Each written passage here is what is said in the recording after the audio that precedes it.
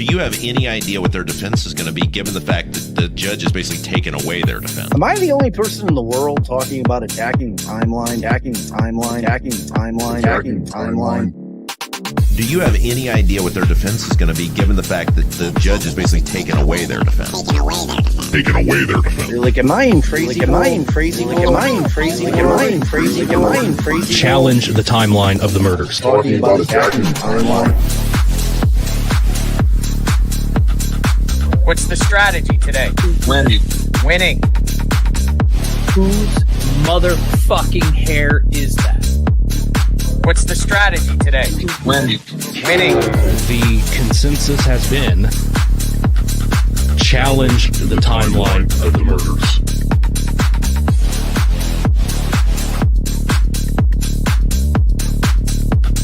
Challenge the timeline of the murders.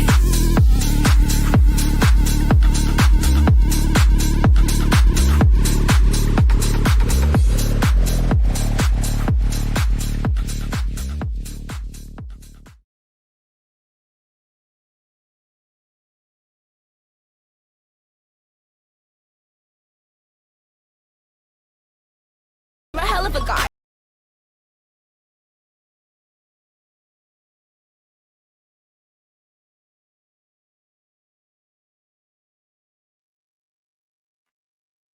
Hi, how's everybody doing? Happy Friday.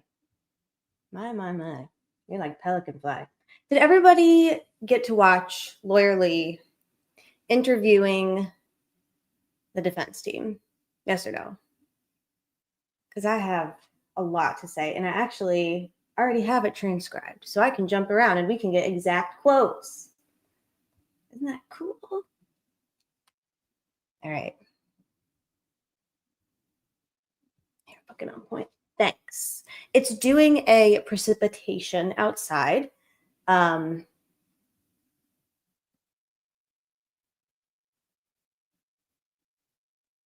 anybody get bad weather?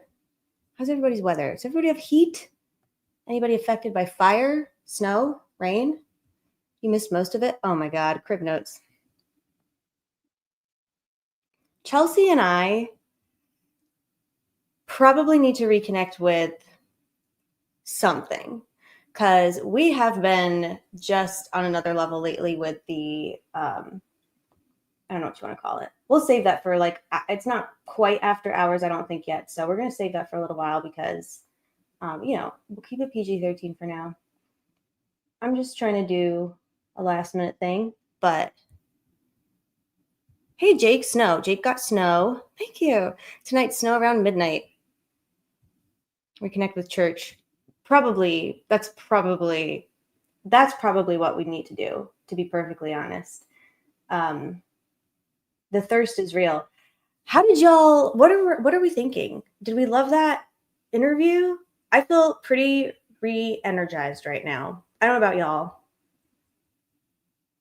We probably need, we definitely need more therapy. Hey, Cranks. Hey, Christine Beck. I'll go back and say hi to some folks, right? We have a minute. It's 10:05 on a Friday. You know, why not? Why not? While this is finishing transcribing. Can I just say, Lawyer Lee is a fucking fantastic interviewer. My God. I had a feeling she would be a wonderful, neutral, fair, like unemotional in the way that you would like an interviewer to be, but also able to evoke and elicit really good, raw, honest truth from your interview subjects. My God, she was fantastic. She, first of all, I mean, she's a Harvard educated 30-year plus lawyer. She did not shy away from any question at all, actually. I mean, I was thinking like, okay, there's a couple things that I went into it, like, they're not going to talk about this. They're not going to talk about this. Oh, that's really nice. Court of public opinion. I emailed you today. I said, fuck yeah. I'm really bad about checking my email, but I do read all of the emails that y'all send me. Not like I get a lot. I'm not like, oh my God, I get so many emails. My inbox stays No, I keep it at 0. But all that to say, I appreciate all of you. And if I don't respond to something that you send me, it's because I'm really bad about that. But I do read all of your emails. Hi, my friend. It's snowing here still. Hey, Steve. Welcome. Good to see you. Thank you so much for your constant support. And also sharing all of the links to all of the good interviews and things. Steve has tipped me off to a couple of really good interviews lately. He's a whistleblower lawyer.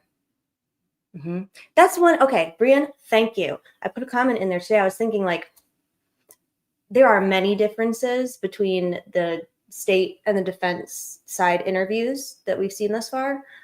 The number one difference that I think is just objectively true is that the defense does all their interviews live. And I don't mean like a 60-second YouTube short where you get up your nose, where you look like a fucking lunatic, where you get your questions predetermined and, you know. I'm talking like 4-hour interviews, 2-hour interviews, 45-minute interviews here, hour-long interviews there. And they're not friends with the legacy media. It's not like they have legacy media like up their sleeve, up their butt. Like, they don't know how they're going to clip or edit or skew the words that they say in an interview. But you know what? When you're fucking forthright and about it, you don't really have to worry about how someone might edit or clip your shit for the most part. That's why when you're honest, you don't really have to worry when people run your name up at the funnies, right? Gritty, if you're in here, you don't have to fucking worry about it. You address it like they're addressing it right now. They're like, you know what? I wasn't going to do media. I was going to take a nap. I was going to take a vacation. I was going to chill the fuck out. And then they had to go on a national stage, run our name up in the funnies again, pull some bullshit, tell some lies, do a slander, do a misinformation. And so, you know what? We have some things to say. I respect that. I appreciate that. I'm about that. If you couldn't tell, I'm fired the fuck up tonight. That was a really good interview. And the other thing about it that I really liked, yeah, I saw it. I mean, I heard it. I heard some, like, I got the footnotes about it. We can talk about it, but I would much rather talk about what we just watched, because as far as I can tell, the juror interview, fine, great. I don't, you know, what do you want me to say about it? We knew that they thought he was guilty. They convicted him. The end. Sounds like that interview might actually be quite helpful down the road, you know? So it's always good to know what jurors are thinking, and it's always good to know that, yeah, I don't plan on it.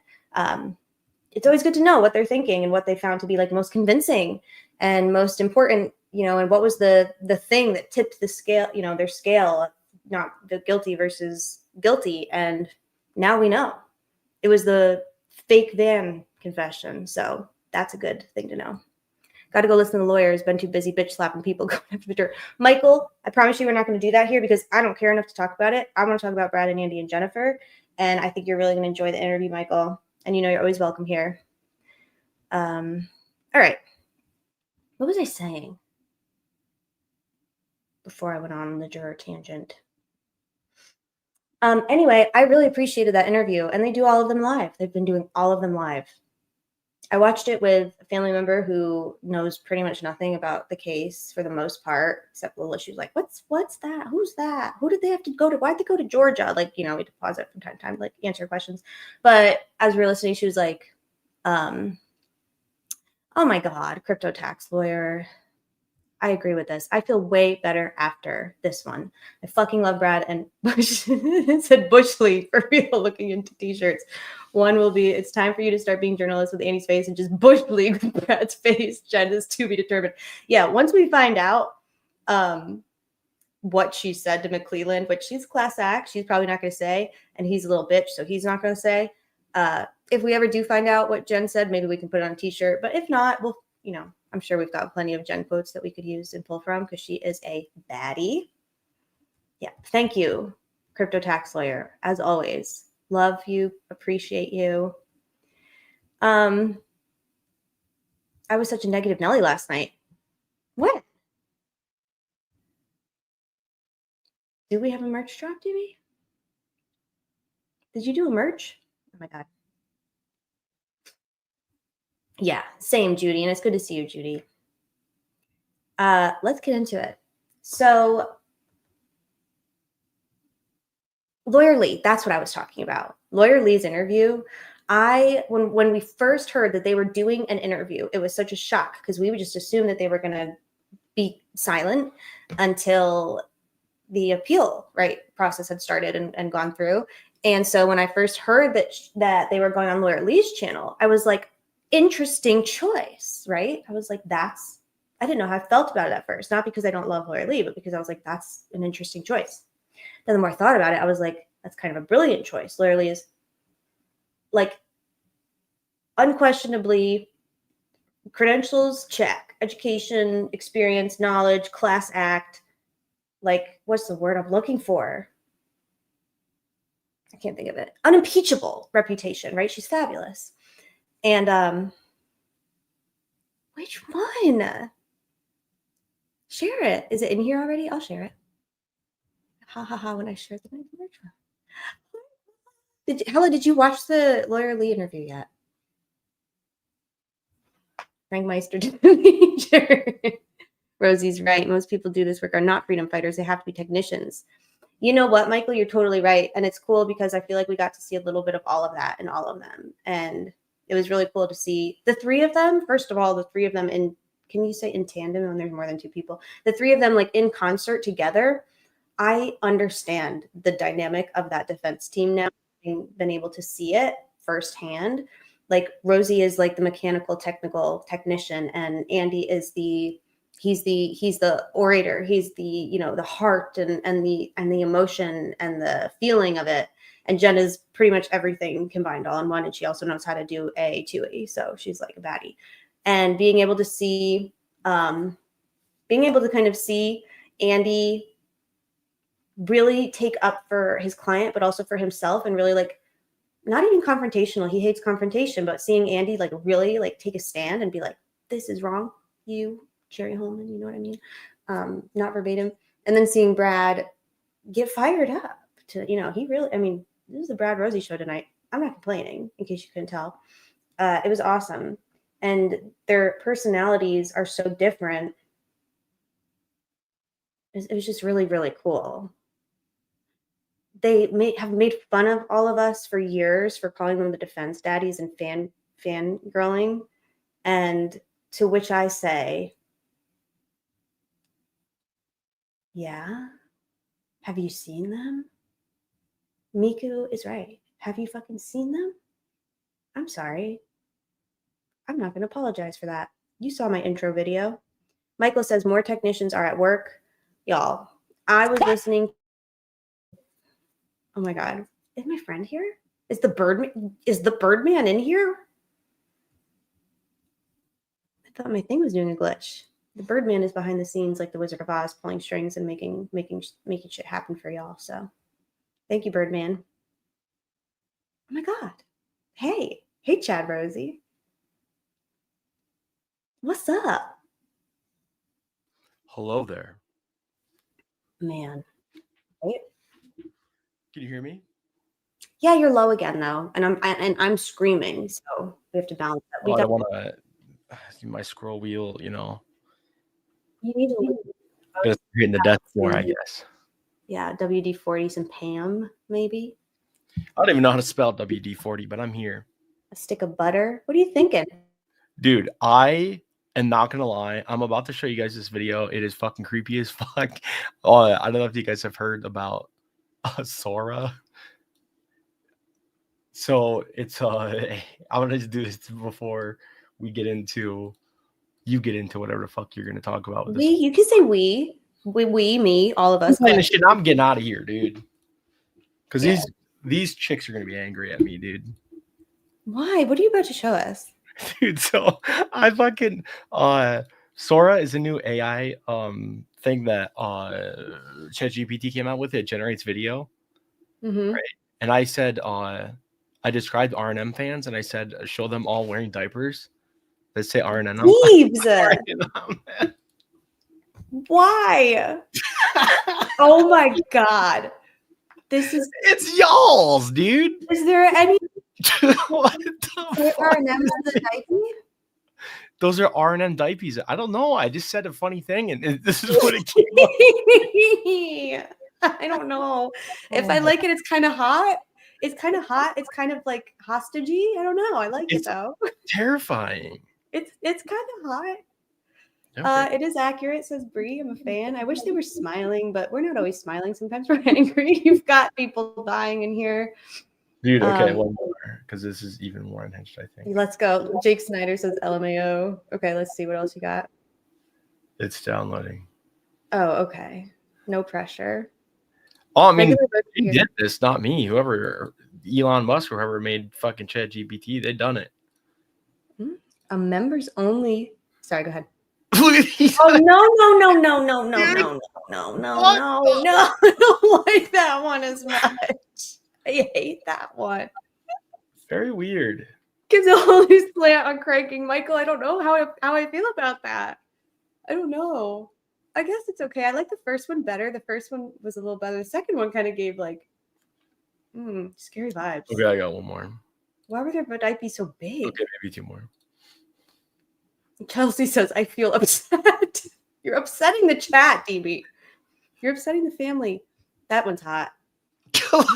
Where are we going, though? They all like this.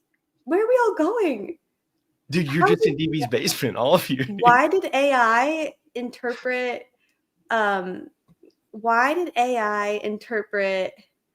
R&M diaper to be so scary? I don't know, dude. Maybe they know something. My goodness. Okay, last one. This one's real lighthearted, guys. Don't worry. Yeah, right. Yeah, right. Lighthearted. Yeah, they're so angry. I agree. Dude, is that Shay Hughes? What the fuck? That one's a little better. Are we naked? No, that one guy is. No, we're clothed. We're clothed. No, we're clothed. We're just wearing R&M diapers. Dude, like that was his R&M. R&M. I don't know, dude. There's some in the algorithm that's something's going on in the algorithm. Anyways, if you like these, they cost me $6,000 to produce in ChatGPT coins. And I used 1/16 of a Bitcoin. And if you like what I made, you can purchase some new merch. How much RAMs did you consume? Well, just about a whole fucking 2017 MacBook Air worth of RAMs, which is about 4. So I didn't make them because there ain't no way. Are you ready for the new merch drop? Yes. Who's gonna buy it? Did you see that somebody put a comment up saying that there is a nappies in British English? Yeah, we're all wearing nappies. Hey, Rebecca. Someone put a comment up saying that the two you said were hot. The ladies look like vampires. Yeah. Well, like I said, I need there's a couple of us in here. We need some therapy. Exhibit A. Going through some stuff. Exhibit A. Well, you don't like hot goth chicks, dude? Anyways, here it is. Speaking of hot goth chicks. Oh my God, wait, where's the price? 19. I can't see it. 1982. Is Bob in here? Prosecute. Oh wait, Prosecutor's Diaries. Okay. I have to zoom it. Prosecution Diaries, just lies. That's fire. Bob will love that. It's $1,982. Steep is fun, but it's for a good cause. DB, why don't you tell everybody what their hard-earned money goes to when they purchase a Just Lies t-shirt? Well, you get to fund 1/32 of a podium. You get to fund 1/30,000th of a fence, and you get Mike Fisker. What's his name? Mike Fincher. Mike Fincher. Yeah, EMA. You get to buy him 16 new pair of Merrill work boots because he wears them out from lightly jogging and speed walking in front of Judge Gull. Hell yes. Yeah, he does like a Merrill, and they're like the boots that are kind of like but they're like boot shoes. You know what I'm saying? Yep. He does like a boot shoe. Good for him. I have a pair of those. You might even it might even go towards a ham sandy. Oh no, those were all donated by people with no conflicts of interest. He can't afford a shirt because he spent all his money on the diaper video. Dude, it costs a lot of random guys. My brother always said lies from where you live. TV 18 News. That's funny. Jake says, my brother always said lies from where you live, instead of live. My Yeah, you brother, called Mike Pfister? fuck Jerry Holman. Oh my God. Jerry's going to bring that to the Johnson County or whatever prosecutor and be like, he's making death threats. Oh my God. Johnson County. Yeah, or whatever county that was. I don't know. Who knows? Oh no, Jerry Holman, you poor man. Wait, is Michael in here still? Michael, if you're in here, say something because I have one thing to show you before you run off to watch that. Yeah, put a 1 in the chat, Michael, or put a 1984 in the chat. So put a link in the chat. Oh no, we're not doing that again. Oh, there's Michael. Michael has a permanent link though. Michael, look at this T-shirt that our new merch drop. If you're ready. Oh hell yeah, brother. I actually would purchase, and somebody said to me today, they messaged me and they were like, you need to actually do a merch store because like, not all of it, obviously, but there is merch that people would purchase and do a merch. Bree says, I'll buy that tonight. Yeah, I think Osbrook is my homie people really liked. And then the only goal I fuck with are seagulls. That one's good. They definitely like the Holman ones. The Holman one. Gaze Just for got gold. a text from Bob, merch not approved. Yeah, right. That's funny. Kat says I got one. My, what up? Sorry. Yeah. That was my went out accidentally. Okay. Michael says, please, no. I feel like that shirt is like pretty gangster, Michael. It's pretty cool. And it's been the favorite one that we've shown. People are like, they really like it. They really like our head habeas crank. They're all over it. This is the other one that I really like, the pin, which is probably the most feasible one if we are ever going to do a merch. I mean, a pin is probably a little cost effective than a bunch of... Yeah, you can pin it right into your heart. Yeah. Boom. Right into it's your over. epidermis. You don't have to follow the case anymore. No, actually, Michael. So we were going to make it $1,982, 1982, but instead it is $113.12 just because that felt right. Yeah, I forgot why I put 113.12, but I think did we ever restock the Riddler? Wait, no, not the Riddler. No, which one? Riddler's sold out. Oh, this is the one, the realistic. That one's only in 3XL. Yeah. Because the way the screen printer was saying his head is just too big. Yeah, you and can make it to have this design work, it was gonna be costly. So yeah. It was really cheaper to just purchase larger shirts. We had them flown in from the Vietnam War. Yeah. This is from. Oh my God, is this what that's one of the biggest pieces of shit of all time. And his older brother. Actually, you have to do that too. Ooh, a golduggery. Well, my next shirt is going to be. Are those hoodie strings or handlebars? Sir? Sir? Are you okay? I bet Chelsea will get it. We need a Cranks Club canvas tote, a dozen Holmans, book tote. Yeah, we need a tote. The button is doing the work of 1,000 men. I'm like, inflation size. Could send them to the troll farm. At the end, Lawyer Lee interview. Andy said he has some post-conviction stuff to file in a week. Yes, the motion to correct error. That's nice. Just wait till the last week, just like I do. Well, I mean, good thing because maybe today, the universe dropped a little nugget into everybody's laps, which is you're not going to talk about. I'm not talking about. I didn't say anything. I just said a nugget. Maybe there's a nugget to drop. Nugget. DB's idea is a nod to Rozzi's casual wear. I need socks. Don't give Gull any extra time to F you in the booty. Yeah. Laura, I knew that we were going to get one of these jokes. Yeah. The jurors working in topic groups may be a problem. Michael, I was going to ask you about that. I don't want to spend too long on what? Wasn't that weird? Because what I think is the issue there is you're taking 3 people, you're putting them in a group. They're then going through the information and then presenting it to the rest of the group.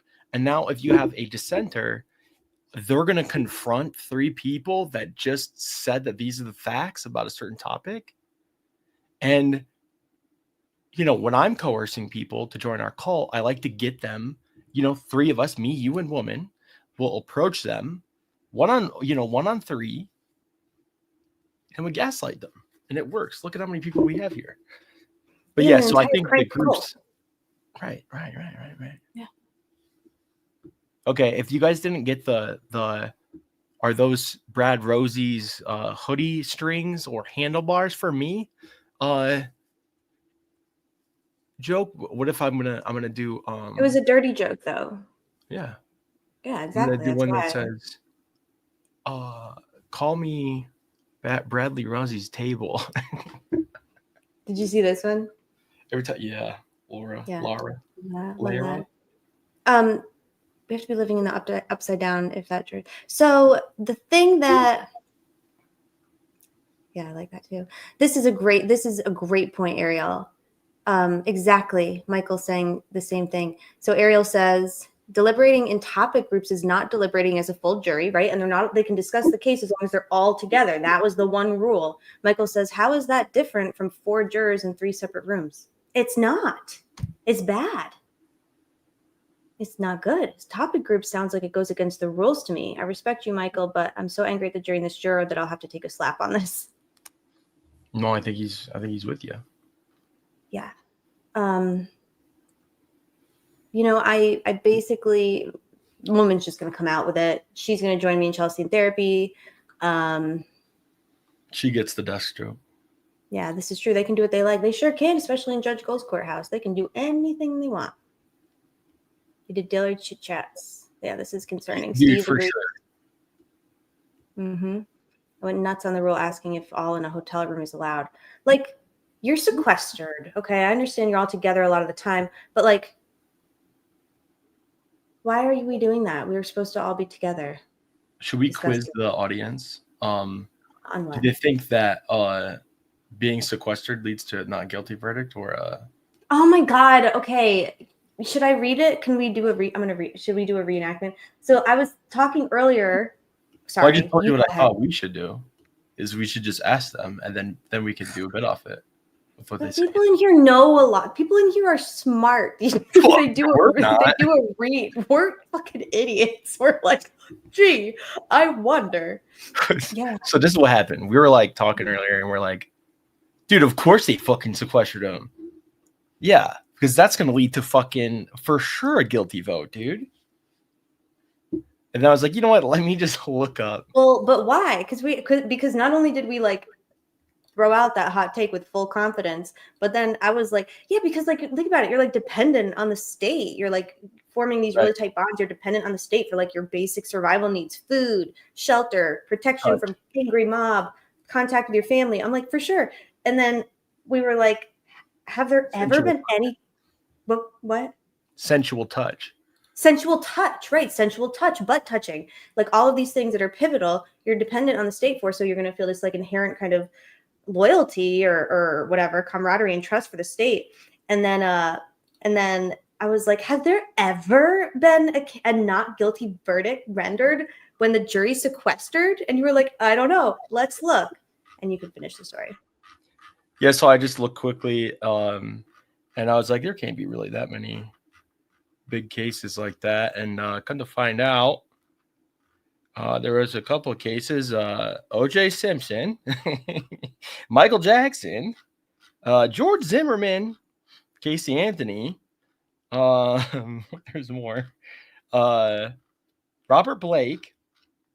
So all of them. The biggest fucking and you kept going. I was like, I get it.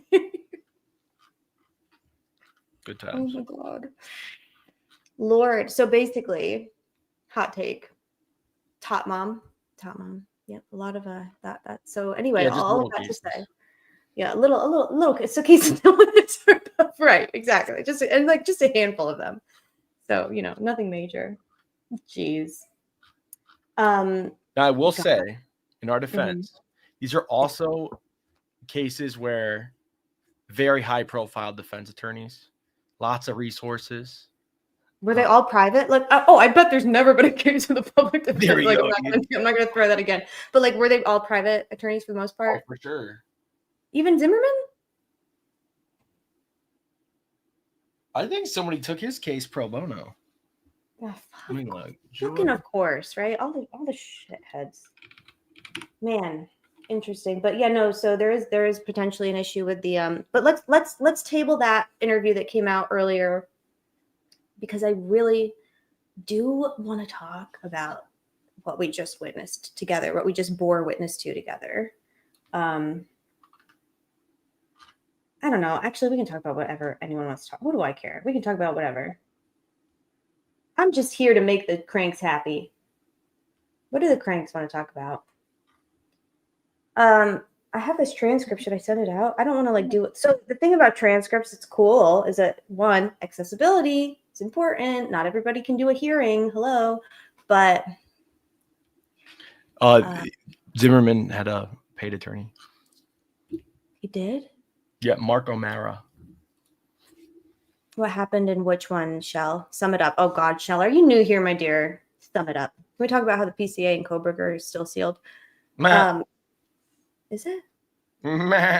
What's new about Kentucky? Oh my God, I want to talk about all of this. Y'all know that it's like you just, Trayvon Martin, yeah, Zimmerman.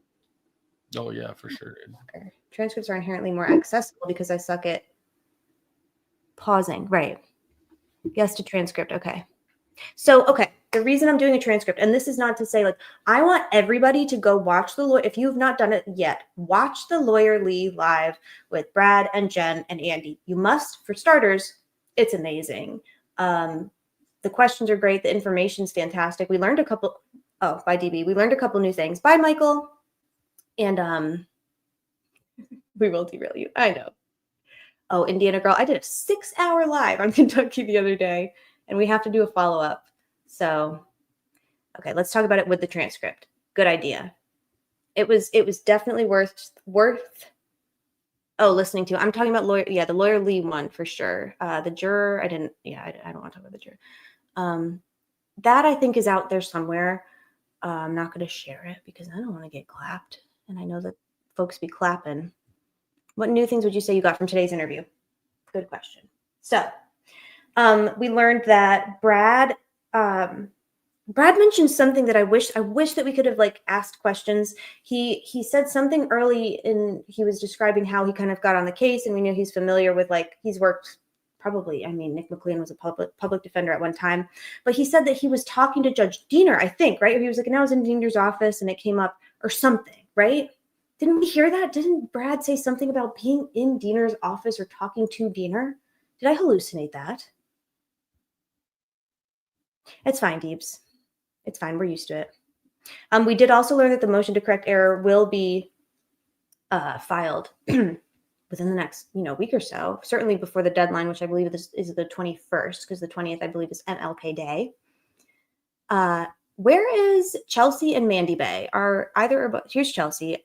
I don't know where Mandy Bay is. She was in here earlier.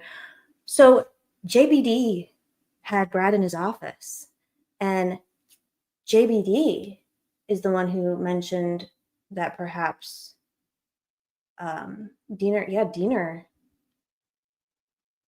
asked directly. Y'all, did we know that? Did we know that already? That's so interesting to me. I don't know how I feel. They are still the lawyers until the clerk of court, the appellate lawyers have come in. They're still the lawyers. They can still file the motion to correct error until the clerk of court or the court reporter or whomever files her notice that the notice of completion of the something or other. Was that when the Diener talk came up? Yeah. So they are brought in often. This is a great point. And at some point, Diener asked Brad Rozzi to basically be the public. That's how Brad Rozzi got brought onto the case. I guess Diener suggested it, or he asked him or something. So Diener he recused himself November 3rd, but I suspect that if Brad's in his office or in his court or wherever, then there probably were like other cases, right? Other matters. Diener was still a judge, so maybe he was there for something else, and Diener was like, hey, like, take this case. I don't know. But all of that to say, sounds like a direct line to Diener, and it sounds like maybe some questions that we were asking. I mean, it's not like they can't get answers. Maybe they already have answers. You know, Brad talked a lot about due process tonight. I was like pumping my fist, banging my hand on the table.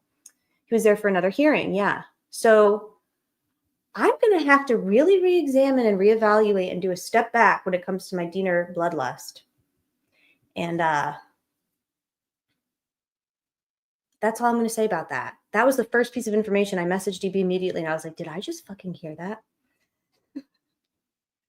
So it's a rotation and selection based on what the cases need. Yeah, I just always assumed like Brad being appointed would be the worst thing for the state, but maybe Diener, I don't know. I got a lot of things to think about. I think the Diener story has yet to be told. JBD, if you're out there, if you're listening, come on down. Come on to the R&M channel. Look, we will welcome you with open arms, Benjamin. Do the right thing. Here she is. Everybody welcome Free Ricky Bay, Mandy, love of my life. Number one, Judge Diener, JBD, arch nemesis, or friend, what is it? Frenemies, enemies to lover trope, enemies to BFFs. We're open to all things as long as it helps hashtag Free Ricky. So we need more information. Crypto Lawyer, I left the live chat window up there. I am still here. Brad said he's no longer in the rotation, hasn't been for years, but that he's still called on from time to time. Yeah, that makes sense. Thank you, Anita girl. So that makes sense in terms of like the complicated cases, Brad coming on for complicated cases or like conflict-ridden cases. Diener's bio is still being developed. Yep. She got summoned when she said we were talking about her boy. Yeah, I love it. All right. So I'm going through this transcript we have. So first we're talking about like, how'd you get into it? We know that Jennifer was brought in because she actually knows Andy really well. And just piggybacking off of what we already heard in the last 3 interviews this week with all 3 of them. This is probably why, DB, because he's probably just there. He doesn't get clouded by emotion like some of us freedom fighters tend to do. He doesn't do a paralysis. Yeah, I agree with this. He did let Rick go to hell. He allowed that to occur. So anyway, Jen came on because she I think Andy said that Jen interned or something like, or law clerked or something for, or he law clerked for her dad or vice versa. I don't remember how, but they've known each other for a long time. And when Andy and Brad were booted off the case, they got a lot of support from like lawyers and attorneys and legal people across the state. And Jen reached out to him and was like, man, WTF, bro. So sorry.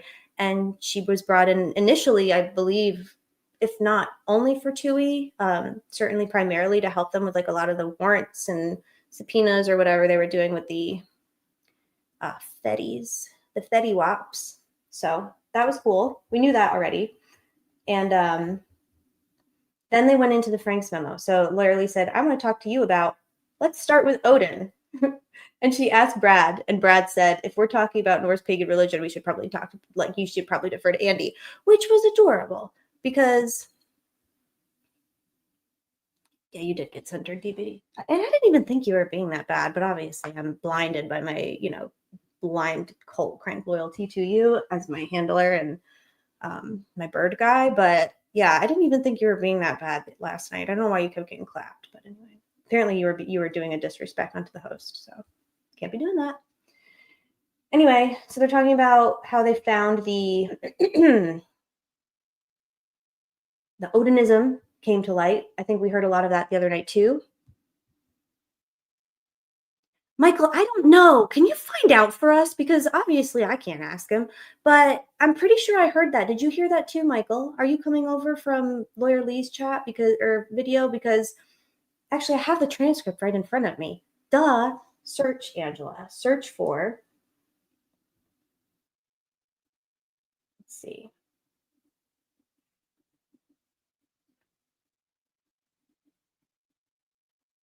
Judge Diener, who was the elected judge at the time.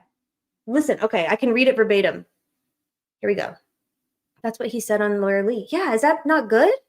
He recused himself, and then he's talking to Brad about the case, is what I understood. So he says, I think that's kind of how I got the call. I don't even know if there was a call. I feel like I was in the judge's office, and we were talking about judges. We were talking about the former Judge Diener, who was the elected judge at the time.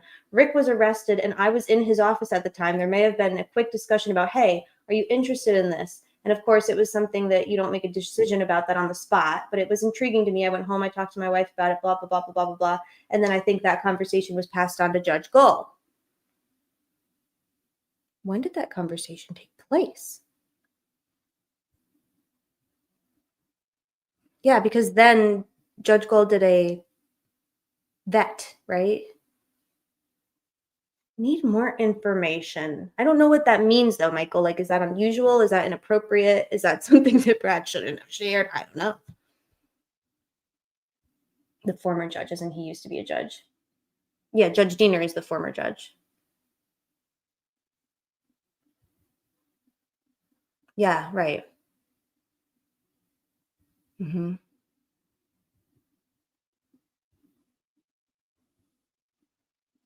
I don't know how to interpret that. I don't know if, like, but it just was notable to me.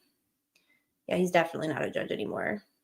Hashtag deposed Judge Diener, or at the very least, hashtag come on, Judge Diener, talk to us. We got a lot of questions.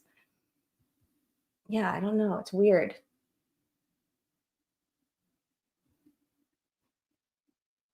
Yeah, I don't know. Okay. We need to talk about that later, I guess. So then Brad reached out to Stacy, and she was like, I'm not touching that thing if Judge Gull is on it. Not verbatim. That's just kind of the vibe I got. Apparently, JBD said, Judge Diener said, I did an oopsie, Brad, fix it. Yeah, he wasn't gone, just off the case. Yep. Gull was appointed 11-4. Right, so Gull was appointed almost immediately. So why is Judge Diener talking to him about it? Michael, explain. Is this bad? Michael, at least tell us if we should panic and how much. He was in Diener's chambers under a different matter, and Diener asked him about it. So that's how he learned about it. Yeah, so it was like just a conversation. It wasn't like an official. I don't know. Anyway. Bad for who, Michael? More JBD shenanigans? We were just giving JBD, just so you know, Michael, JBD means Judge Ben Diener. That's our shorthand for him because he's just such a character. But we'll come back to that. I need more information. We need more information about that. I trust your gut, Michael, but I also am like, are we surprised that JBD is being... No, I think it's just like bad as in like more JBD nonsense, right?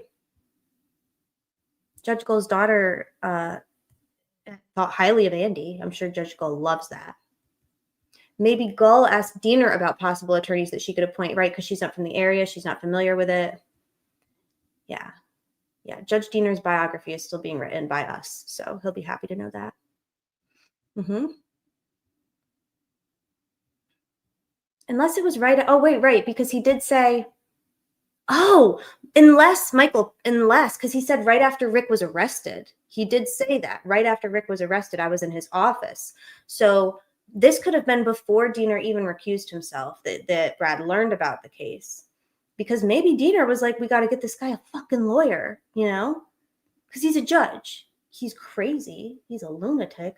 But perhaps he was like, we need to, because even in his bloodlust order, Judge Diener was like, I told the client, like, you must get an attorney before this date because you might miss deadlines and that would be bad. Like, he didn't want that to it sounds like he didn't want a crazy mess on his hands. And yeah, it had to have been before. Yeah, we need a definitive timeline. But Brad did say in here, I'm looking at it, right after Rick was arrested. There you go. So maybe it was like right after Rick was arrested. Okay. but he was recused at the time. Well, no, Michael, I'm saying maybe this conversation was before he recused, perhaps. Like maybe Brad was in his office for, yeah, like maybe he was literally in his office right after, like on that Friday or Monday or Tuesday. You know, it could have been one of the days before Diener recused that he was talking about it. I don't know. I think we need more information. And I'm sure that this would be an easy information. This is also true. I did notice this and it was making me like twitch. So anyway, as long as it doesn't rise to monkey shines. I don't want to get too lost in the weeds about that, but we'll come back to that.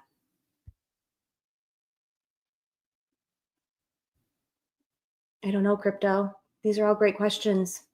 Just adds to my due process safekeeping white whale conundrum. Yeah, this is true. Brad did admit, I'm not the date guy. I'm not good at dates. He was clearly involved for long after he wrote that geofence motion for Nick McLeland after all. Huh? I don't know if y'all saw my tweet earlier, but admittedly, I'm not the guy for the minutia of the case when it comes to like the investigation, witnesses, eyewitnesses, third-party suspects. I'm all about some DOC. I want to fuck the DOC up. That's where my laser focus has been for the past year. But we definitely need some more information. He didn't think it was anything awkward, untoward, or improper. Yeah, he really didn't seem to think that. So, all right. I want to move. Moving on.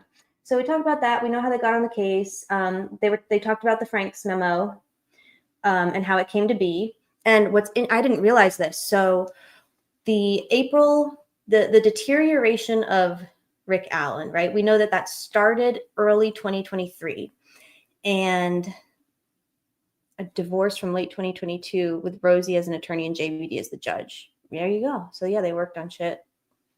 There you go.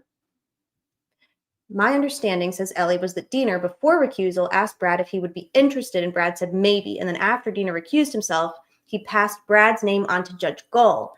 That makes sense. Y'all are so smart.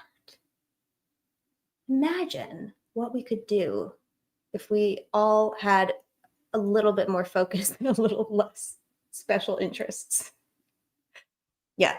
DB, if you explained that to me already that clearly and I missed it, I'm sorry, it happens. I don't.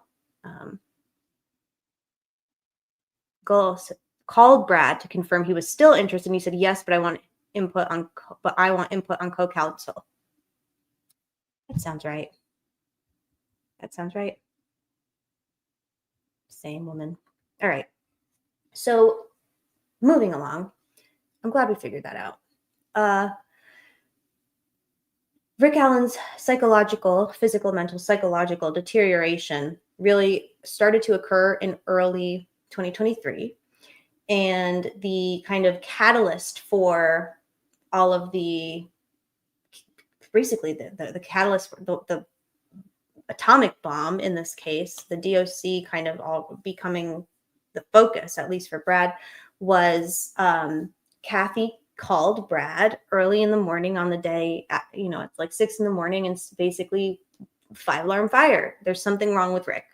And we kind of surmised that, and then we've heard that already, but we are so good. Yeah. Yep. And this is also so Brad is working on the DOC and the kind of logistics of all of that. This is before they had much discovery. Andy is poring over the discovery, the physical papers, which, by the way, love that. That sounds like my nightmare because you can't do a Control F when you have hard paper. But I also, like, some people just love that. And I get it. If you could do a Control F with a hard copy of something, I would do it all the time. But anyway, so Andy's going through the discovery that they have. Brad is on the other side, 100 miles away, DOC, working to correct or improve Rick's condition, meaning his detention situation. So Cass County, this brand new facility, he also really talked about the fact that there are no shortage of jails, county jails in Indiana that are way equipped to safely house a pretrial defendant, even in very high profile cases. And even if there was some kind of outrageous safety risk for Rick, there wasn't, right? So all of that, it's like, yeah, this broke my heart too. Imagine how panicked she must. And then it also gave a little bit more insight as to the timeline of Rick's symptoms, right? We talked about, like, is he better in the morning? Is he worse in the morning? Is he better in the evening? I mean, who knows? But it's just like, it's just interesting, like, you know, it's just interesting. Rozzi had a hearing on October 28th, 2022 at 9 a.m. Could he have asked him to? Wow, that's the initial hearing day. So JBD's freaking out, clearly. So JBD did not think that Rick probably had an attorney. I'm not going to do a speculate. I mean, we are doing a speculate, but that's significant. That's a significant date. Diener's freaking out. He's like, bruh, we got to get this guy an attorney. She's also Detective Jessica. Yes, she is. She really is. Steve, yes. Thank you, Steve. You're absolutely right. So April 4th, Kathy called at 6 a.m.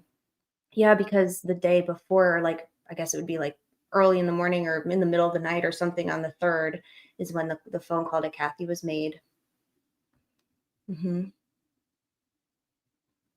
Yep. So Brad's like, I just drove to Westville, right? So he's making these statements that are inconsistent. You know what? The other thing that has kind of been weird, but also, like, the more I'm hearing them talk, the more I'm like, okay, that makes sense.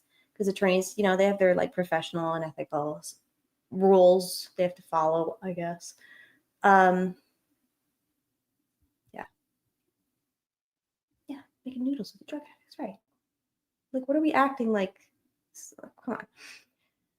So they go to DOC that day, and as they're waiting for Rick to be brought to them, Andy, I guess, kind of concurrently, or at least in the days or weeks surrounding this period, has kind of come across this 85-page report outlining this investigation into Odinism.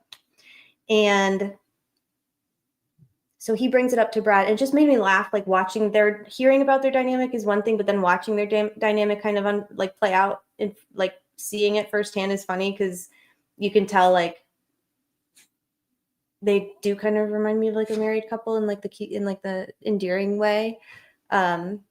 So thinking of Andy trying to, like, kind of, like, pitch this, like, hey, you ever hear of these Odinists? But then they walk in with the patches on their uniforms. And Brad's like, walks right up to did he say the warden? And he was like, hey, man, what's with this? That's kind of funny.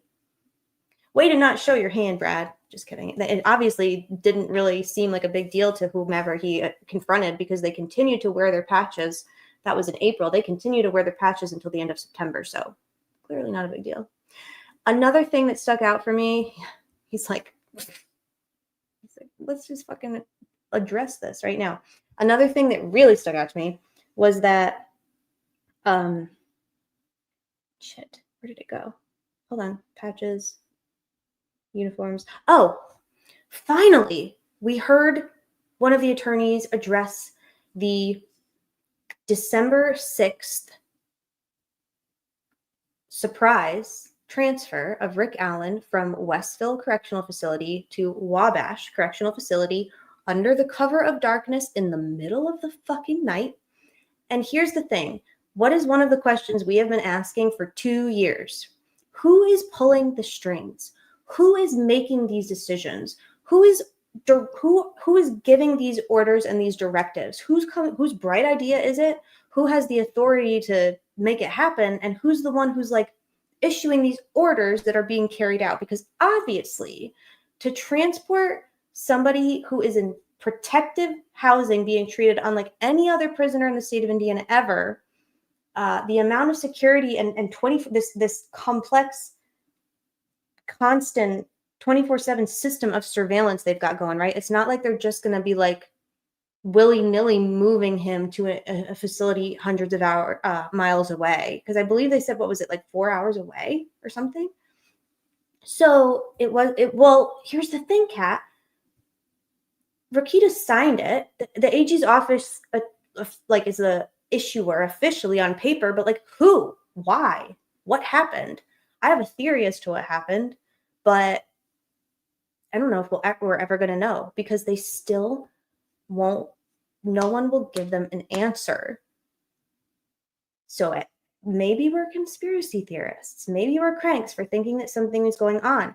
But they said, at what point all of these coincidences, like, at what point do they stop being coincidences? Because Lawyer Lee asked them, like, do you think that it's a conspiracy? And they were like, well, I don't know. Like, but what the fuck else is it? Honestly. And that's something we've all asked people that. Okay, it's not a conspiracy. Fine. What is it then? What the fuck is it? Just this like insane level, unprecedented level of just like incompetence across an entire state and multiple systems. You're that all of your systems are this wonky and dysfunctional and incompetent that all of this shit just goes wrong all at the same time. Because I don't know, that might be worse than an intentional conspiracy. Because that just means your fucking government, your fucking state can't fucking run itself. That's bad. Stop taking tax money from your citizens then and get your shit together. Like, what are you doing? So I don't know. My theory is, so that move happened. A lot of really, and Yellow and I think DB we were kind of like spitballing about this the other night, because we were going through one of the billions of timelines that we have, and we were looking at the events from the August depositions, particularly the August deposition of Holman, August 10th, I believe that was. So you've got the August 10th deposition, then you've got all of this discovery happening in August, and then you've got these leaks happening, right? And you've got all these things, and perhaps this all was just kind of organic. And the more we've heard about the leaks, I'm really not convinced that the leak itself was I think that it was certainly weaponized and used to the benefit strategically of the state, for sure. And I'm not really comfortable saying it was like necessarily instigated by the state, but they certainly perpetuated and amplified and then made much worse and made a much bigger deal and lied and did all the things. Like, yeah, they weaponized it and used it in a very fucked up way. But so you've got the leaks happening. The lawyers get thrown off the case in October, which was intentional, right? We know that this was a planned event with multiple people involved. The state knew that the attorneys were going to get thrown off, even though they didn't. The Indiana State Police army of witnesses that showed up that day knew that they were going to get thrown off, or at least were prepared to testify for them to get thrown off, as was the Carroll County Sheriff's Department. All these people were involved in this surprise party that this party that everybody was invited to, and the defense didn't know that they were coming to, right? So that happens. And then we learned in an interview earlier this week, I believe it was said, then you've got Screb and Labredo. I am unprecedented intentional wonky incompetence. It's an unprecedented intentional wonky incompetence conspiracy. I think that's it, Kat. Thank you, Kat. I love you. I feel like that's it. I mean, I do think it's a conspiracy, but I think that it's also probably really, really easy to enact and perpetuate and pull off a conspiracy of this nature when your state is so fucking wonky and incompetent. Yeah, it's got to be. And yes, we're going to talk about Walla, and we're going to talk about Holman. And now that I know that Holman and Doug Carter are shard of glass buddies, just crawling across each other's fucking flaming hot shards, Holman pulling the strings on some of this, actually, like, for a while I was like, yeah, but he's a dummy, he's a bimbo, he's a thumb. Like, who's going to listen to Holman? Holman basically is Carter. So, and Carter is God. So it's not that it's really not that unreasonable anymore. Yeah, I believe this too. It started out as incompetence, and then I think that there's people who learn to use incompetence to their advantage. There's people who are just so incompetent that they cause massive harm. You know, there's a lot of it. The ambush is part that should get a federal investigation. Make it happen, USA Lib. Get in there. Call your friends. Get your libertarian friends in there. Wait, libertarians, do you believe in federal investigations? Yeah, sure you do. Yeah, you don't like corruption. Dougie always makes me feel creepy, slibbering amongst one another. When you have Krebin, you make Krebinade. So I'm sorry, I'm gonna get to my theory. This is all part of it. Thank you for being patient with me. Yeah, maybe it's the AG because look. So, all right, October, they get booted. We learn that Judge Gull has already come up with this brilliant plan to bring in her chief public defender, Libredo, who's sus. Didn't he get sanctioned, or he was under some kind of like probation or temporary investigation for something? Not to say that that necessarily means anything, but he was certainly, something happened where he had to get sorted out. And Scrumman was on this. I need to learn. I need to read about this. I'm a libertarian. We do believe in it. Good. Get them in there. Get the feds in there. Get them in there. Yep. He was suspended. I think so, Kat. So then attorneys get thrown off. They bring in Scrumman and Libredo. Scrumman and Libredo. Judge Gold brings them in. They're her boys. They're her fucking boys. Libredo's like, she's got him on a tight leash, you know? So Brad and Andy file their pro bono private appearance the day before October 31st. They show up, and then you've got 4 attorneys that go like, this is awkward. Who's Rick's attorneys? And Brad was like, well, fuck this. We are. Because, yep, that's her boy, Tom Jones. Or Tom James. Hi, Tom James. That's her fucking boy. That's literally her number 1 BFF. That's her little, whatever, her little Aaron boy. So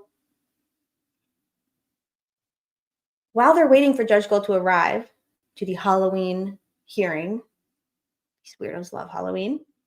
Libredo is bald. They're like, man, Judge Gold, it's almost like past the hour. I hope she's okay. She's super fucking late. And Libredo, I believe it was like, oh yeah, she's running a little late, but she'll be here soon or something. And Brad was kind of like, oh, well. How the fuck do you know? You're not even technically the attorney yet, but you got a direct line to the judge. Okay. Sus. Ex parte, sus. Inappropriate. Weird. So that was the plan, to get the boys off and get these 2 guys who basically Judge Gold controls in. Oh yeah, that's what it was. So she'll be here in 15 minutes. There you go. So like literally actively communicating with her. Weird. He's like, oh, the other attorneys are here. What do I do? The other guys are here, Judge. Weird. This isn't the point where I was thinking about. Oh, God. Yeah, they give weird vibes.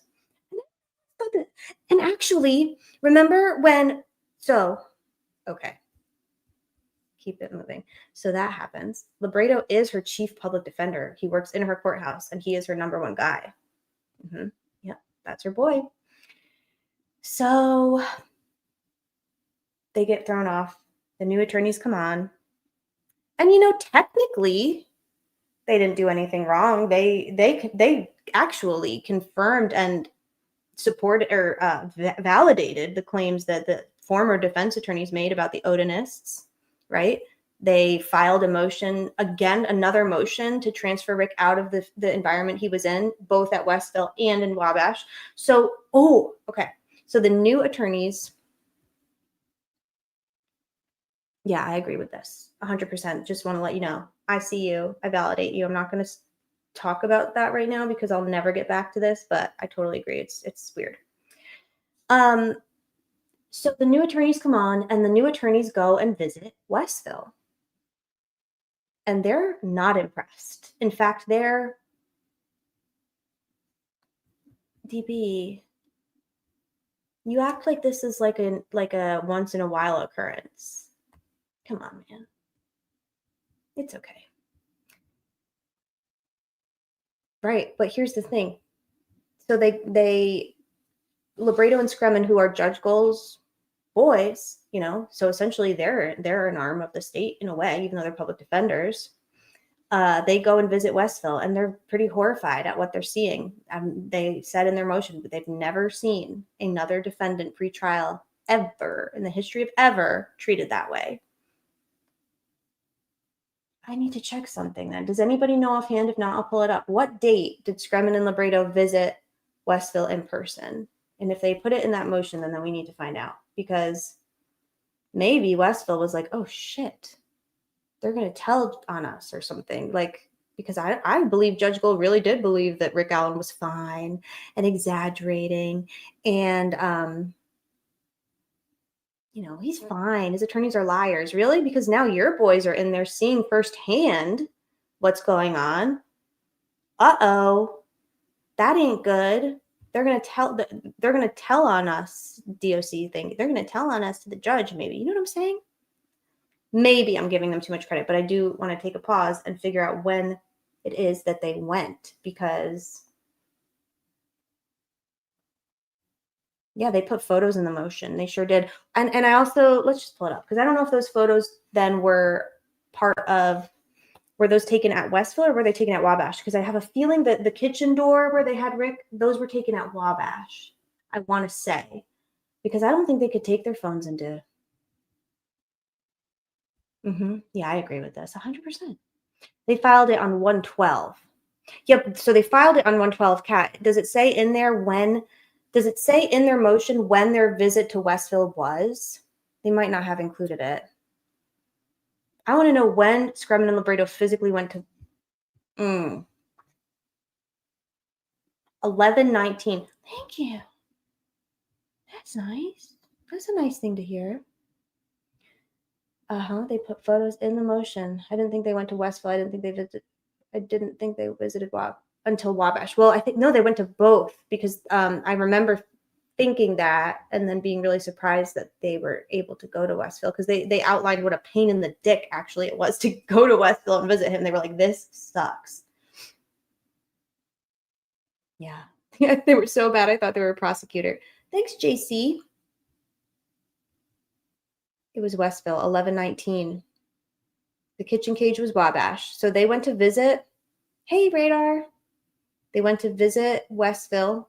They pointed out the Odin hand tats on Bitchmaid. Right. Oh, thank you. So they definitely went to Westville. Yep, you're right. What the fuck is a kitchen cage? It's where they were holding. That's where they had Rick. They brought Rick to a kitchen. Weren't they having a power outage so the doors wouldn't open? So they literally brought him to like some kitchen with a door. The slot was like this. And they're like, it wasn't a slit. And they're like, really? And they took a picture of it.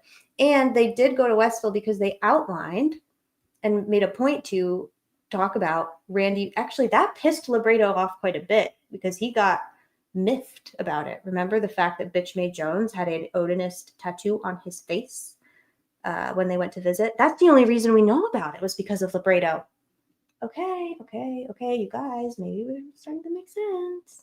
They met Randy Bitchmaid Jones. So on 11/19, they go there.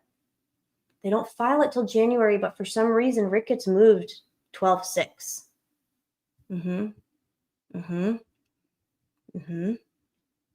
Yep. And Brad realized that there was something to the Odinist angle when he was like, they're fucking wearing patch. That's weird. It's not, because it's not just like a, hi, my name is Gary patch, or like, I love dogs. It's like,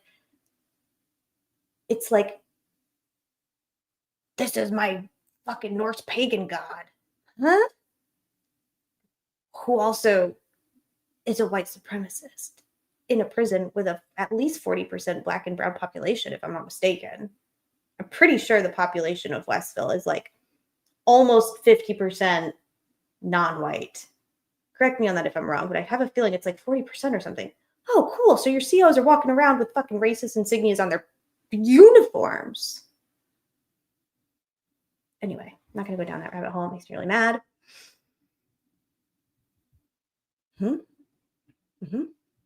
Kitchen cage, 12/22. Yep. Jennifer said it tonight too. Yep. He was livid. He got miffed because they were caught. Well, but he caught them. He put it in that motion. It says, and they're like, yep, there's no, I hate people. Scabrato later said that he had a visit with parents 2 days later and after he was moved. Yeah. He was supposed to have a visit with his parents and they moved him right. Oh, I forgot about that. Cat, I forgot about that part. He went from 0 to 100 quick on the Odinists. Pissed him off. Yeah, and I think that him being a former CO, he was like, wait a damn minute. This is not normal. Don't say slit him, a 12-year-old boy. Would Lebs have an in somewhere to get him moved? This is what got me off on this tangent. Libretto didn't know about it because Kara Winnicky and Mark Lehman, who were not officially Rick's, they weren't his criminal trial attorneys, but they were on record. They had appearances in his case for the OA, and we were like, what? We were all on Twitter like, what the fuck is going on? There's a new order here. Nobody knows why. Where are his attorneys? And Mark and Kara relayed that Rick's attorneys didn't even know that this was happening. In fact, Libretto, who was like, Rick's innocent, but Judge Gold's great, gave my fucking girl Kara some motherfucking attitude, if I'm not mistaken, or he gave somebody some attitude about like, don't try and interview, like call my client or something. I don't remember. I'll have to pull up the Twitter and read it. But they talked about it. It was like weird.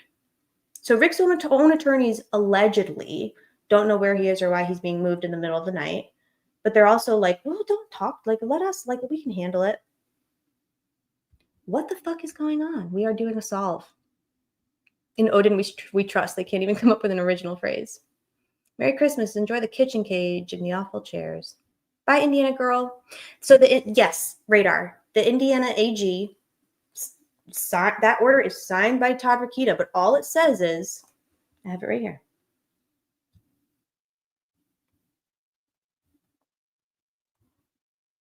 Whoops.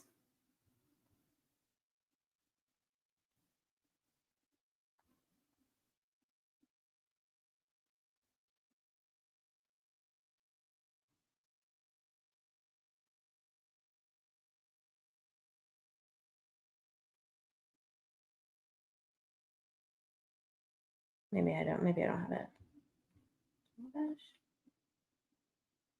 Yeah, transfers Rick out of Westville to Wabash. Okay. Yeah, the AG Sui Sponge just transferred Rick out of Westville into Wabash without notifying anybody. Here's what else might be significant, though. Sorry, let me catch up on the chat because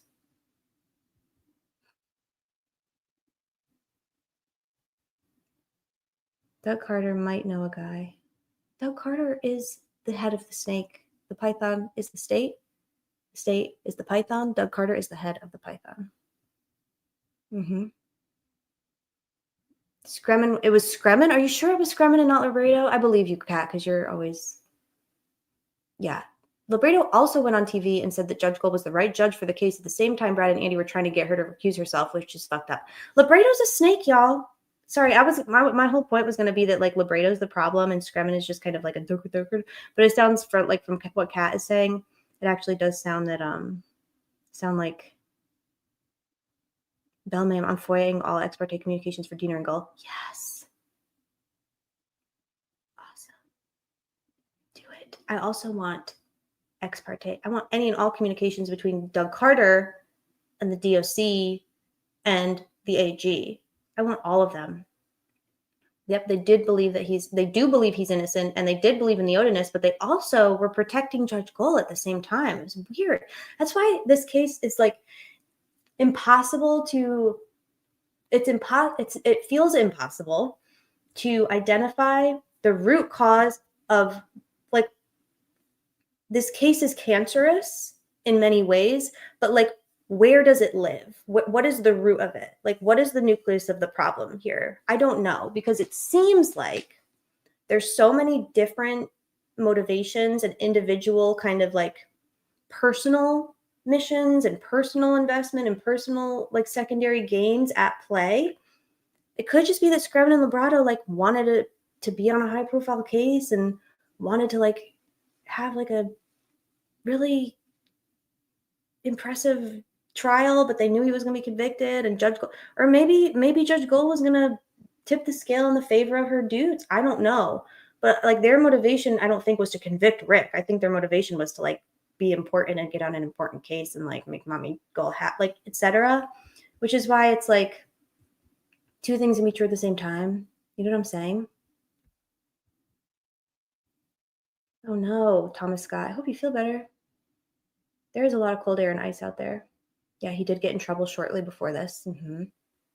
They are all snakes. If they dog, yep, they all have personal investment. If they dog Gull because she will ruin their careers and every future client they have, 100%.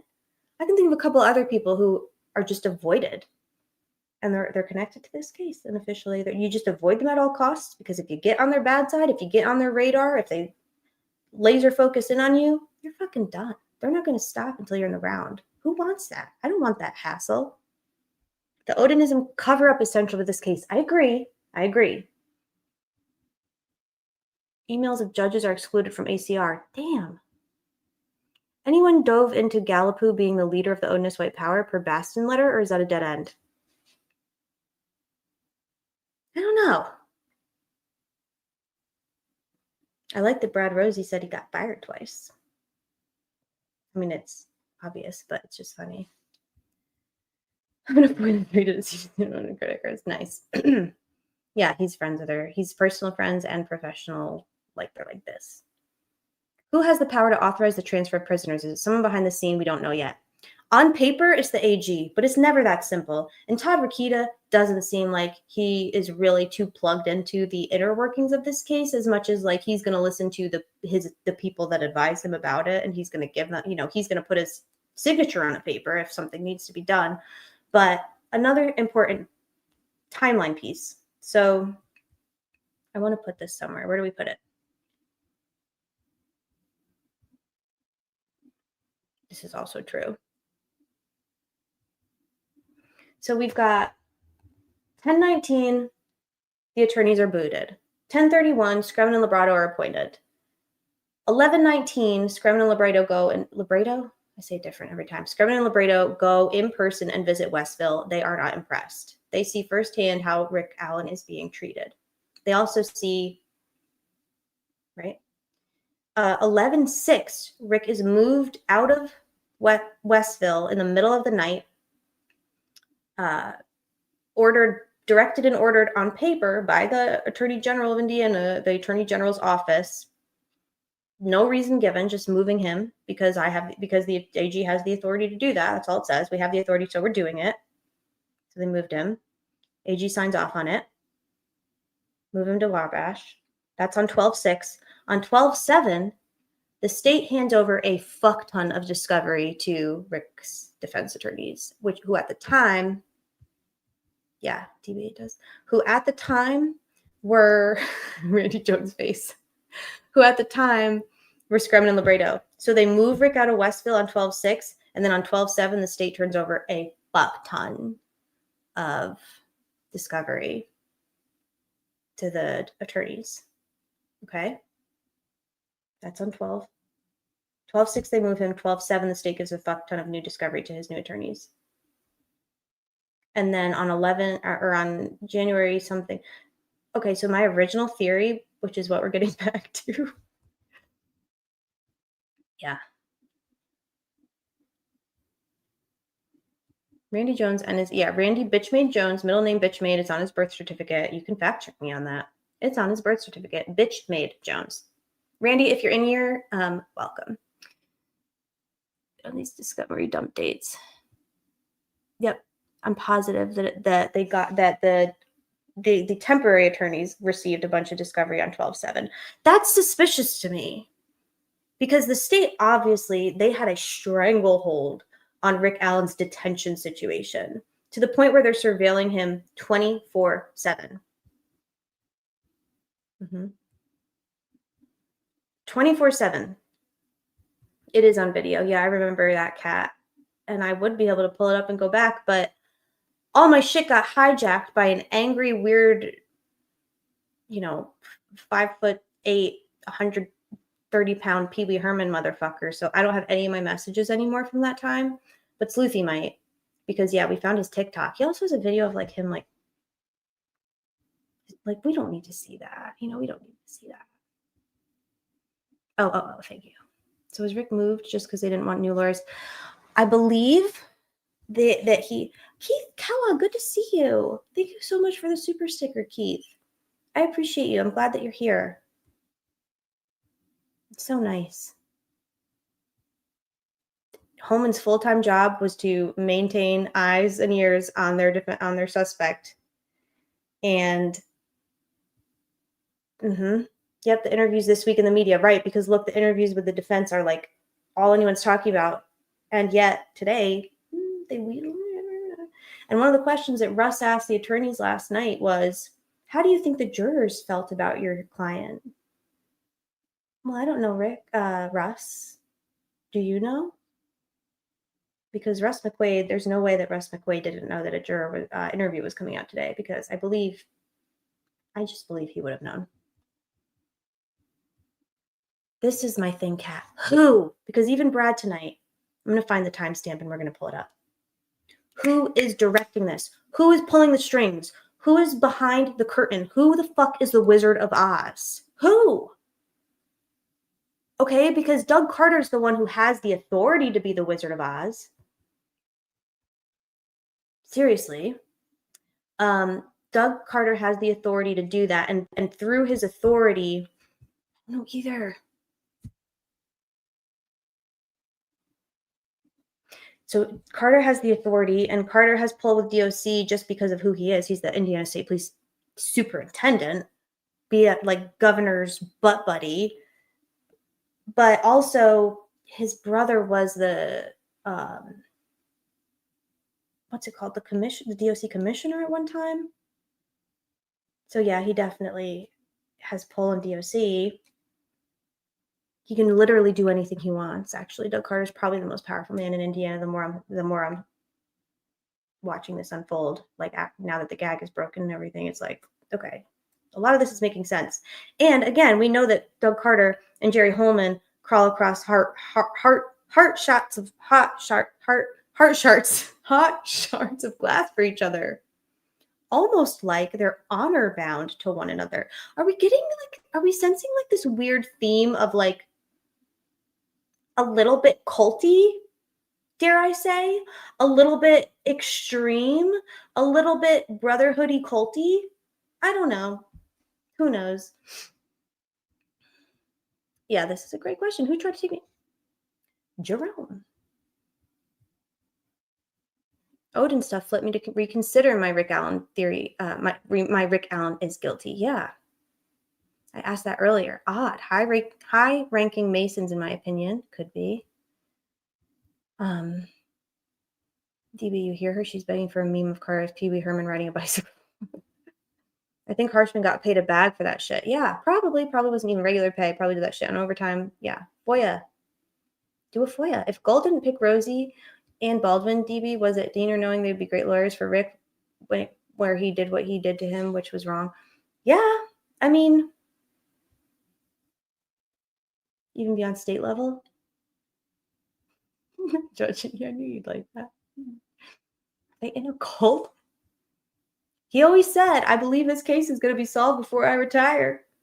And Rafael Sanchez was like, but sir, that's in 3 years. And Doug Carter was like, it sure is, my boy. And then guess what? It got solved before he retired. And then he fucking retired right after he did his weird, creepy, weird press conference.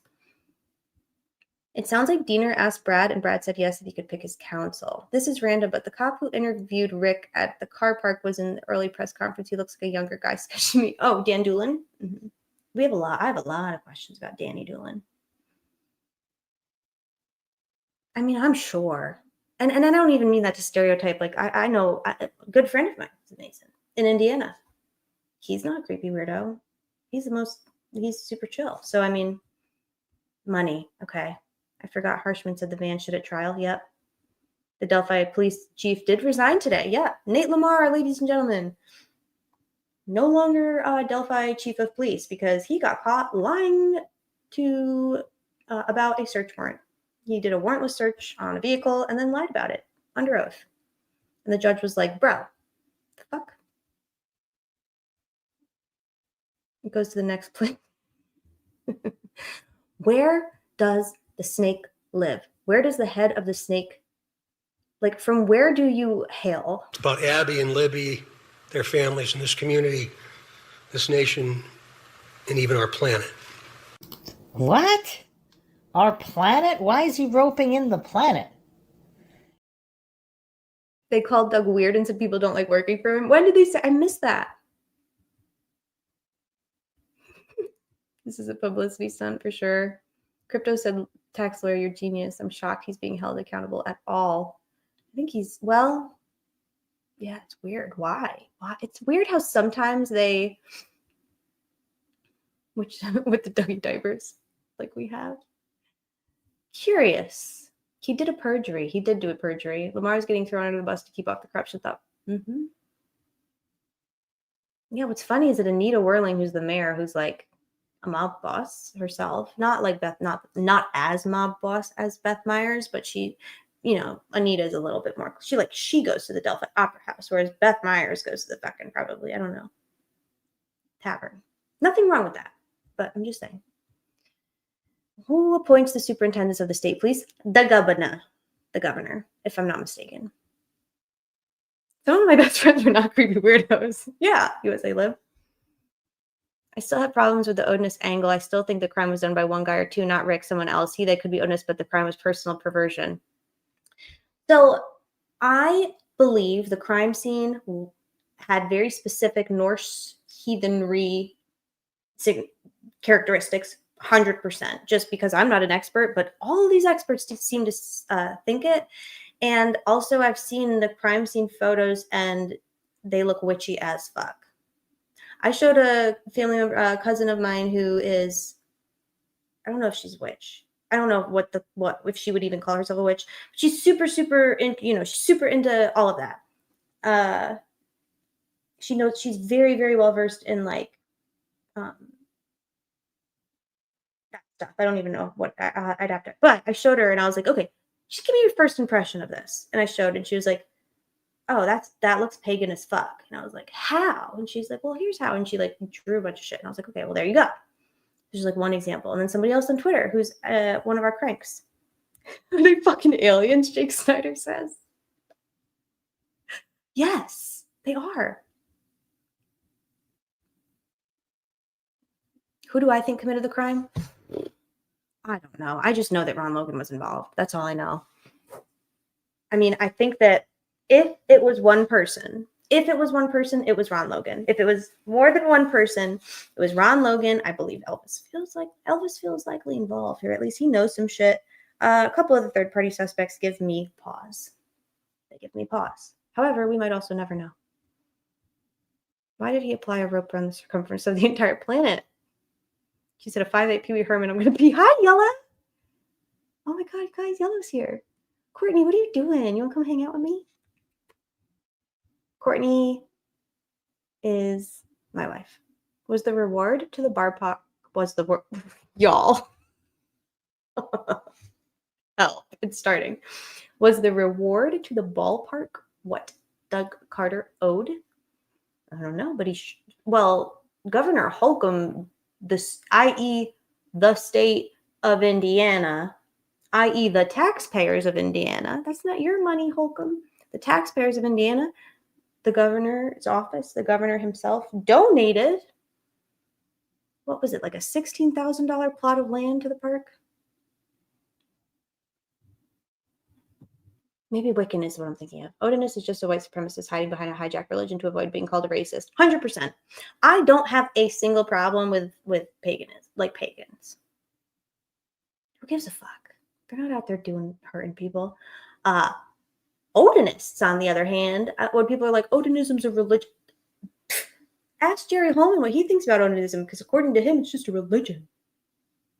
Yeah, Jerry? Say more. Go further on that, Jerry. Talk to us more about how you feel about Odinism and how it's just a religion. How does one explain the Facebook post with an identical crime scene and meme about a friend helping move bodies? I can't explain it. Kaylee says, I always thought Ron Logan too. Did like a 12-hour live about Ron Logan the other day. The McCain police chief between Mullen and Lamar was just like disappeared in the middle of the night. I don't think it was him. Him like Ron Logan? Fair enough, Jake Snyder. I Love that. Deebs. I don't think Shank. No, Shank is not. Shank, honestly, Shank is just an old lady doing their admin shit for them who is willing to, I don't know, falsify a record. You ever close a case that you just kind of let die and fizzle out and you're like, oh shit, I'm going to get audited soon. I need to close out this case. That's Kathy Shank. Kathy Shank is a case closer and not in the good way. Hi, Hot Pocket. Keegan Kline just being a coincidence is a lot for me.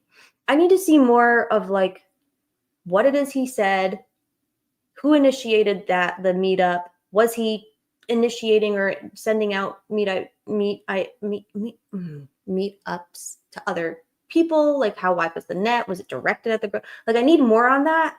But given the fact that the Keegan Kline angle took up literally, and we didn't know this till basically the hearings this summer, did we learn how much manpower and investigative effort and focus was directed towards Keegan Kline.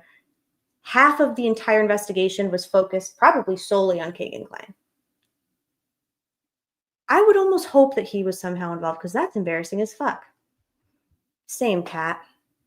Angie's gonna coin another channel word tonight. I can feel it. Yeah, I'm on my bullshit tonight, y'all. That got me fired up, and I'm not even talking about it, and I wanted to.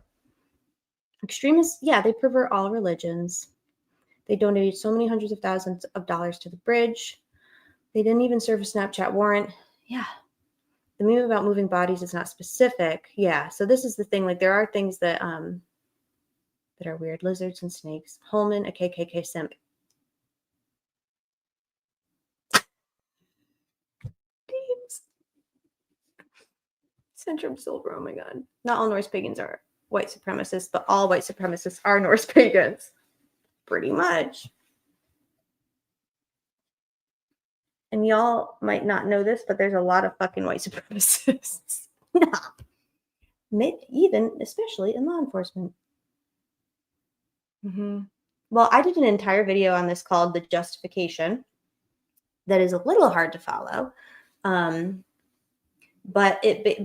because of my fault, I was like, it's not, there's some things I would do differently. But it outlines what I believe was overlapping interest in pursuing the catfishing internet crimes angle. Not to say it shouldn't have been pursued and vetted and either included or excluded, certainly.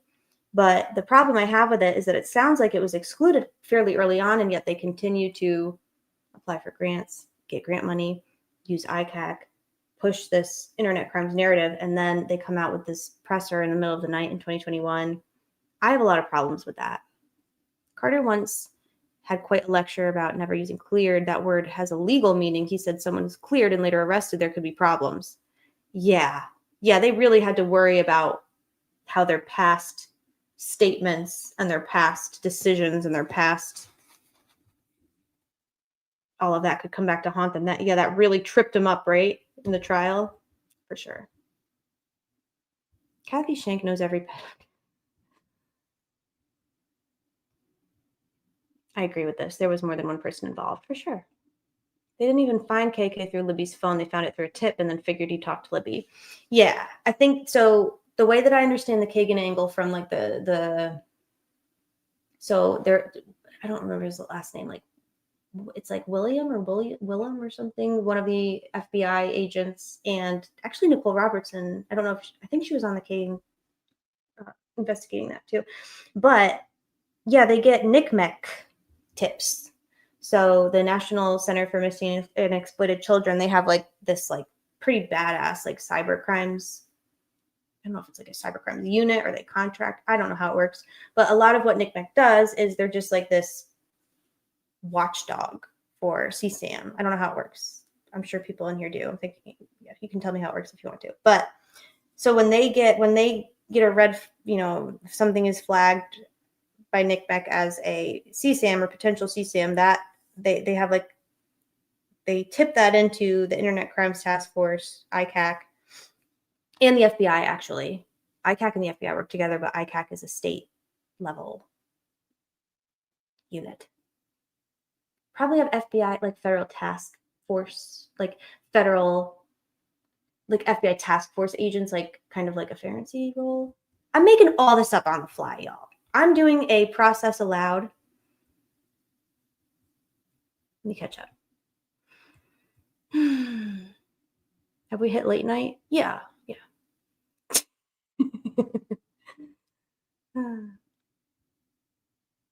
Multiple people, and that's why it's a cover up. Jake Snyder, absolutely, 100%.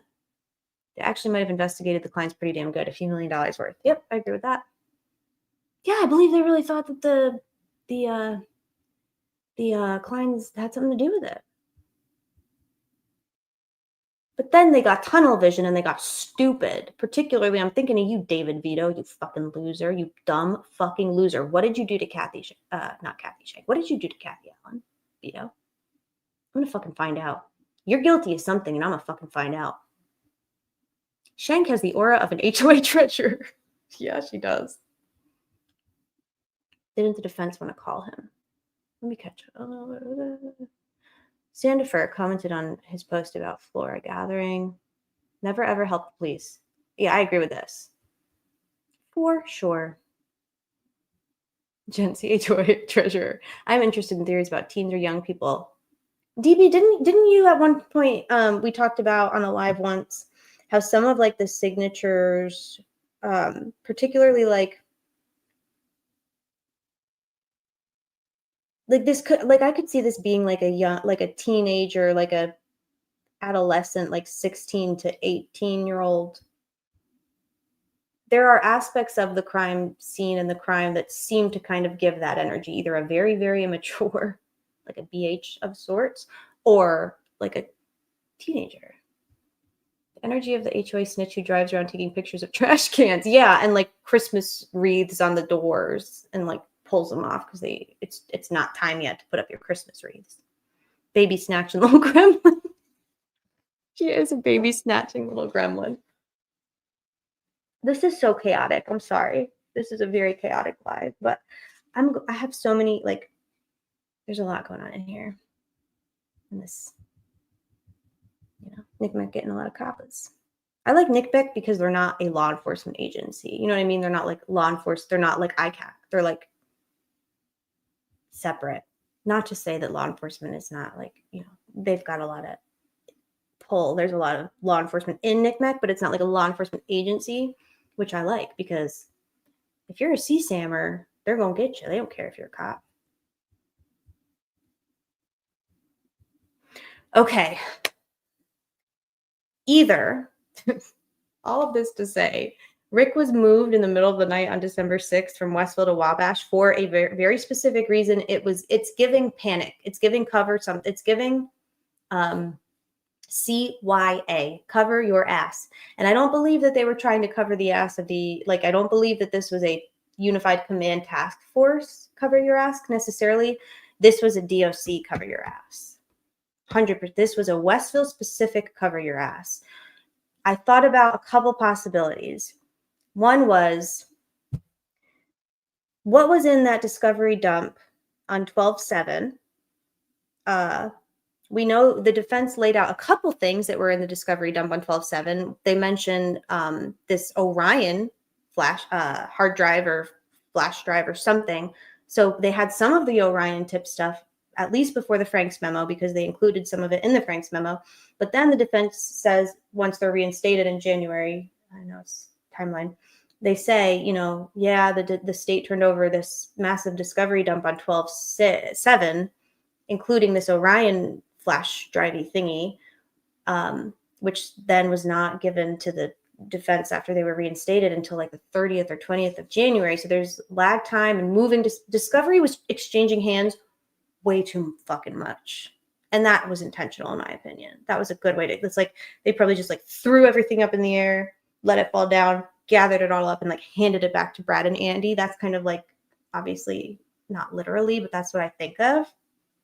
And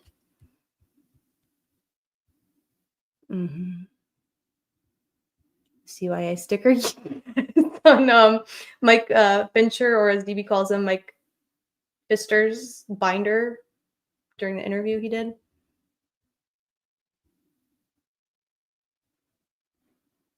Holman was on the drug task force passenger. Yep, that was Holman. So what did the state give to Rick's attorneys, Scremin and Libredo? What did the state turn over on 12/7 other than the Orion flash drive? Perhaps part of that discovery dump was, I don't know, videos of Rick. Maybe there were some videos of Rick being transported or something. Did somebody get wind of what the fuck was going on? Did somebody see those videos? Did somebody get wind of those videos? Was the AG like, what the fuck are you doing? Get him the fuck out of there and away from that fucking weirdo with the face tat? Not because they care about Rick's well-being, but because that is a litigation nightmare. I mean, this entire case is a litigation nightmare for the DOC. I repeat myself. The DOC will be sued for this. It is a very, very bad thing that has happened to Rick Allen. But also, they have violated their own policies and committed essentially fucking war crimes against this man. That's a problem. And if and when he's either acquitted or exonerated, whatever, at a new trial or after the fact, then they're really fucked. So I think that there was a lot of CYA going on back then too. So somebody was like, we need to separate this defendant from this facility ASAP. Like somebody needed to cover their ass. They needed him out of there. I don't know if there was an immediate imminent risk to his life or safety. Maybe the state was like, all right, we got to turn these videos over and they're pretty fucking bad and we need to get him out of there beforehand. It could have been Scremin and Libredo were going to blow the whistle on what they saw when they were at Westville. Like there's a lot of reason, like a lot of things that could have precipitated and kind of instigated that move, but all of them kind of point to covering up something really problematic. And I don't believe that it was that, oh, Rick Allen, we don't have the capacity or the bandwidth or the resources to take care of him. Because at that point, he was actually quite stable compared to how bad he was in the spring. So all of that to say, that's my theory.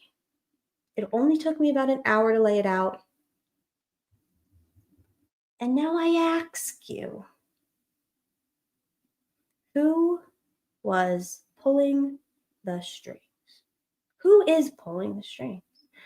How were they able to have this very sophisticated, resource-intensive, manpower-intensive, resource-intensive, technology-intensive system of surveillance set up so easily?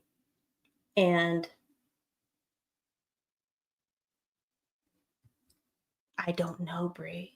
That's a great question. You would think, like DB and I were saying last night or the night before, you would think that they would want nothing to fucking do with him. They would want him so far away, but he's convicted now.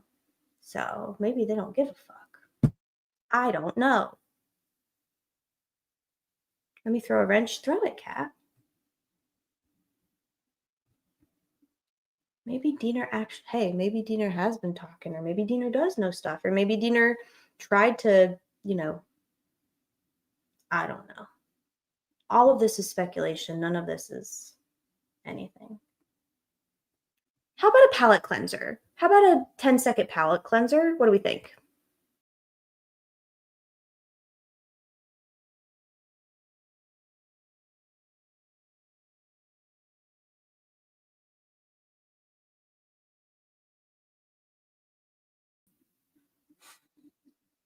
Moving right along.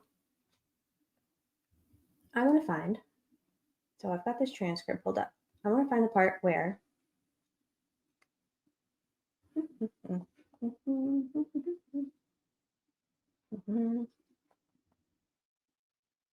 then we're going to watch a video because there was another interview released today. Shall we take a break and do that? Yeah, Chelsea, it's going to be us. We're sending out hot flaming flares. Max Baker, are you out there? Age is just a number, baby. You heard it here first. They want him to die. I agree with that.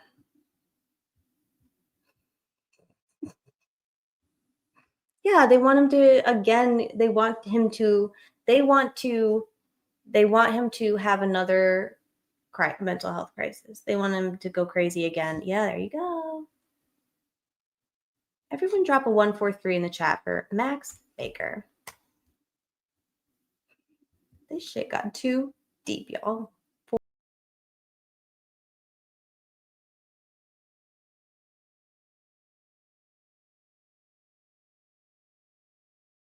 Find Wabash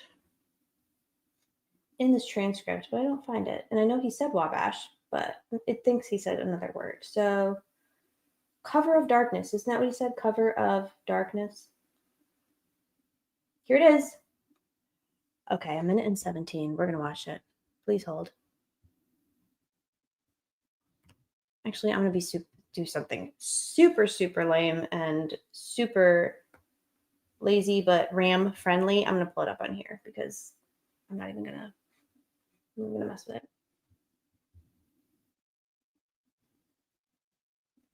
Hey, did y'all see that Alec Baldwin is suing someone over his thing? I just saw that. I didn't actually, 1 hour and 17 minutes.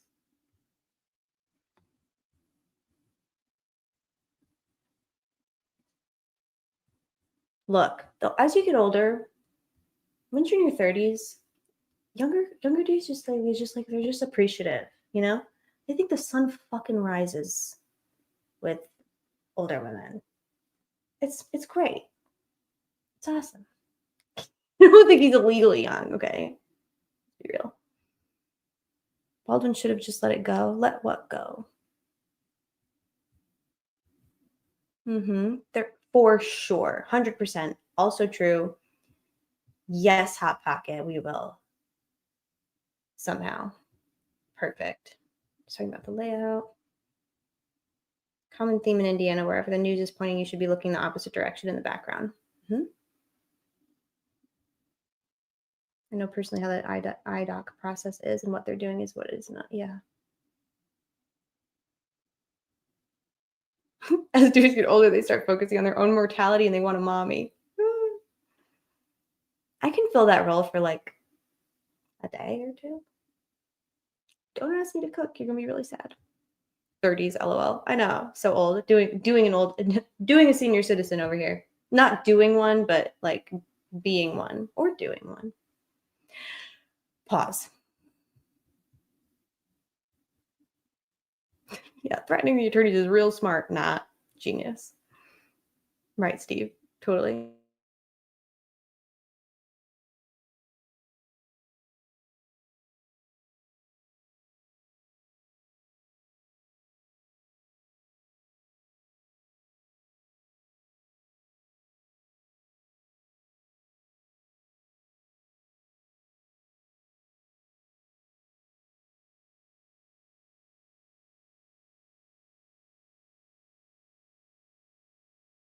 Y'all, I lied. I have to play this part because I like stood up in my chair almost at this part. It's really good.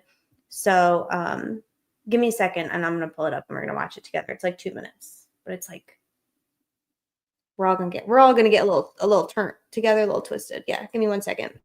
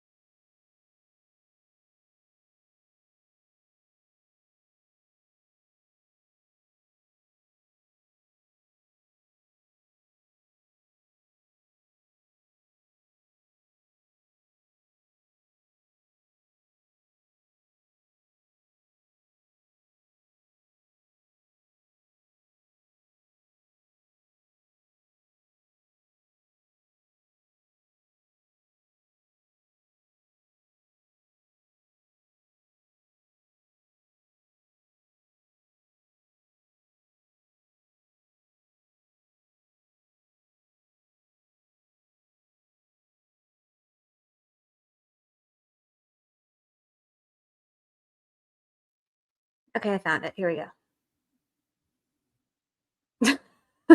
No, dude, I think they increased their subscription price like quite a lot. Okay, I found it. Here we go. Ah, where am I coming from?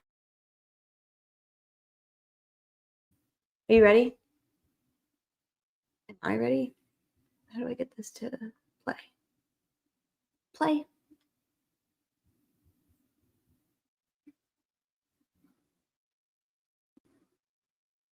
And we were talking about, I was getting on my high horse about being videotaped, Brad and I being videotaped while we're trying to have meaningful conversation with our client. And it's just that it's insane and how crazy it is, and the Odinist patches, and then these other things that we're talking about. And I looked at the journalist sitting across from me interviewing us, and I said, have you bothered, for example, to reach out to the superintendent of the Department of Corrections in Indiana and ask him anything about this? And she's like, yeah.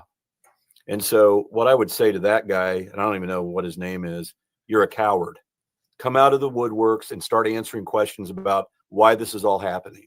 You're a coward.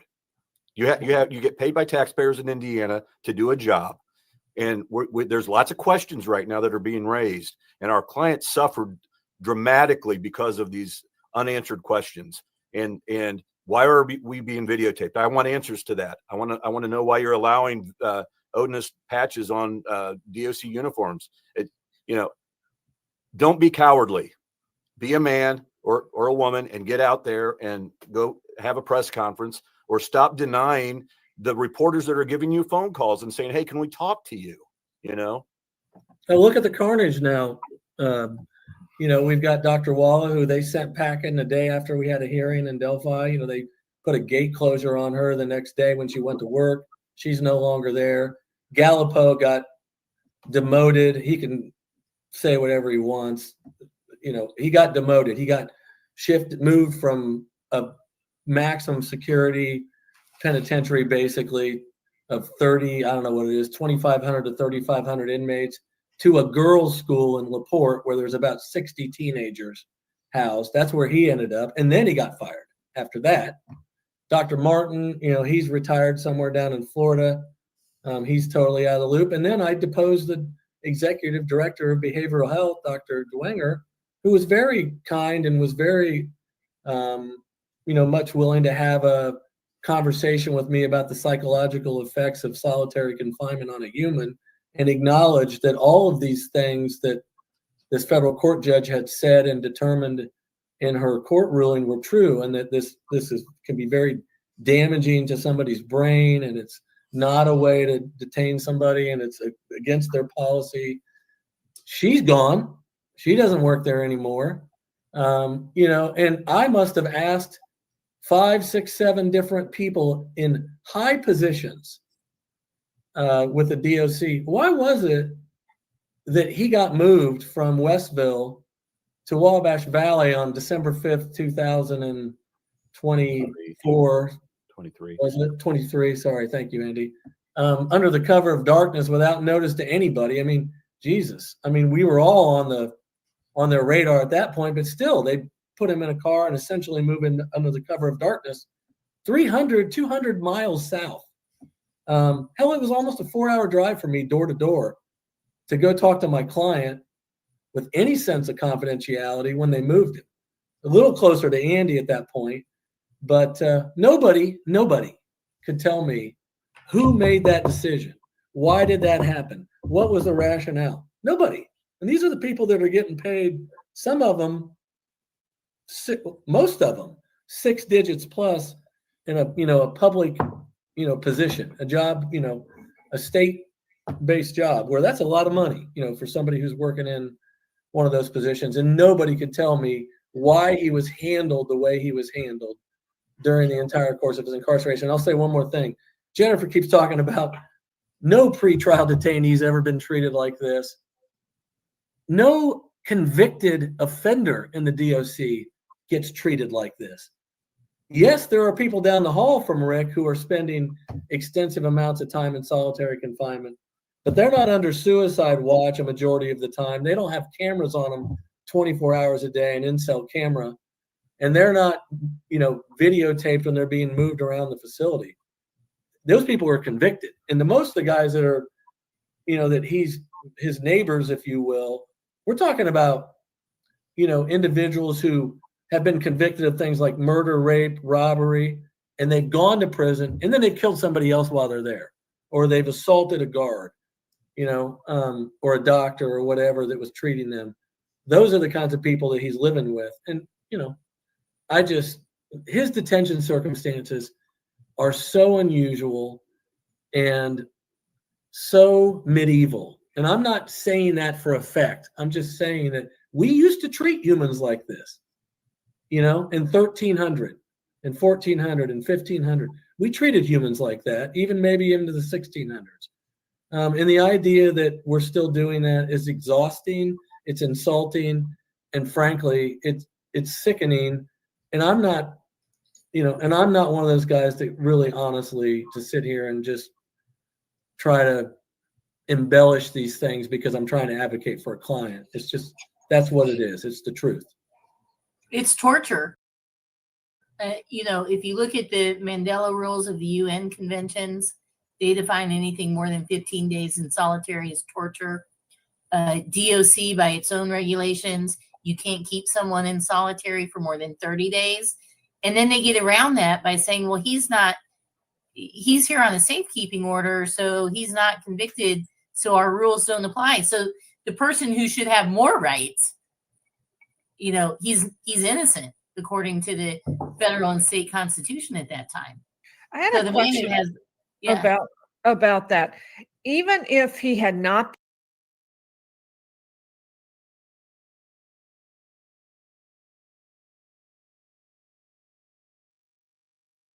man, who is making these calls? Brad said, I talked to people, high-level people. Why did you move him in the middle of the night, 300 miles away? Nobody will give him an answer. Why? Who? Why? Who made that decision? Why? Why? And who, y'all?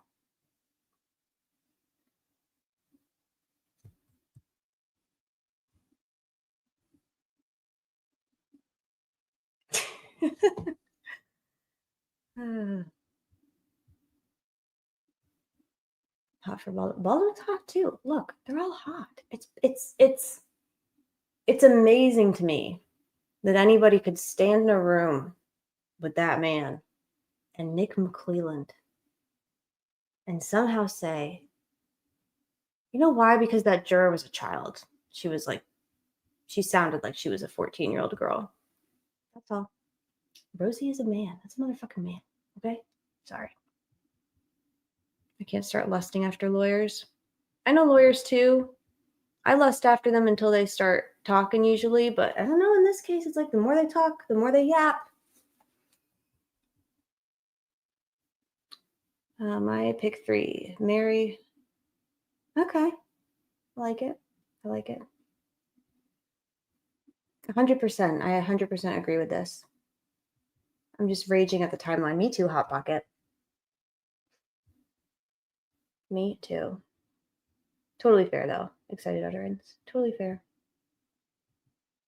They needed him to, they needed him to confess. They put him in DOC so they could torture him away from everybody. We call them DefenseDaddies for a reason. Yeah, so that was wild. I want to play that clip. And I don't know the answer to that, but I would really fucking like to. And that's why sometimes we do a unpack.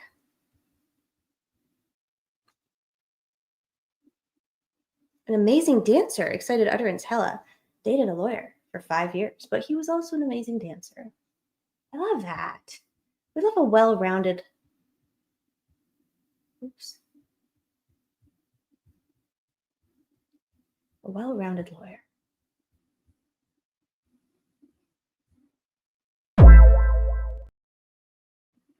I didn't make that one. Okay, bitch. But the dude has coke dealer hair. But the dude has coke dealer hair. But the dude has coke dealer hair. Coke dealer hair.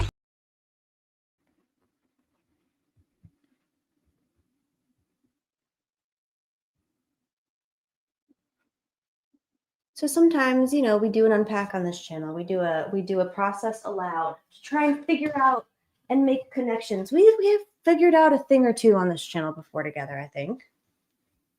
You know? And I think tonight what we figured out is there was some fuckery going on.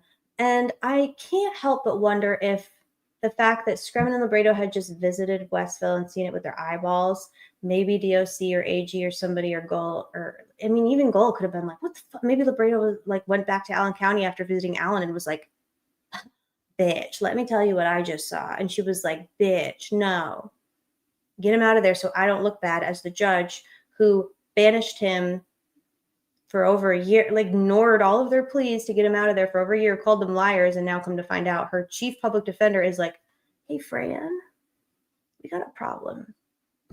This place is hell. Maybe they weren't really lying. Maybe they're like, hey, Fran, we're going to file a motion in January about how bad this place is, and we're also going to say that the other attorneys didn't lie. FYI. Because they sure as fuck did move him in the middle of the night really, really fast right before the state turned over a ton of discovery. Maybe the AG got wind of those videos. Maybe they were like, what the fuck are y'all filming yourselves? You know who filmed their war crimes? There have been folks throughout history who liked to film their war crimes. That's all I'm saying. Okay, back to the transcript. Talking about the Franks, how Rozzi was not 100%, but he was like, yeah, whatever, you know, let him cook. But they trust each other and like implicitly, and I love that. Bingo, bingo woman. All right. I like this part too.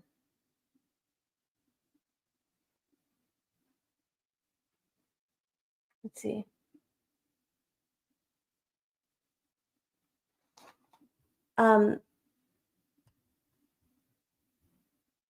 Brad Rozzi talking about the legitimacy of, I'm just going to play it on here because if I try and play it on the computer, I'm going to freeze. So we're just going to listen on here.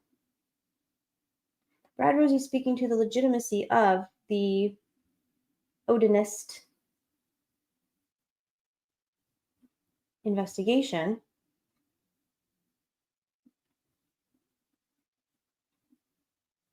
Which is not something that we hear a lot, right? Everybody associates Andy with it.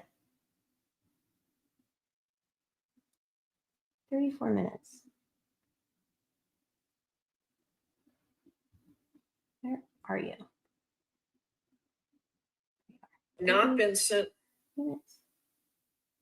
If anyone has not watched this, you need to just go watch the whole thing. Bye, Bree. Good to see you, Bree. I'm going to do a listen and a sleep. Good night. Good night. That sounds nice. Okay, 33 minutes. Okay, they're talking about Odinism. Ready? Tell me if y'all can hear this or not. In saying, how can you not be investigating this? You know? So then you jump from there. So you're kind of on the defense side, the way you're looking through our lenses. And then you start to do some discovery that's pointed. You know, you're taking depositions and we're talking about how do we do this so that we don't just completely expose ourselves, or how do we do this so that it doesn't look like, you know, we're putting all our eggs in one basket, or, you know, there's strategy involved in that stuff. So we're taking depositions. And then in the course of that, you start discovering that their people thought these were legitimate. You know, not just on paper, but we're hearing now officers testify to the legitimacy of this stuff in depositions. And so, you know, you start layering on the credibility of this, the prospect that this could have happened to these girls. And, you know, that's how the kind of the deposition started unfolding. And so then you're just it's kind of like a steam train. Now you're moving forward. And, you know, frankly, Andy was driving the train and I was a little bit just along for the ride because, again, we were delegating, but I was taking depositions for sure with him.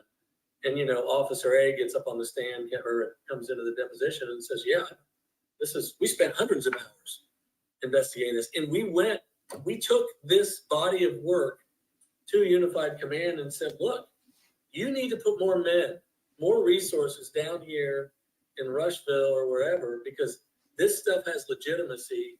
And they basically were shrugged off. Ugh. And so, you know, we've got kind of the defense's discovery. in our experiences, and then you start layering on the state, and you're hearing it from the officers themselves, and then comes the professor, right?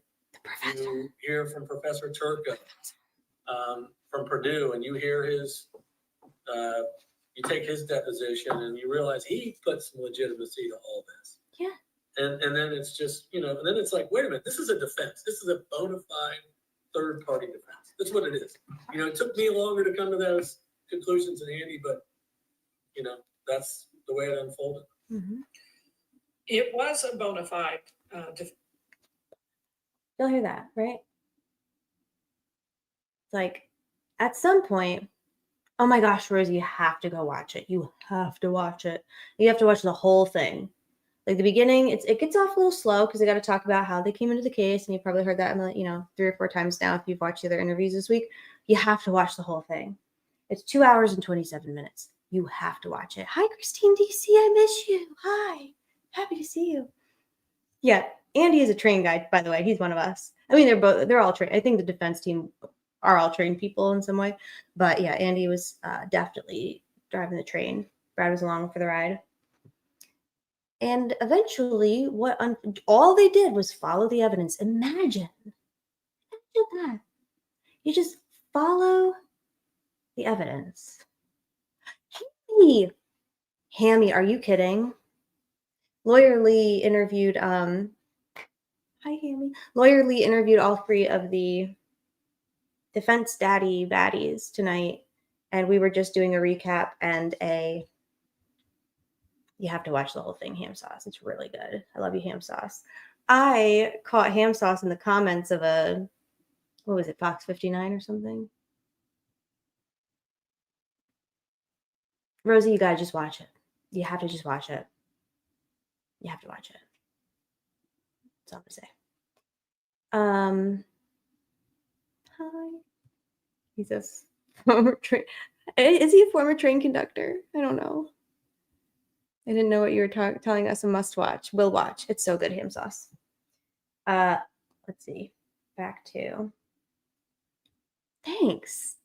Were there any parts in particular that y'all want to hear or see again, or that stood out to you? Because look, we got the goods tonight, so. Talk about that. Oh, I really like. Here's what I'm going to say about this. I would bet, I am 99% certain, I'm 99% sure that the answer to this is yes, for a couple reasons. For starters, I believe that juror likely connected with the interviewers via the state somehow. How else, maybe I'm wrong. I don't know. That's a speculation. Don't clap me. Don't sue me. Don't even look in my direction. You know who you are. Don't even fucking look over here. My God. But the other thing is because I don't see them making a mistake like that, given who they are and how they operate and whom they know. I don't see them doing anything as even remotely. I mean, they would be fucking sure. They would be sure. Let's be real. We know who we're dealing with. There's no way that that's not a juror. No way. Consider it a compliment. Due diligence. So no, I really do believe it is. And there were people who were at the trial who were kind of discussing that. And there were things that the juror had mentioned that I believe had come out during voir dire or whatever, things about her. So I'm sorry, Hella. Just answering a question about it. I promise. Now we're moving on. A foamer is someone who has an. Oh, I didn't know that. Is that a Kiwi term? Kiwi-ish? A foamer is someone with a sad and nerdy obsession with trains. I think we all are. We would all fall into that category then. Yeah. Okay, Hammy, if you need some catharsis related to that specifically, Hella Excited Utterance and Hella and Dolly did a fantastic reenactment of it. And it's great.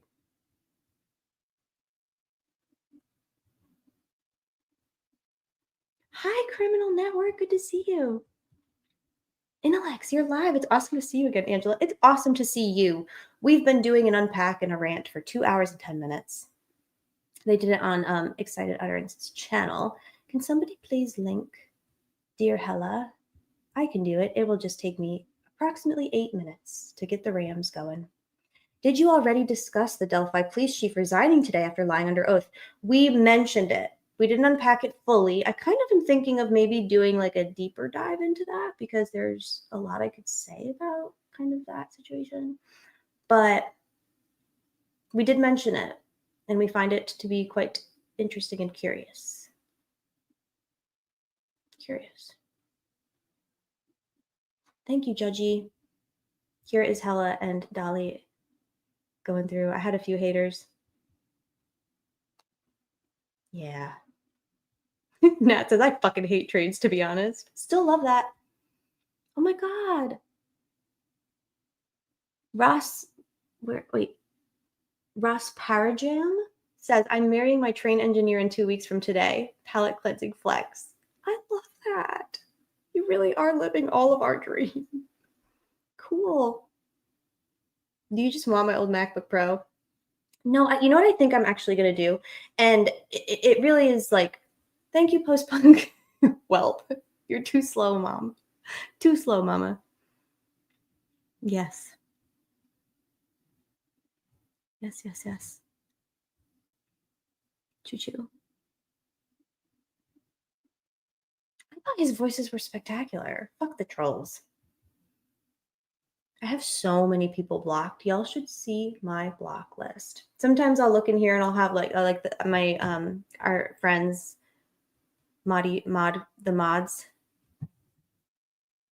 will be like, God, the trolls are out. And I'm like, I don't see any trolls. It's really peaceful being ignorant. Ignorance is really bliss. My block list equals bliss. Judgy's block list doubled today. Nice. Love that. Okay, back to this.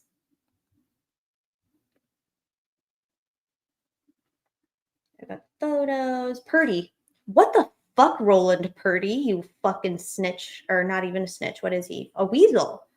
Roland Weasel Purdy, y'all. On his birth certificate. Middle name, Weasel. Spelled like W-E-A-S-E-L. Roland. Cool first name. DB pointed that out. It's a pretty dope first name. Roland. Weasel. Middle name. Fitting. Purdy. Not fitting. Nothing Purdy about Roland Weasel Purdy doing a weasel at the 11th hour on the stand after swearing under oath to something in a deposition, and then not long after getting on the stand and being like, maybe I was wrong about that. And they're like, really? Nothing Purdy about perjury. Yeah, fuck you, Roland Purdy. You could never be Trooper Kevin Murphy. You could never be Murphy. Murphy is an honorary hashtag daddy, by the way. I think we all know that. I couldn't read Lee's chat. I just played video games and waited for my 1 minute to be up so I could type. I didn't even have, you know what? I was watching Lee's live on like the actual like big television screen. I know you can put the chat up in there, but it's like not, it's like, so I didn't even have the chat up. It was great. It was awesome. Guess who's no longer with ISP? Let me guess. Purdy? What does Roland look like? Probably like a weasel. Fucking weasel. Oh my God, this guy is such a weasel. Audiobooks narrated by Roland Purdy? What? Does Roland Purdy have like, does he moonlight as an audiobook narrator? Y'all. Perjury. Ding, ding, ding.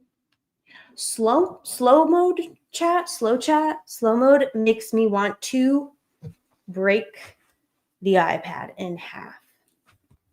It can't be the same person. I mean, Roland Purdy is kind of specific. Let's pull it up and see, shall we?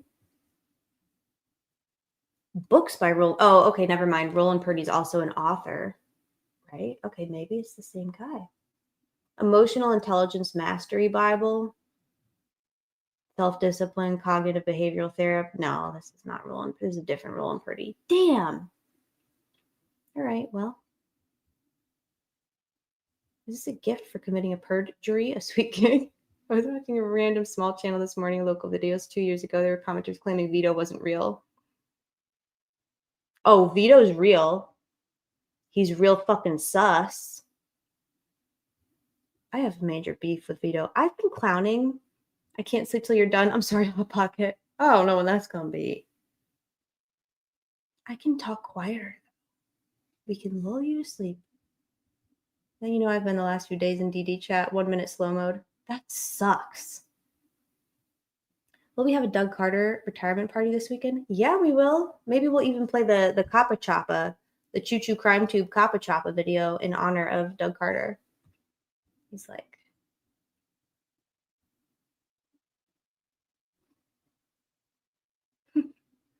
dear Lord, do not promote Jerry Holman. How much more can they promote that fucking rat bastard? I mean, Doug Carter's gone. I don't know how much Jerome Holman has, how much pull he has with the new superintendent. I don't know if the new superintendent is going to be crawling across any shards for him, but fuck that guy. This lower chat shit. Who has a community? You guys were killing me with the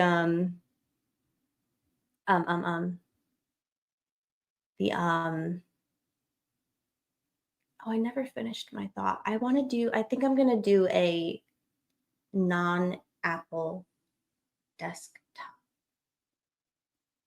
but I don't want to have a computer conversation. It's gonna stress me out. I've been thinking about it all day. We'll talk about it another day. I know all my computer mommies in here are gonna have thoughts on that. We can unpack that at a later time. It's stressful when you're not a tech person and you have to do a technology. Ugh. We need a pre-office deep dive. Yeah, we need to do a group project on this new guy. I have 8 memberships at least. Didn't Scrum and Libretto file a 6-page motion to have Rick? Yes, Judy, we talked about that earlier. They did. They filed the motion to have him moved. They moved him December 6th. And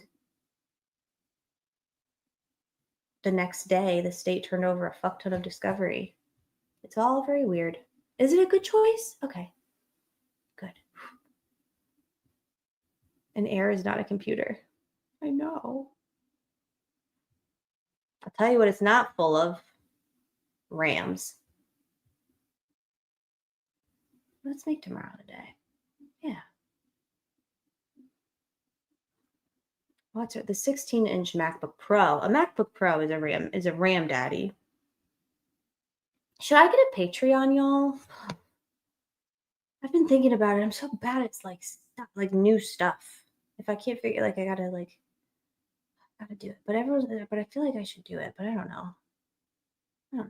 I don't like when it comes to member. I really want to do more members, members only stuff. Why not? Hello, I don't know anything about it. Educate me. I want to do more members only stuff, but I'm not tech savvy. I'm lucky I can log onto YouTube. Yeah, same Rosie. YouTube is not a very friendly members only platform though, at all. You know? Or if it is, it's not. I haven't figured it out yet. I don't know. DB, you're back. I was wondering where the fuck you were. I'm just kidding. But I did have a question and now it's gone. 15-year-old thugs out there.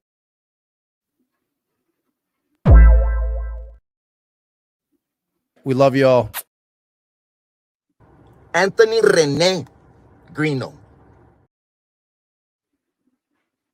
Anthony Rene. Great.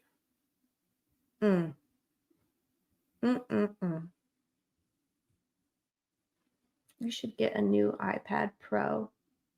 I love my iPad Pro. I think I have an iPad Pro. It's not new. It's like 2 years old. I love it.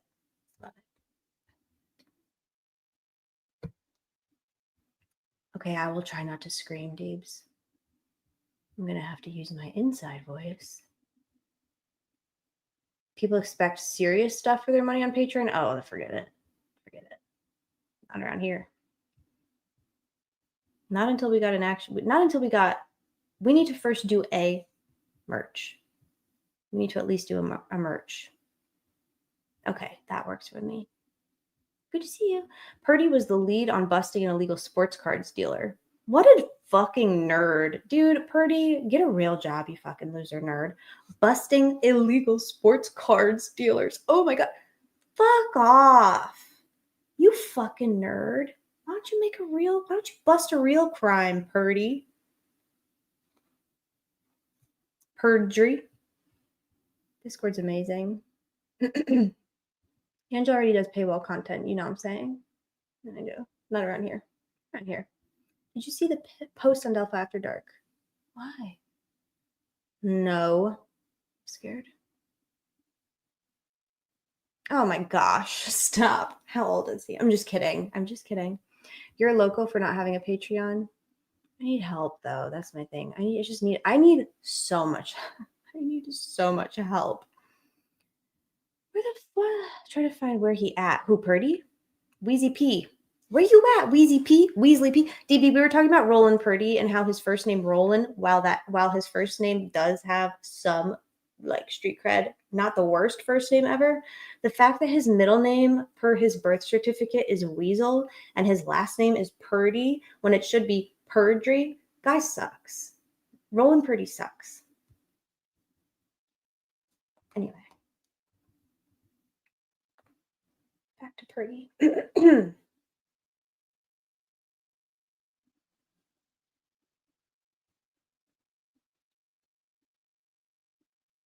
They bring Roland Purdy back on, and he gets up on the stand and he says, yeah, I'm not so sure about that anymore. Well, wait a minute. I cross-examined you in August 2023. You swore under oath. And then 2 days ago, you swore under oath again. And now you're saying that you're not sure?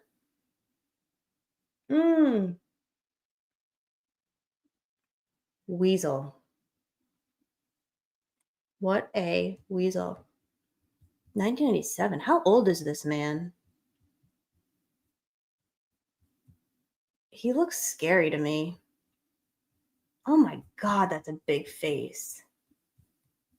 Dude, your face is, I can see all this man's teeth. Jeez. When is this from? This was posted January 4th, 2020. Oh, so he's a long time good old B-boy. Hammy, you have to add Weasel. A new 16-inch MacBook Pro. Okay. I'm having, my thing is I really like Apple products. They're easy. If there's one thing about me, I'm all about that. But at the same time, I don't know. I'm trying to do a Windows platform. I support Bill Gates globalism. Yeah. I don't keep track of anything, Rozzi, so I can't speak to that. There are people that do. There are Delphi librarians that keep track, though. I am easy. Of course, somebody made it. Was that when did he change his testimony? Was Doug Carter there? Doug Carter loves to do a sit and glare.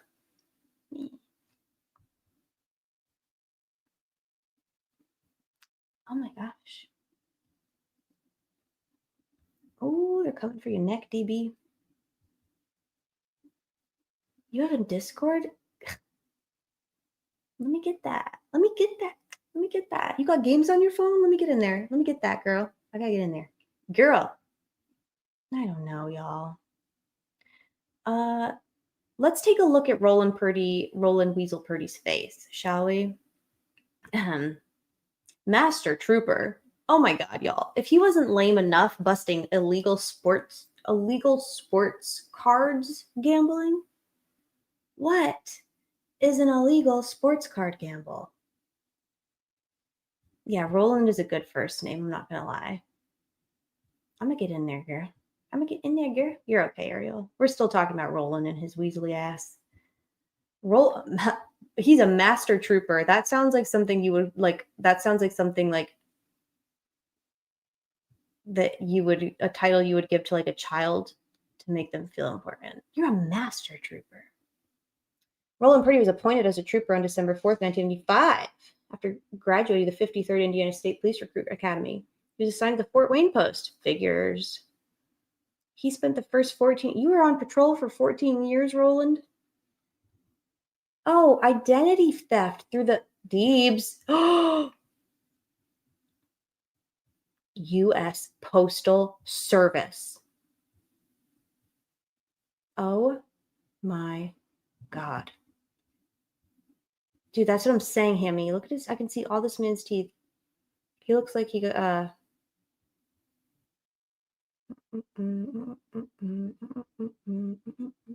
Michael is watching. I hope Michael is watching the catch. He wasn't able to watch the interview earlier, so not a bad argument. Hey, hey. USPS, y'all. DB, did you know this? Can you come back? And then go back. I just went 2 seconds of focus. Did you know that Purdy was a U.S. Post Office guy? Yeah. Financial crimes, sports cards.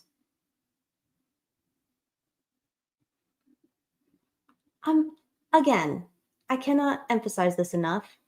Roland Weasel Purdy investigating illegal sports cards gambling. Really?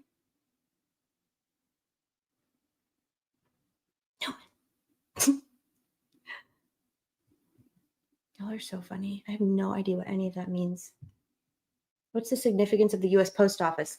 I'm not sure, Ariel, but remember I'm just saying there was some fuckery with the U.S. Post Office in terms of Rick Allen's mail early on.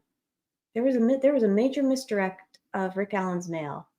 Now, granted, not sure that Roland Purdy had anything to do with that, or when did Roland Purdy retire or get whatever? Did he retire? Did he get? He had to have retired because I can't see this man getting booted. Look at that man.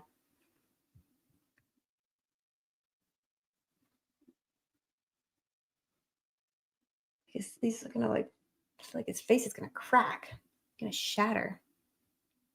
Okay, well, DB's ignoring me because he's busy doing a computer chat. I guess USPS is not significant. Anyway, identity theft. Oh, cool. Financial crimes. Cool. Oh, this is really reassuring. In 2020, he transferred to the Special Investigations Unit, Organized Crime and Corruption. Yeah. That's really, really, really encouraging to know that the guy that gets on the stand and perjures, he does a perjury, is literally a special investigator with the Organized Crime, Special Investigations Unit, the Organized Crime and Corruption Unit. Ain't that fucking nice? Hello, Jerry. Hello, Newman. Hello, Purdy. Purdy be like, sports cards, Wheezy P. That's the unit of the Holman. Judgy, help. I made myself do a life mob. So I did a scream and rant and stuff at the beginning. We did an unpack and we did a process together, and we were talking about them moving Rick under the cover of darkness from Westville to Wabash. It's a good combo. That's all. You definitely need to check out the Lawyer Lee interview with the defense team. All 3 of them. So good. It's so good. What did Purdy testify about? Purdy testified about the images and certain information related to certain third-party suspects. He testified in 2023 about it in a sworn depo, and then he testified under oath 3 days before the hearings. And then he got on the stands at the hearings and he changed his testimony. I was screaming about so many things. Hot pocket. I do think that we should talk about this, DB. Remind me later about the cord. Was Purdy the one that BP told about Odinism? Ooh, no. Kat in here? Kat, do you remember? He really?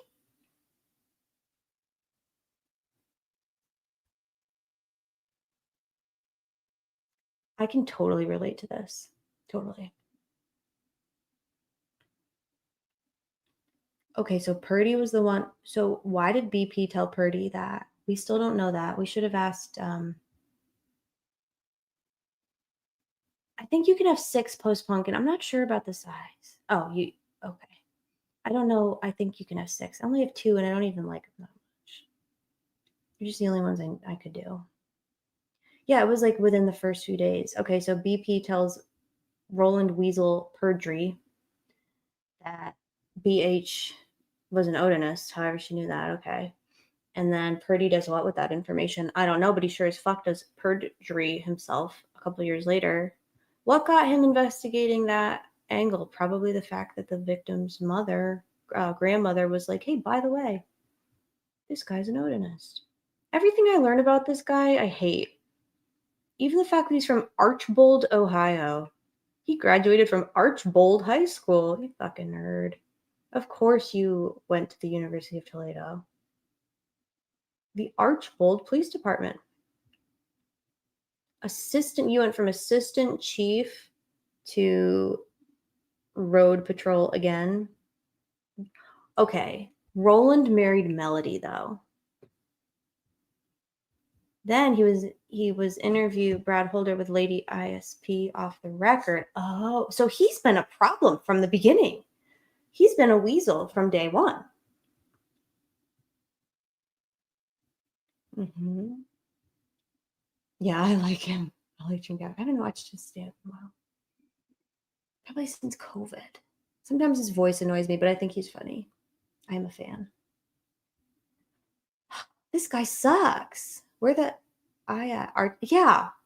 Archbold, not Archibald. I can't click that TV. Probably not for me anyway, so how dare you? Like, most sus and bad cops end up in the corruption unit. Yeah, definitely true. He was the one who met up with Brad Holder and was all up in his shit. You got a lot of help you were, dude. Man. Yeah, they were talking about hobbies and interests, just a little white supremacy. Hey, Bjorn, Blen. Hi, Blen. Good to see you. I love you.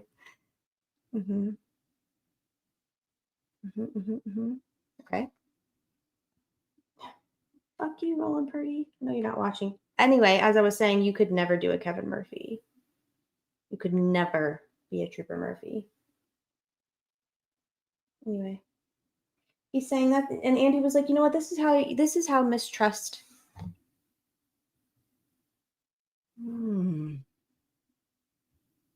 Purdy motion eliminate 8-1. Oh my god, here it is. Deebs, you're the best, man. You're the best, Bird Brain, because he has a big brain and he has birds on the brain often. He's thinking about birds often. It's Bird Brain. Parakeet, to be exact. Let's see. What does this motion say? Testimony of the Purd turd. State your name. Roland.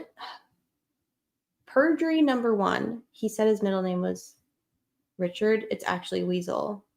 So he still was a detective at the time. When was this? Hearing on motion. So this is Purdy on August 1st. Oh, so this is a new. Try to blow him up. Huh? Second testimony. Perjury number 1. Middle name Richard? I don't think so. Maybe he does have 2 middle names. Roland Richard Weasel Purdy. Oh, what's wrong with me? Sitting here like it's on his birth certificate. Google it. Go to Ancestry. You'll see it yourself. No? Yes, it is. The thing about improv is you have to commit. Richard Roland Weasel Purdy. I heard they did something to Murphy, but I didn't hear what the fuck did they do to Murphy? Many prayers for the people living in Los Angeles. Saw the fire, not normal. Yeah, that sucks. I hope everyone's okay. Yeah, partner's 2 last names, not hyphenated. I wonder if there's a hyphen between Richard and Weasel. Make myself laugh tonight. Come on, Angela, get your shit together. Get in a game. You got an awful Purdy mouth. More like a perjury mouth. I know. It absolutely killed me to hear the defense team laugh, the YouTube handles of people. It was so cute and funny. I know they were like, what's wrong with Michael? What's his face? Why doesn't he get a funny name? like as if they were assigned to them, you know? Cute. I think I could do excellent stand-up comedy. Post-punk, let's do it. Yeah, why does Mark Logan get a real name? What did Mark do? Is he being punished? At some point in your career, you were involved. Blah, blah, blah. Okay, you testified on Tuesday, so this is testimony number 2. I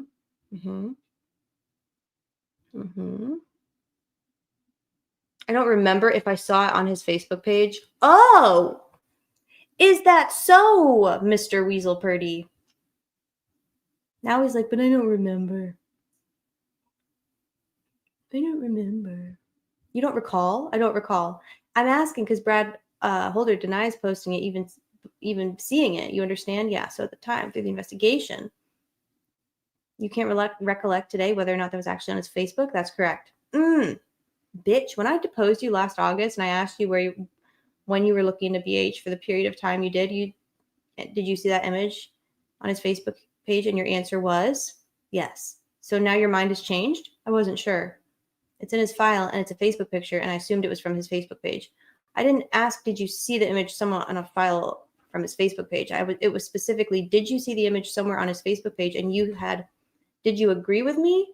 I would have given you the opportunity for you to say at the time, well, I don't know if it's Facebook, but I saw it in a file, right? Yes. Your answer then was, yes, I saw it on his Facebook page. Yes. And now that image is creating a little problem for you. Your mind has changed. Oh, what kind of problem was that image creating for him? Oh, read 730 first. Okay. Please hold.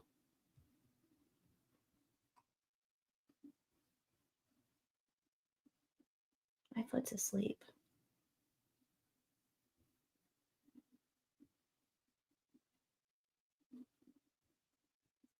Ow.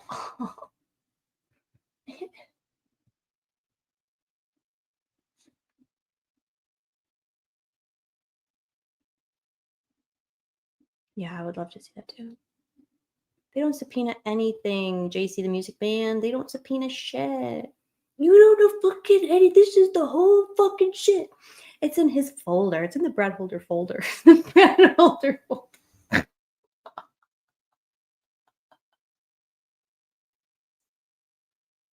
Okay, it's creating a little problem for you. Oh, you can caps lock all day and all night.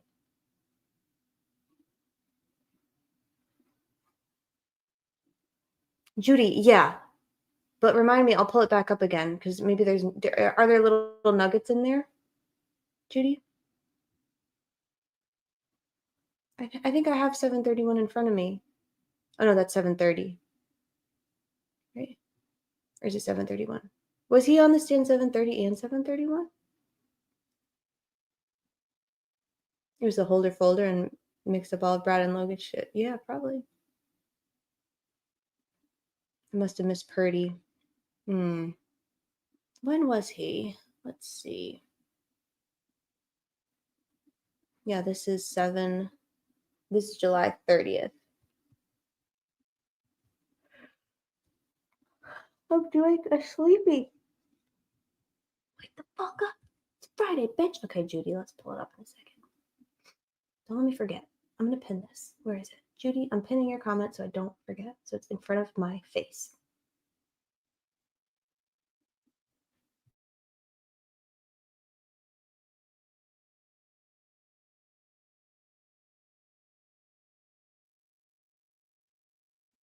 Sloothy Goosey. Everyone say hello to Mother Goose. Hello, Mother Goose.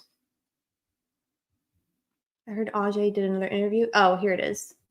Deep sent it to me. I will link it. It is good. I think that this was maybe, I don't know when this was, but it's just her.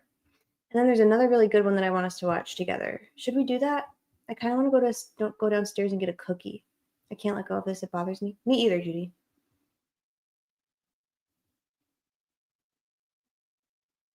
Hi, Goosey Goose. Okay, how about we do this?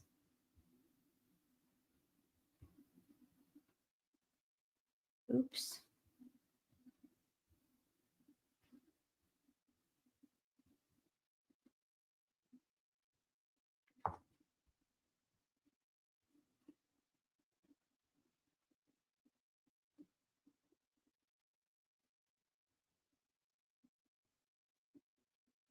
Wait a second.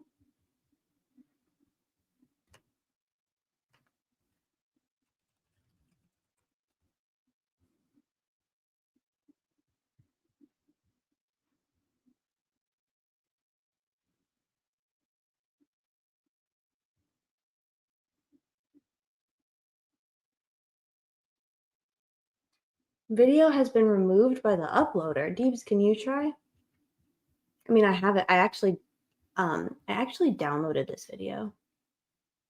Yes, go get a cookie because I was literally thinking the same thing. It's a sign. Really? I'm gonna go get a cookie. YouTube seems to have removed this video of Andy and Jen Auger, which is fine because I downloaded it just in case they did that.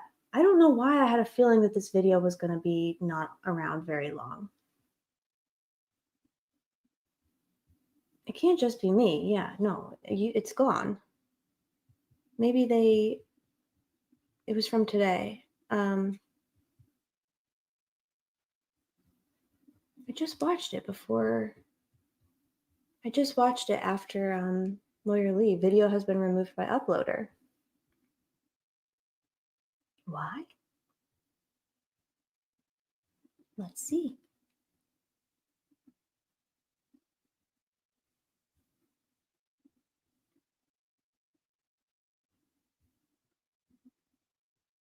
It's gone. It was a WishTV interview.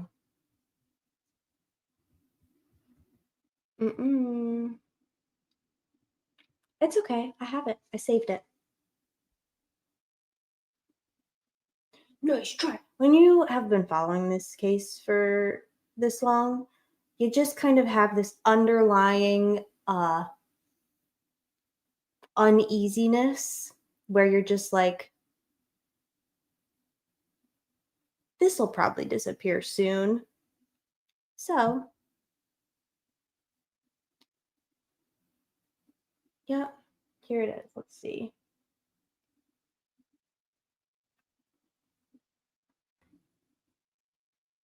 Video playback 2, it's titled. It looks like this, and it's by a woman. And I believe it's a WishTV. Yep. You just messaged me?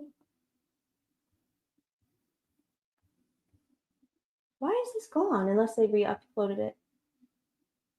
Okay, I think I have this one. Hello, let me see. Yep, I got this one. Okay, I have to download that one too. Thank you, love. This other one was a new one. It was like a different angle. It was like both of them. Well, I'll just send it to myself. We can just watch it. We'll just watch it together. Now we're definitely watching it together now that I know that it's gone. What is that about? I'll send you the link. Let's see. The link is because DB sent it to me earlier. Copy link. Unless I'm doing, I mean, y'all try. Tell me if this link works for you. This didn't work for me. Yep, there's a link. No, I watched that one. I think you were the first person to send me that one. Yeah, that was good. They've all been good, but this one in particular, Deeb sent it. And I watched it right after this is the other part I wanted to play. That soliloquy at the end. Oh, the Just Auger one I want. Yeah, okay. That one was good too. Oh no. Fuck.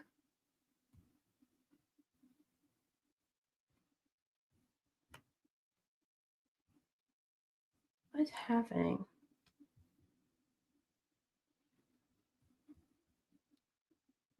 The link is gone? Why?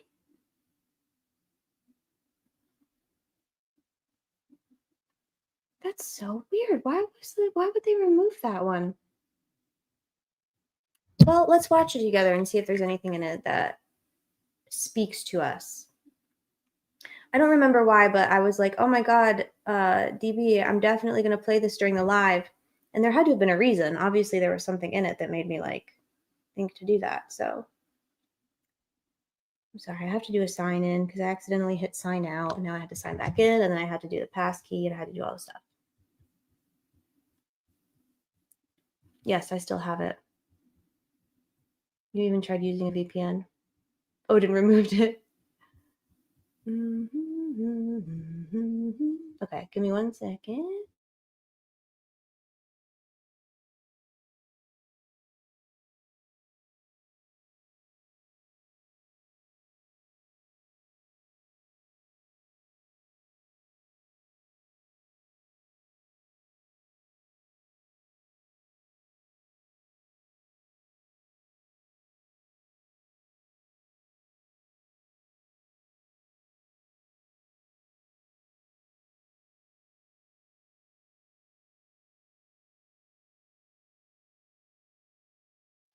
Dude, that shit is so fucking shady. Why do they do that? What is wrong with them? It says removed because when it's private, it just says video is private. Because they've done that before too.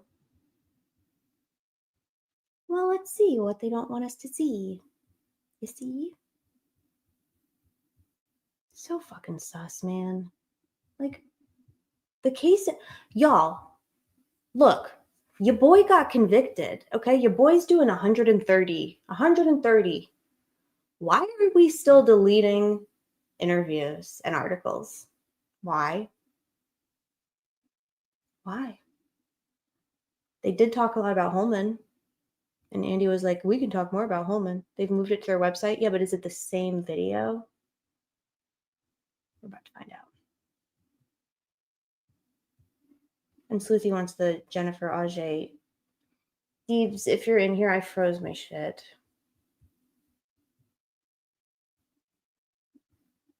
That could be it too.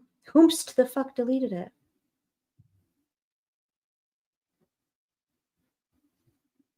DB, if you're in here and you can hear me, could you possibly maybe link Sleuthy that one with just Auger if you have it? If not, I can do it.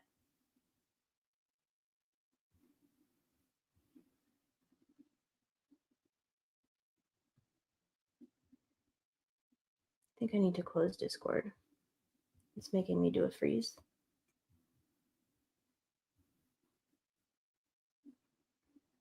Please, can we discuss on Discord? I know, I have to make one. I have to make a Discord. I got it, Sleuthy. She's taking me a minute. Actually, here. I'm gonna send it to you over here, Sleuthy. I'll send it on Twitter. Oh my god. Things are so much faster when I do them over here. I really need to fix the RAMs situation. Okay, here it is. Good film.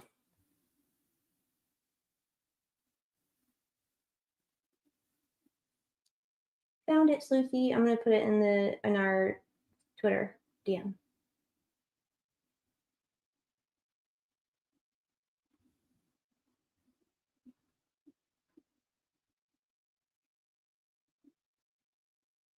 Where are you? There you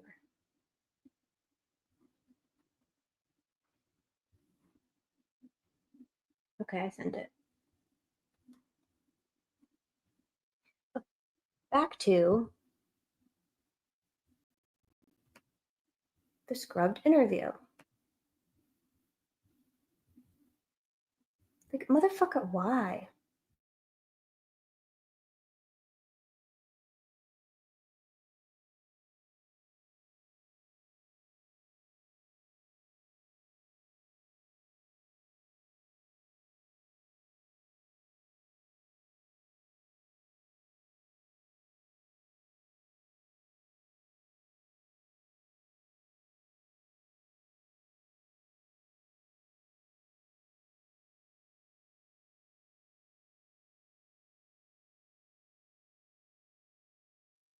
Bro, it's an hour long.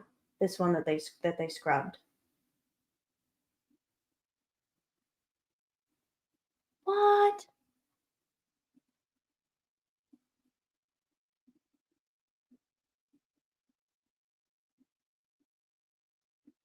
Okay, I'm gonna go get a cookie. But we're gonna play this in the meantime, and we're gonna watch it together. This is not just the Ajay one. This is the one that was up and is now gone. It's both Andy and Jen.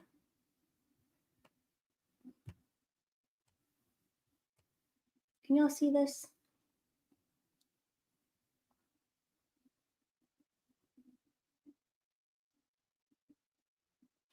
This is WishTV is the one who posted this originally, and it's gone now. They moved it to their website. Is it the same one, Tony? This hour and 6 minute one?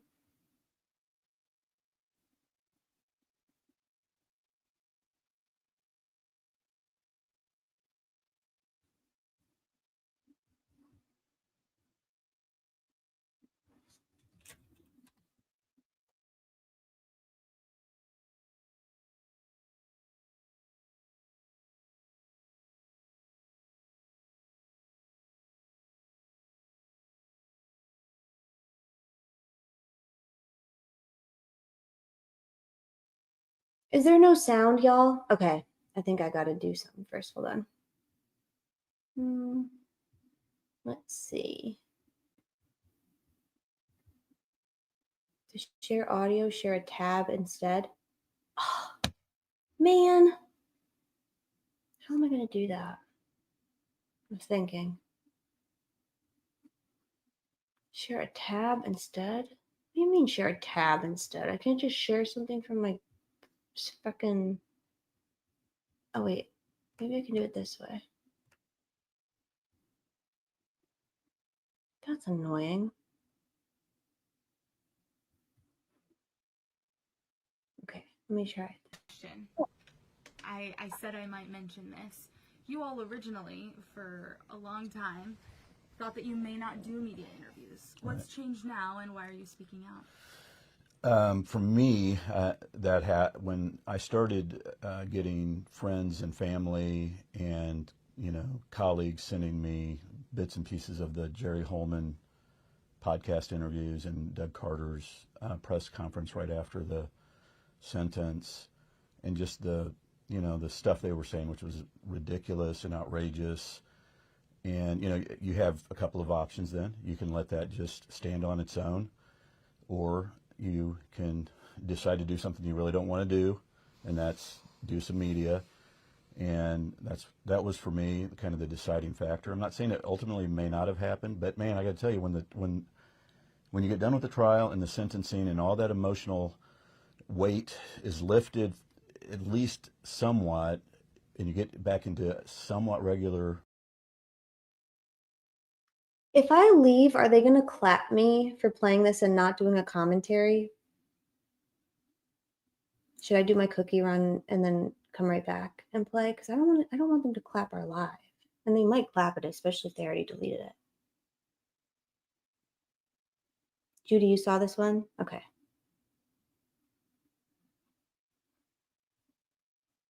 They can clap it? Okay. BRB, y'all. Don't go away. I'm going to be so... Yeah, but didn't they? Well, be right back. We're going to play it anyway. I'll be so fast. Routine. Man, it's great because you can kind of move past it to some degree. And I was really ready for that to happen. And then when I started getting that stuff, I said, yep, I got to get out there and fight that. And that's what happened. So. How about for you, Jennifer? I'm curious. Well, that too. I feel like things were brought up in the press conference that need to be addressed.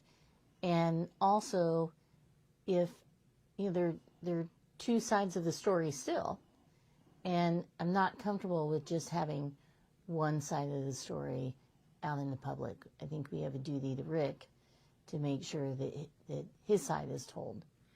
What specifically at the press conference? I'm curious. We all were there, and heard what was said. Well, it actually, I would say, happened even before then. It was at sentencing during the hearing when Holman got up and called us unethical. And how much time do you have to talk about Jerry Holman? For that guy to call me unethical, and as I've said on a couple of media appearances, file whatever it is you think. We have a disciplinary commission. If you think that I've done something unethical, please file it, because there isn't anything, and he knows it. But let's talk about all the things that he's done. And I at some point in time, if you want to talk about that, I'm happy to do it. I'm curious, did you foresee those victim impact statements being so focused on the crime scene photos? I did not. No. Not only on the crime scene photos, the allegation, the baseless allegation that we had anything to do with that is absurd. No one wants those out on the internet. There's no reason for that. And you can't, leaping ahead a little bit, you can't charge Mitch Westerman with conversion and say he had unauthorized control, and then at the same time say that Andy authorized it. Those are mutually exclusive, and they charged Mitch Westerman with a crime. And for them to not only point the finger at us, but also that Rick had anything to do with that is just completely ludicrous. In the crime scene photos and the theme that developed, Don't Appeal, I don't want to, if I were the family member, I'm not going to begrudge them anything they say or feel. What happened to them is something unimaginable. But from the professional side of things, those things never should have come up. Those things were being said, and obviously it wasn't a time or platform for you all to respond. Mm-hmm. What's your response now to the many family members that touched on the impact the photos leaking had? Well, I understand it, and I felt, just awful about it. It's kind of like when, I have clients that maybe they're in a DUI causing death case, and they have caused. This is me doing a commentary. I'm back. Don't clap me because I'm commenting on the video. But also, yeah, I remember now. I was like, oh my God, I want to play this during the live later because they're talking about how you can't charge Mitch Westerman with a crime where Andy is the victim of that crime, and then also accuse Andy of being complicit in that crime where he is listed as a victim. You fucking idiots. You know what I'm saying? Like, what are you doing? Judgy, if you find it, Judgy, can you link it? I don't know why.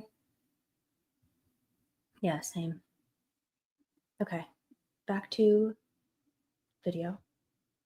The death of somebody, and they want to go apologize to them for that, but you're in the middle of litigation in the criminal case, so that's something that would have been awkward to do. Now, yet I didn't cause it to happen, other than the situation with Mitch, which I would like to address, because it's awkward for me to talk about, but I think there's a lot of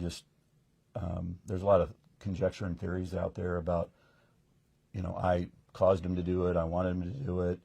Mitch is he really is a good guy, and Mitch worked for me for a number of years, and he's really, really smart, and he's a great guy that you can bounce ideas off of.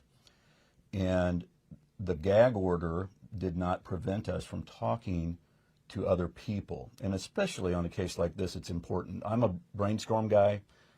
Right back there is a whiteboard in this room that we use, and I need the pitter patter of thoughts. And on this case, when you have this Odin theory, for example, that on its face seems so outlandish at the beginning, but then as time went on, it was like, wait, there might be something to this. I like a guy like Mitch around to come in and say, yeah, you are crazy. No, you're not crazy. Here's what I would do. And so Mitch wasn't the only one. I was with several people by violating the gag order. We had an in-chambers conference with Judge Gull early on, And I don't know when that happened. It was, I'm guessing it was February or March, but it could be a little bit later, a little bit earlier. And, you know, Brad and I and Judge Gall and McLeland were all in there. And I think it was actually Nick that brought it up and said, you know, I don't have anybody to talk to about this case.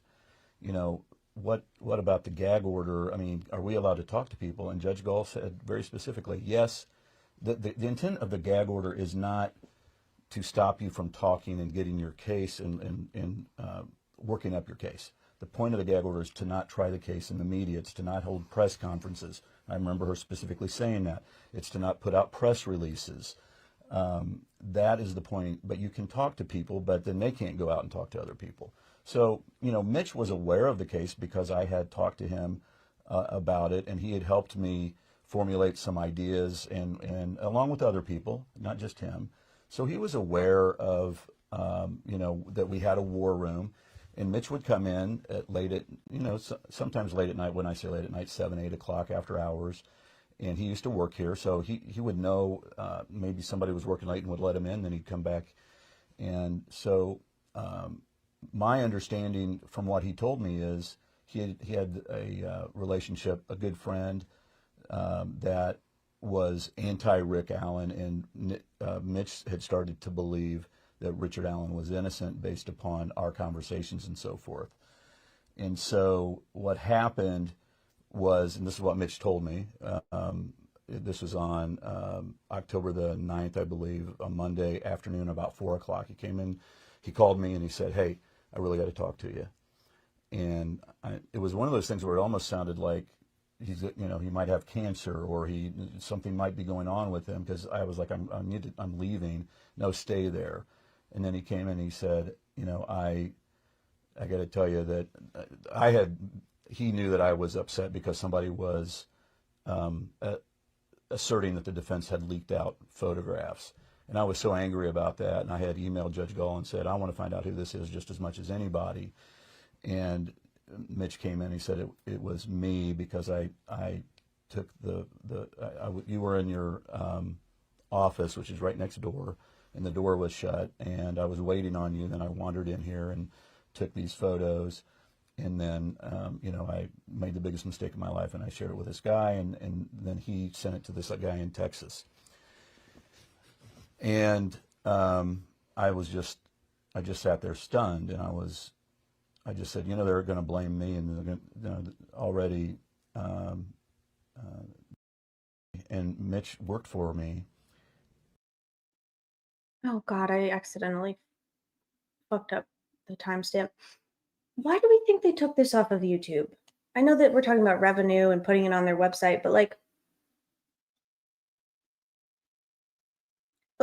they don't do that with any other video. Like all their other videos are still up. So why would they put this up and then delete it or remove it from YouTube? And do we think it will be removed from Wish by tomorrow?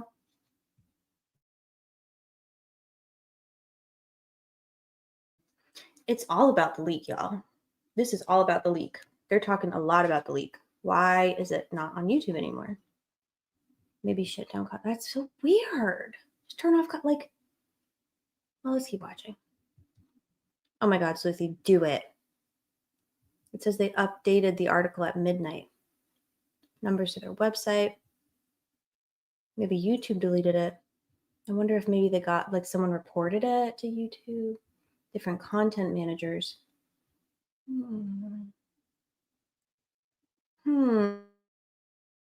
For a number of years, and he's really, really smart, and he's a great guy that you can bounce ideas off of. Hey, I really got to talk to you. And it was one of those things where it almost sounded like he's, you know, he might have cancer or something might be going on with him, because I was like, I'm leaving. No, stay there. Already. That was after the Franks memo had come out, and everybody's upset at me, you know, and you know, there had been contentious depositions with Jerry Holman and others, and I knew that, I just instantly knew they're going to use this as a springboard to try to get me off the case or something. And I told Mitch that. I said, you're probably going to need to get a lawyer. And that's what happened. You know, he didn't come in here and burglarize the place. That's what some rumor is, that he he came in here and did that. That is not what happened. I mean, ultimately, and I've said this in a couple of other media appearances, I have forgiven Mitch because, you know, I'm a Christian, and I, you know, that's in my nature to do. And he has suffered tremendously because of this. And he is a human being. And, you know, the fallout from it for everybody is awful. The family itself, I mean, I have to sit here and did I get upset and cry about the thought that those photos are out there? I can get upset about it as we speak right now, okay? And people say, oh, that's just you doing it for the camera or whatever, but it is not. Anybody that knows me would know that, anybody. And so, you know, it's upsetting to me that that would be attributed to me, and it's also upsetting to me that it's attributable to Mitch that he had, was somebody that said, oh, he was working with the prosecution. That is also ridiculous. You know, there is a theory out there that there is some connectivity between one of the gentleman that did leak them from Texas, and there's a line back to Nick McLeland, because there was some evidence out there that we presented at the contempt hearing on March 18th that Nick was interacting with some podcast or YouTube guy. And I'm not saying, by the way, I'm not saying Nick, you know, reverse engineered this thing and got this guy to get this guy to talk to Mitch, his friend, because he knew that it was me. I'm not saying that, but it was never investigated. You know, I don't know exactly how or why it happened, and it is super upsetting. And I don't even like talking about it, but I just feel that it has to be talked about. And people will say, you know, you're saying nice things about Mitch because, you know, he's saying that, you know, he's protecting you or something. That's just not the case. You know, it just isn't the case. It was a awful, life-altering mistake, and he is suffering big time for it. And, you know, part of it is deserved, I suppose, because he set into action, you know, a chain of events that, you know, ultimately could have even cost Richard Allen his freedom, I suppose, depending on what the jury may have known ahead of time. I don't know. But, you know, I want people to lay off of him because, you know, he's suffering right now, and the family is suffered. And again, well, then you're not thinking about the family. I am thinking about the family. I've been thinking about the family. So I'm sorry for ranting like that, but it's you know, that was something that resulted in me getting kicked off the case, that resulted in me going into some deep despair. I was curled up in a fetal ball, literally for days after that all happened. And then Jerry Holman got involved, and he should not have been involved in the investigation of the leaks. I mean, it's just common sense. It has to be in their book of, you know, proper protocol that when I'm in a case with you and I've been, you know, we're going after the investigation hard, there's 3,000 or whatever state troopers out there. Why does he have to get involved in this case? Why? It should have been local police down here in Franklin, Indiana, not, you know, some guy from the state police post. It's ridiculous, but that's how badly he wanted us off the case. And that's my opinion. I think Jerry Holman intentionally did everything that he did. He went up and talked to the gentleman that's, you know, awfully, sadly, you know, is no longer with us. And, you know, he lied to him, and he said, you know, basically, I can throw you in jail. I can call the judge. I got her phone number right now. And it wasn't very long afterward that the gentleman, you know, did what he did. And that needs to be looked into, by the way.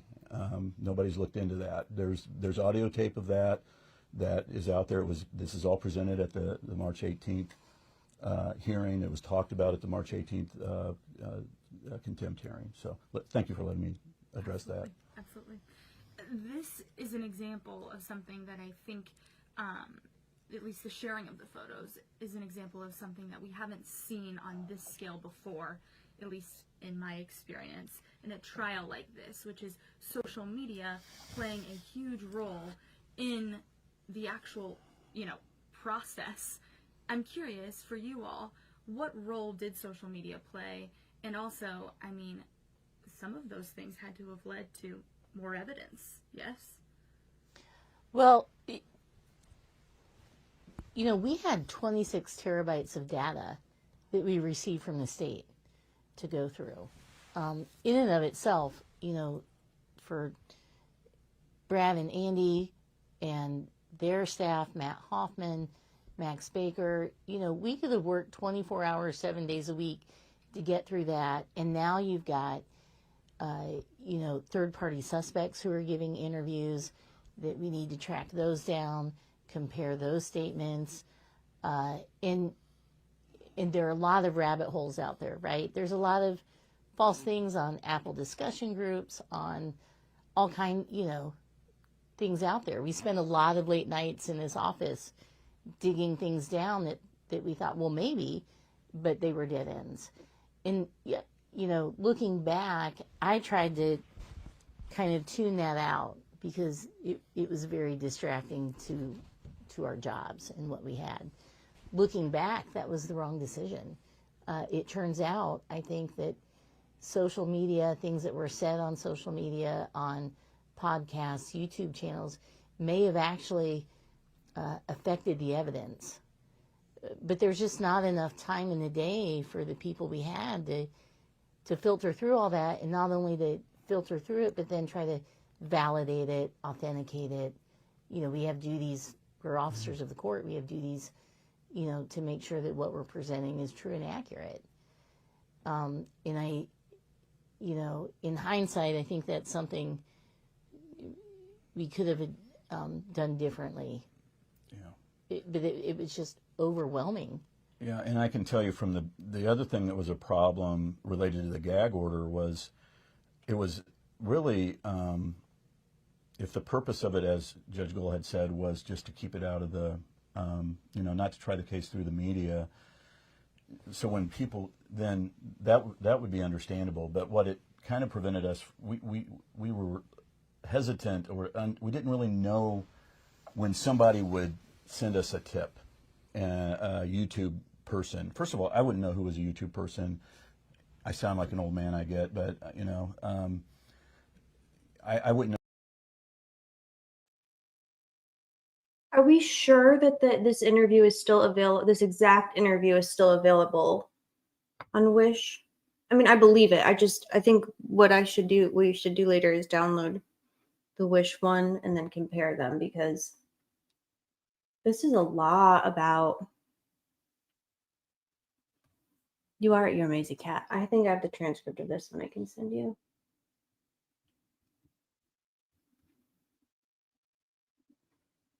Contempt hearing transcript.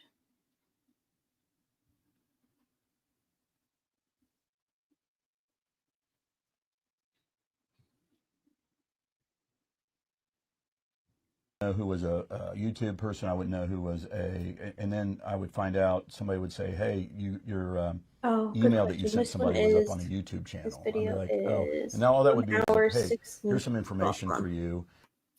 And Mitch worked for me.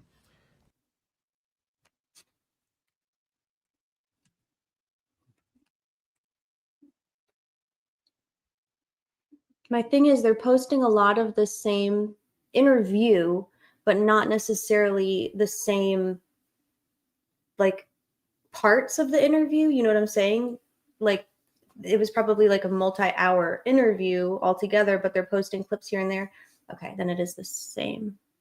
Okay. Yeah, that makes sense. Interesting.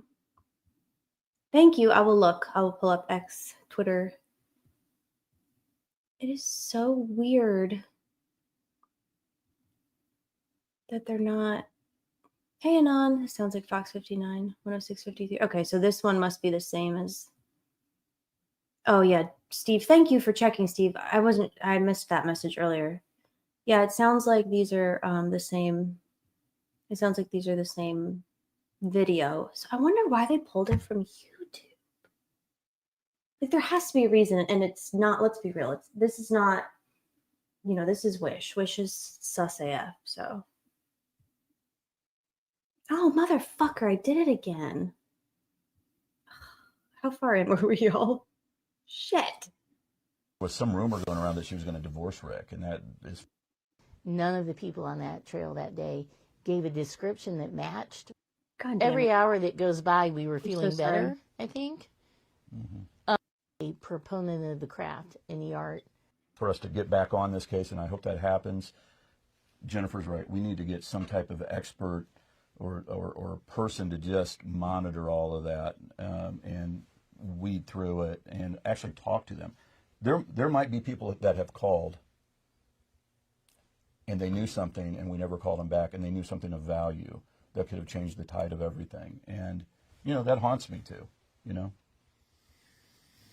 Taking you back, I have so many questions that brings up, but let's just go back 21 days since the gag order has lifted. Have you all heard from any jurors? No. No. And we would love to. Confidentially, whatever would make a juror comfortable. We're not mad at anyone. You know, we just want to understand if there is another trial, you know, what was important to you? What did we do to, if anything, offend you? How could we make this easier for you? You know, those are the things we'd like to know, because not only, you know, we hope and believe there will be a second trial, but also, you know, Andy is a proponent of the craft and the art of being a trial lawyer. And he especially is an advocate and believer in always improving and learning from what we've done. And I am too, and Brad is too. And in a month-long trial, you know, it's hard. It's really hard to maintain that, to make sure that the relevant information stays relevant, you know, week in and week out, and isn't forgotten. So, yeah, we would love to hear from a juror. No one's mad at anybody. We're disappointed, but we can be that way. Imagine seeing these two fucking cherubs. Just lovely, lovely folks. And being like, nah, I think I'm going to go elsewhere. The other thing, though, that I was thinking, and this might just be totally inaccurate, but because of the jurors convicted Rick, I doubt we're going to see jurors speak to any due process leaning or non-conviction supporting outlets. You know what I mean? Why would they? They don't have anything to gain. To me, I'd like to see new attorneys in a second trial, not because I don't like them. I just think that's always the move. I see way more second trials won by new lawyers. I think that certainly Brad kind of like telegraphed maybe agreeing with that sentiment, DB, like being there to support, but letting them kind of take, although I guess if they file their motion to correct error, I don't know. But I agree with that, Deebs. Hi, Lady Di. Precious cherubs. Are we still watching, y'all? We're still plugged in. Are we bored? Are we happy? Yeah, this is true too, Miko. Like, especially in the time frame. I expected a juror to go to. Yeah, I don't want to. Yeah. You know where I know. Not gonna. We are happy, Ange. Okay, thanks. Play. We're plugged. Here we go. Doing a play. Respectfully, and we are respectful. These people gave up. It had to be super hard for them. In many ways, harder for them. You know, I could call my kids on the way home. You know, I could go for a run. You know, we could do what we wanted to do. They were totally segregated, and that had to be unbelievably hard, and we're respectful of that. We waited over 19 hours for those deliberations. Take me back to what you all were thinking in those 19 hours, why it took so long. Well, I think, you know, every hour that goes by, we were feeling better, I think. Mm-hmm. You know, we felt that there was reasonable doubt. We felt there was a lot of reasonable doubt. And the longer they deliberated, we thought, okay, you know, hopefully this is good. You never know with the jury. You know, we've all had those juries who nod at you, who smile at you, and your client's guilty, right? Because it's not about us. Or whatever. You know, I started to get a little uncomfortable when they chose to watch Richard's 2 statements and the video right after that, because they were very intently listening to the video. You know, some of them had their eyes closed. I think one of them had their heads down listening. And I thought, oh my goodness, are they trying to figure out if Richard is the man on the video? His voice. His voice. Yeah. Yeah, if that's his voice. And for all of the evidence we had, the, you know, headphones in and out, and the fact that none of the people on the trail that day identified Richard Allen. None of the people on that trail that day gave a description that matched Richard Allen. And for that to be something that they were relying upon was, that was a little disturbing for me. Yeah, I think, I remember telling Brad, we were kind of holed up in a bank basement. Brad represents a bank there in Delphi, and they were good enough to allow us to stay in their basement while we were waiting. Judge Go wanted us 5 minutes away. And so there was a lot of downtime there. And, you know, I said to Brad at one point in time, it's crazy that we think that this is going to be not guilty, because there were so many pitfalls in this case along the way. For example, the confessions, the so-called confessions. How were we even thinking that we're in the ballgame, Brad? It's crazy that we're thinking that this is going to be a not guilty. Yet we did. We did. I'm curious, you have this hindsight, you know, we're talking about a massive trial. Kathy Allen didn't testify. Is that something you look back on and agree with that decision, and what led up to that decision? Well, I mean, we lost, so if I had to do it all over again, that would definitely be something that we would look into doing. And I love Kathy. I talked to her today. Jennifer talks to her on the regular, as the kids say. And, you know, Kathy is a strong woman. Kathy there was some rumor going around that she was going to divorce Rick, and that is far, far from the truth. I mean, I don't know where that started, but she is feisty and upset right now about everything that happened, but she is strong and a survivor.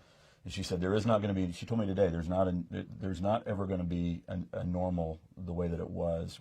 You and I, Andy, are going to have to figure out how to traverse where we're at in the future, because it's never going to end. And when I heard the strength of her over the last few weeks, it makes me feel like, yeah, we may have made a mistake there, honestly, because I think she was strong enough to get up on that stand and do what was necessary. I didn't like the way that they handled their daughter, and neither did Rick. And I think that was part of the analysis. We didn't want to put Kathy through that, and we didn't want to have Rick watching Kathy go through that. But yeah, anytime you lose, you know, you'd be a fool to say, I'm not going to change anything. I didn't make any mistakes. You know, that might be one. I'm curious too. I mean, I think you handled Brittany, his daughter. Do you look back and wish that that would have lasted longer? It was a quick kind of questioning. As a practitioner, you know, generally you want to give the jury some time to kind of get to know someone, have them feel comfortable with them. You know, Rick didn't want family members involved at all. This was so upsetting to him. And I'm questioning that, you know, give the jury more time to get to know her, because I felt like it ended up being pretty effective.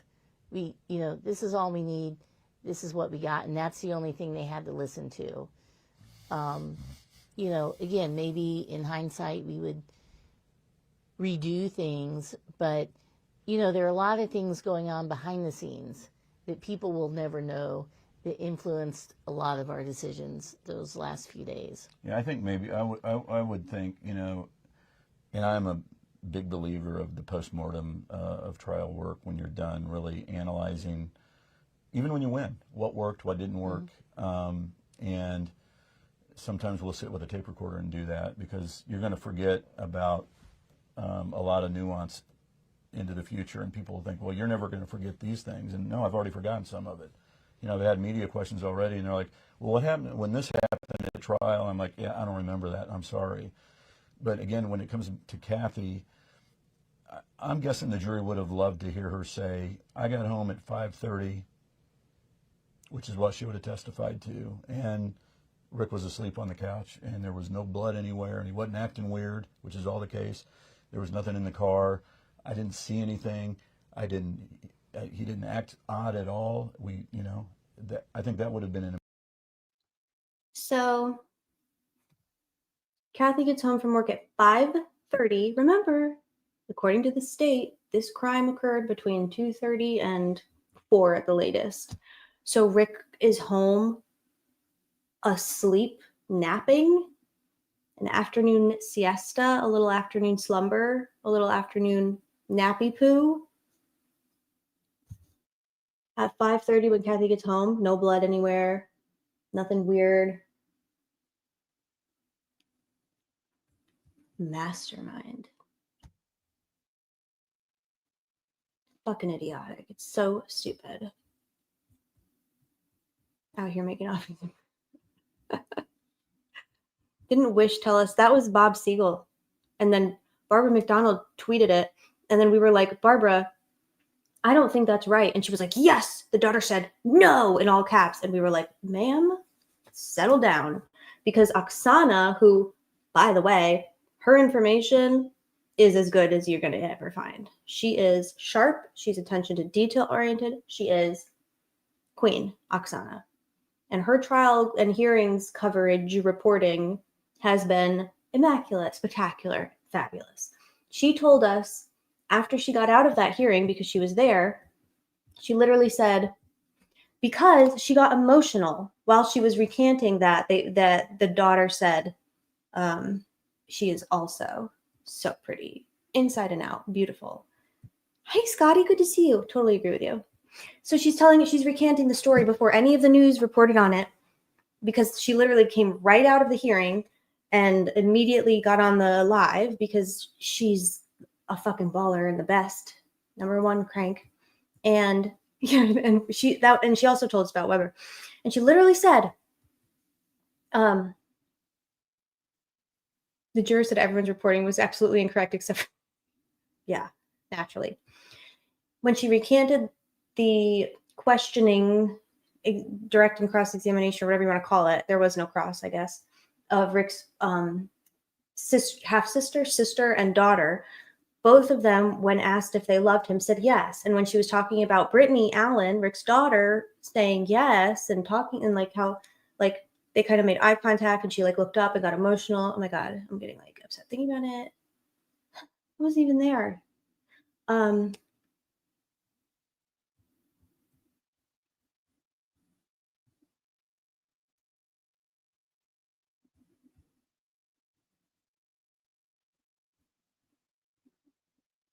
Anyway, so we had that direct, recanting from Oksana, and then literally 20 or maybe 10 or 20 minutes later, because she was on the live with us when the news started reporting that inaccurately, and she started to like question herself, because that's what they do. They do a gaslight. They literally do a gaslight. Passenger. I see y'all. Yeah, the media, they do a gaslight onto you, because then when you try to correct them, they're like, no, these are from the pool notes. Your pool notes are whack. Anyway, having said that, I don't remember why I went off on that tangent, but yeah. Fuck legacy media. Important part that maybe could have negated whatever it was that they took, the scale in favor of the prosecution.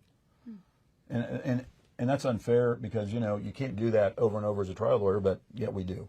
There's other things, of course, that I analyze and would do differently, perhaps. In some of that analyzing, of course, we do that. We look back at kind of what we covered and what was discussed. One of the biggest things that we talked about is that those composite sketches weren't admitted. And also, several law enforcement officials have admitted to or have said that they believed at one point there could have been more than one killer, including Doug Carter. How did not having those sketches impact the way that you approached that topic? Well, it made it incredibly difficult. You know, those sketches, here's the thing. You've got a month-long trial, and you've got, it's important to have things to come back to, right? And testimony is hard for the jury to come back to that. It's hard for them to remember.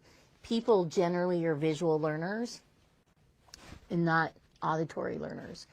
So if those composite sketches were so indicative of the fact that Bridge Guy was not Richard Allen, right?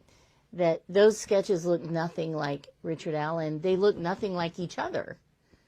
So that was strong visual evidence from these witnesses that were used by the state to investigate that these witnesses gave their seal of approval. Yes, that looks like the person I saw.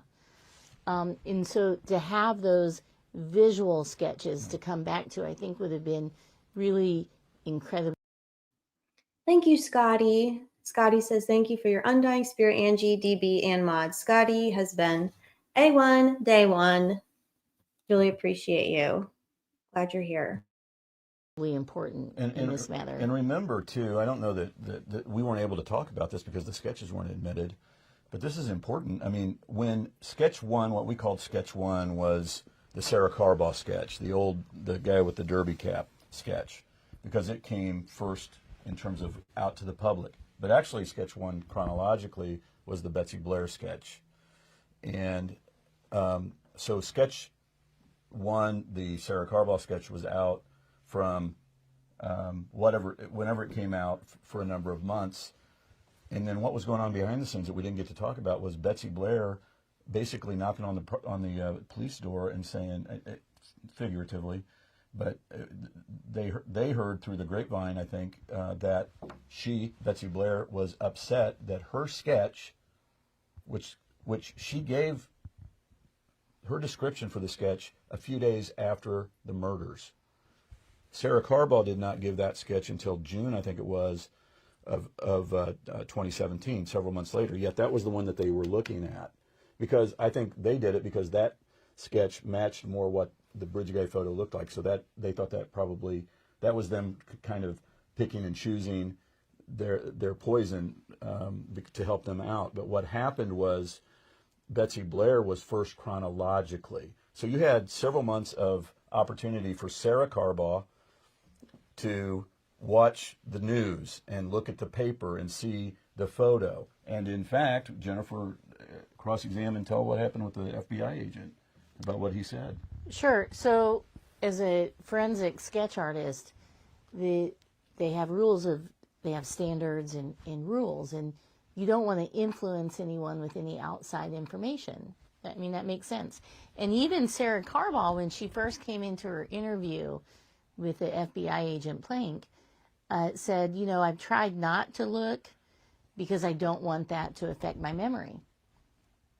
Look at the photo. Look at photos or look at videos, look at the news.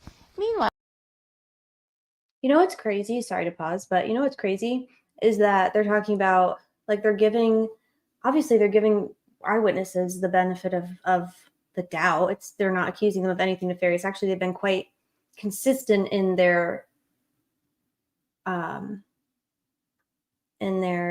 restraint when it comes to that. The only people I've heard them make any accusations against were Gallipoux and Holman, really, and Carter. But anyway, Sarah Carbaugh literally, apparently, multiple times said she didn't want to see any pictures because she didn't want it to, like, taint her memory or whatever. Like, that's probably true. And it's almost like the investigators were counting on that. Like, they want to not almost, we know they want to influence. They want to, like, imprint and influence, and oh, this is to help jog your memory. No, it's to taint your, it's like, it's so shitty. It sucks. Like, just do an investigate. Do an honest, stop doing a weird. It's very frustrating. Now, remember the Bridge Guy picture is It's posted on the door of CVS where Richard Allen worked. It's all over Delphi. So I think it would have been incredibly hard not to look. But she made that point, and Plank said, "Oh, he's a sketch artist." Yes, Plank. he's a FBI sketch artist, and he said that's okay. We can cheat. We do it all the time." And brought the bridge guy picture in, and then the sketch started. So he said, "We can cheat multiple times." I mean, that's what. Who cares, right? Whatever, doesn't matter. And so, except it does. Yeah, and we weren't able to talk about the sketches, and therefore the jury never got to hear that, and that could have helped to validate all the other things that we were trying to talk about at trial. But Betsy Blair finally said, that sketch is not what Bridge Guy looked like to Liggett. And why are you not putting mine? Mine, you know, I gave you that sketch right afterwards. And so then, this was actually my point originally, was when they had that big press conference in, I think it was in April of 2019, they had this big press conference, and then they said, either Carter said it at the press conference, or it was on their website, or both. I know there was a press release that said it. Hey, there's some confusion. Is it both of these guys? Are they the same guy? Are they different guys? And no, the first guy, the Sarah Carball sketch, is no longer, you know, a person of interest. It's the Betsy Blair sketch. That means, by the way, that the state police knew that there were multiple people involved, in my opinion. But think about that. That sketch is no longer a person of interest. Thank you, Bjorn Blom. Thank you, friend, beautiful friend. So glad you're here. Good to see you. I appreciate you. That's what they said. It's this sketch over here. It doesn't make sense to this day. It felt to me the whole way that state police, the Central Command, Unified Command, the narrative switched with whatever would come out. Then I forget what we just said. It's now this new thing, and disregard and don't remember that old stuff. Now this is the new normal. When Richard Allen was arrested, the new normal was it's only one person. Kevin Murphy, state trooper, retired with an exemplary record. You know, he said in the August 1st hearing, where he testified when we were trying to get the third-party suspect evidence in, that it was always, Unified Command said it was always 2 to 3 people, or as many as, I think, 5 or 6 people. Always that. Never talked about it being one person. Because, the evidence is... Passenger, thank you. 4 more Rams, y'all. That's really nice. You don't know this, but DB actually siphons 78% of my earnings, so it's much appreciated. I'm just kidding. I really appreciate that, though. We are definitely going to do a Rams before February. Can we? Yeah, before February. It's going to happen. And then I'm going to be unstoppable. I'm going to be pulling up shit. I'm going to be doing merch drops. I'm going to be doing share screen. It's going to be unbelievable.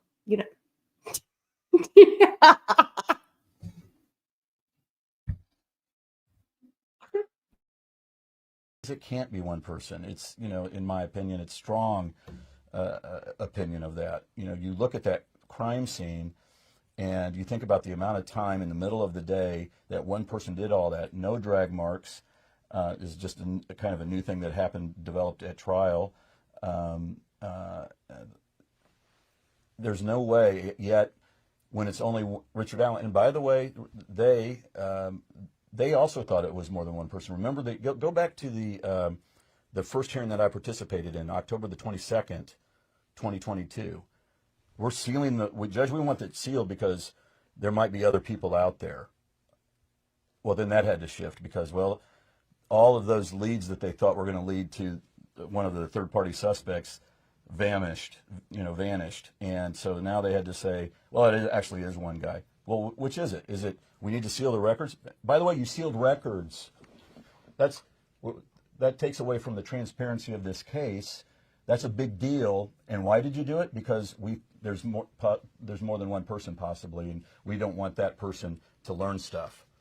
Oh, okay. Again, it's the narrative switches when things, as time goes on, they have to change the narrative to fit with whatever the evidence is at that time. So to come back real quick, I think with the composite sketches and their inadmissibility, we also couldn't cross-examine Doug Carter about that because it undermines the investigation. It undermines, had we been able to cross-examine him about, okay, first you said it was this person, now you say it's that person, sketch 2 is not sketch 1. It's not the same person.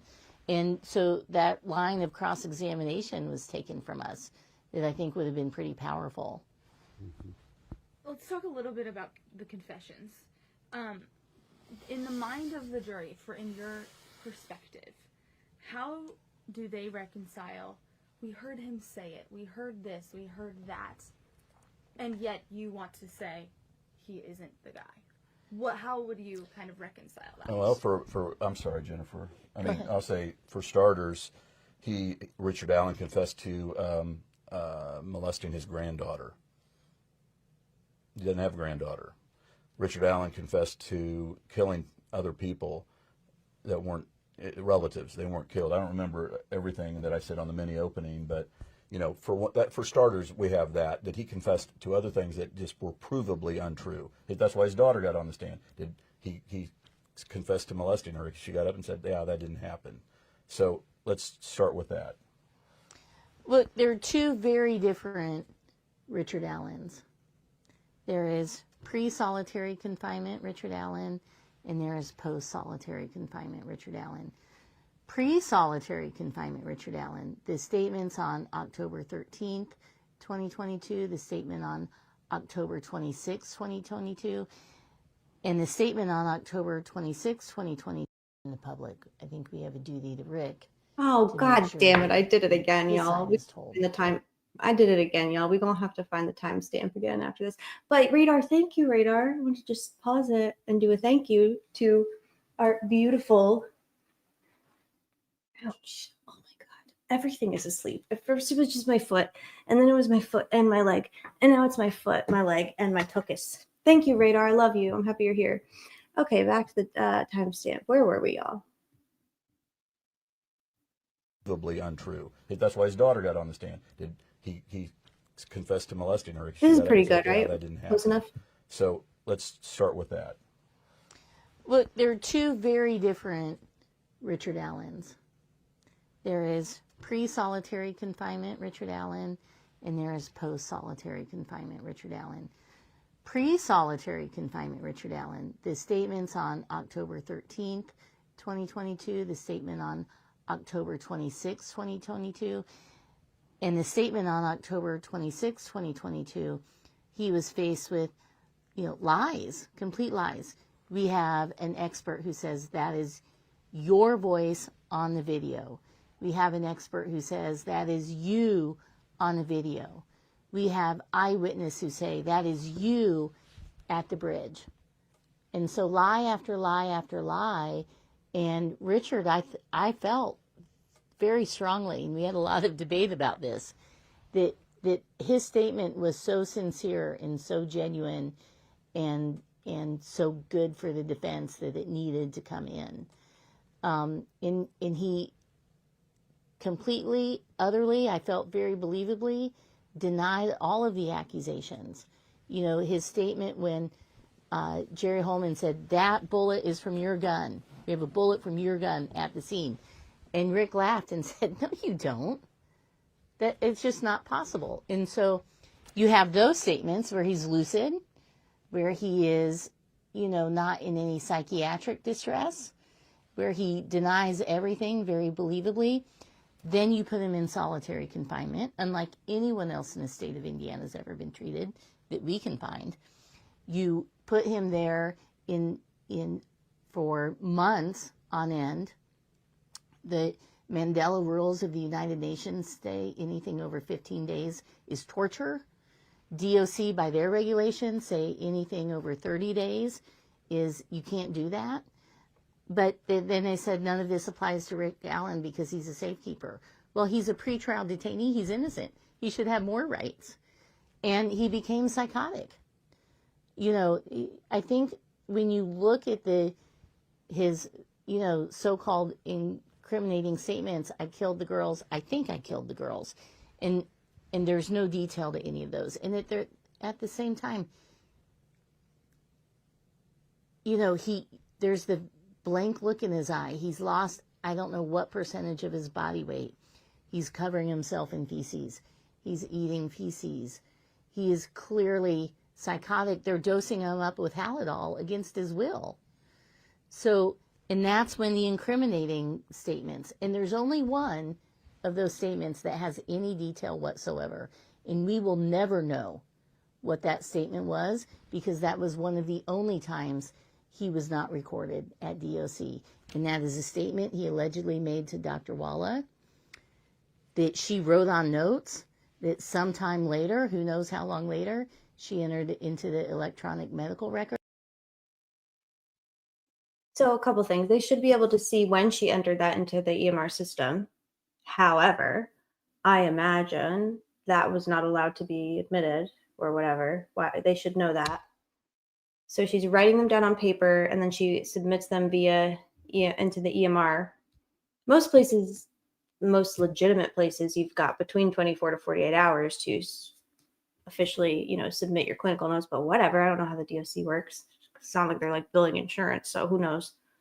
But the only fucking instance that any confession statement is rendered that is actually worth anything, i.e. the state gets to claim that it's a detail only the killer would know, happens to happen when Rick is alone with Dr. Clarice Starling in her little cage office, whatever the fuck, not recorded, no other witnesses, not entered into the EMR system immediately, just on her little notes that she scribbled and shredded. My theory, I don't fucking think. Oh, I just remembered what I wanted to show from the interview before.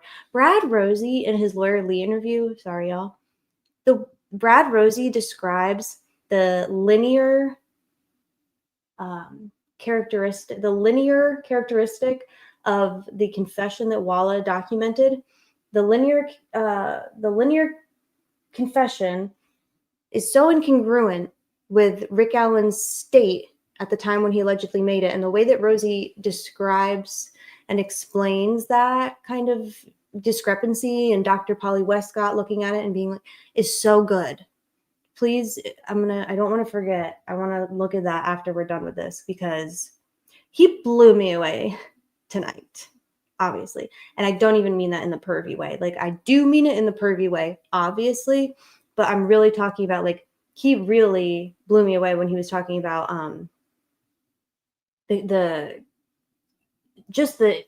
fucking infinite issues with the confessions and explaining Rick's mental health, and also his reluctance to outright, especially initially, like, he's like, we have to figure out if these statements are real, right? He wasn't like, oh my God, stop confessing. He was like, let's figure out what the fuck's going on with you. And then he said, if you believe that false confessions happen, then you have to also accept that there are conditions and environments that facilitate those. And it sounded like he didn't maybe have a ton of firsthand experience, maybe defending clients where there are confessions involved or whatever.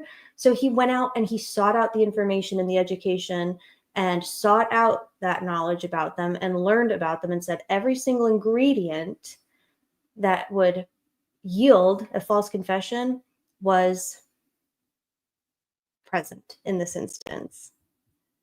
Yes. I want to watch that afterwards. It was really, really fucking good. Okay, back to this. Are we still liking this? It's long. I didn't realize it was so long. Are we okay? We got like 20 minutes left. And then shredded her notes. And she's the one, it's very arguable, she's the one who gave that story a beginning, a middle, and an end. We don't know, and we will never know what Rick Allen actually said. Yeah. And also, the van was a big deal, obviously, and you know, Brian Harshman got up on the stand, and you know, he's a very serious-looking guy, and you know, he's the guy that said that's Rick Allen's voice on the video, for one, which I think was inappropriate, but and you know, that also sounded like, you know, my Uncle Leo and everybody else, right? So, but Brian Harshman got up on the stand and said nobody else, you know, on and out there in the public knew about a white van or would talk about a white van. And then, you know, one of the people that was working with, you know, was trying to help us out. She said, no, here, let me see what I can find out. You know, with a quick Google search, there was 20 to 25 mentions of van related to the Delphi case and all these, you know, Reddit and all these other things, that anybody that was a big-time Delphi follower, a fanatic, like Dr. Walla, would have seen. So did this happen? Hey, Rick, was it that you were there and a van came up, a white van, and you saw this van? Is that what happened? Did you get scared? And did you leave? Yeah, I saw a van. Oh, I saw a van. We're not going to know those things. And that's sad. And yeah, and speaking of Jennifer with the cameras, it's when she said it's one of the few times that Richard's not, you know, not on camera. Can we talk about the fact that there were cameras on the lawyers? I'm sorry, on Richard Allen communicating with his lawyers. That's some very like third world, I've been saying this, Banana Republic type of stuff. Brad Rozzi and I would go to see Richard Allen, and you know, these guys, by the way, who had "In Odin We Trust" patches on their shirts, on their uniforms, on their DOC issued uniforms. "In Odin We Trust," are walking around with a camera. We are being videotaped, just like this. Richard Allen would be there, and you know, there'd be a camera back here, elevated, and they only would let us talk to Richard if they could put the camera on his face so you could read his lips later, you know, would be my thought, if they couldn't already hear what we were saying. We had no meaningful contact with Richard in terms of conversation during that time. How could we? And nobody, that's just been blown off. I guess that's just another one of those things. You can cheat on if you're putting a sketch together. That's okay. We can put cameras in that's all normal. No, it's not normal. Why? Where are the journalists? Who has asked the Department of Corrections superintendent, why was there a camera talking to these, watching these guys talk to their client? Have you done that? You've tried. Okay, thank you for trying. Superintendent, will you please have a press conference and explain that? I am owed an apology for that. Brad Rozzi is owed an apology, and most importantly, Rick Allen is owed an apology. Because could you imagine trying to figure out your way in life in this prison when you are innocent at that time, constitutionally, I believe factually as well, but constitutionally innocent at that point in time, and you're followed around with a camera with guys that have patches that say "In Odin We Trust"? That's not normal stuff. And it doesn't seem that anybody cares. I've never heard that, hey, Mr. Superintendent, whoever you are, can you also say, yeah, that's normal to have, you know, "We Trust" patches on there, or it isn't, you know? And then after it was revealed that we had, we had found that or seen that, they're no longer on there. And, oh, okay, that's really, you know, this is not normal stuff. This is why this case has gotten this worldwide attention, is because of crap like that nobody seems to care about. Speaking of his time at Westville and in the WCU, there have been people that have scrutinized the fact that those videos were shown and that that screen was turned from the gallery, and we saw everyone in the gallery saw the crime scene photos of the girls. Sure. What's your response to that?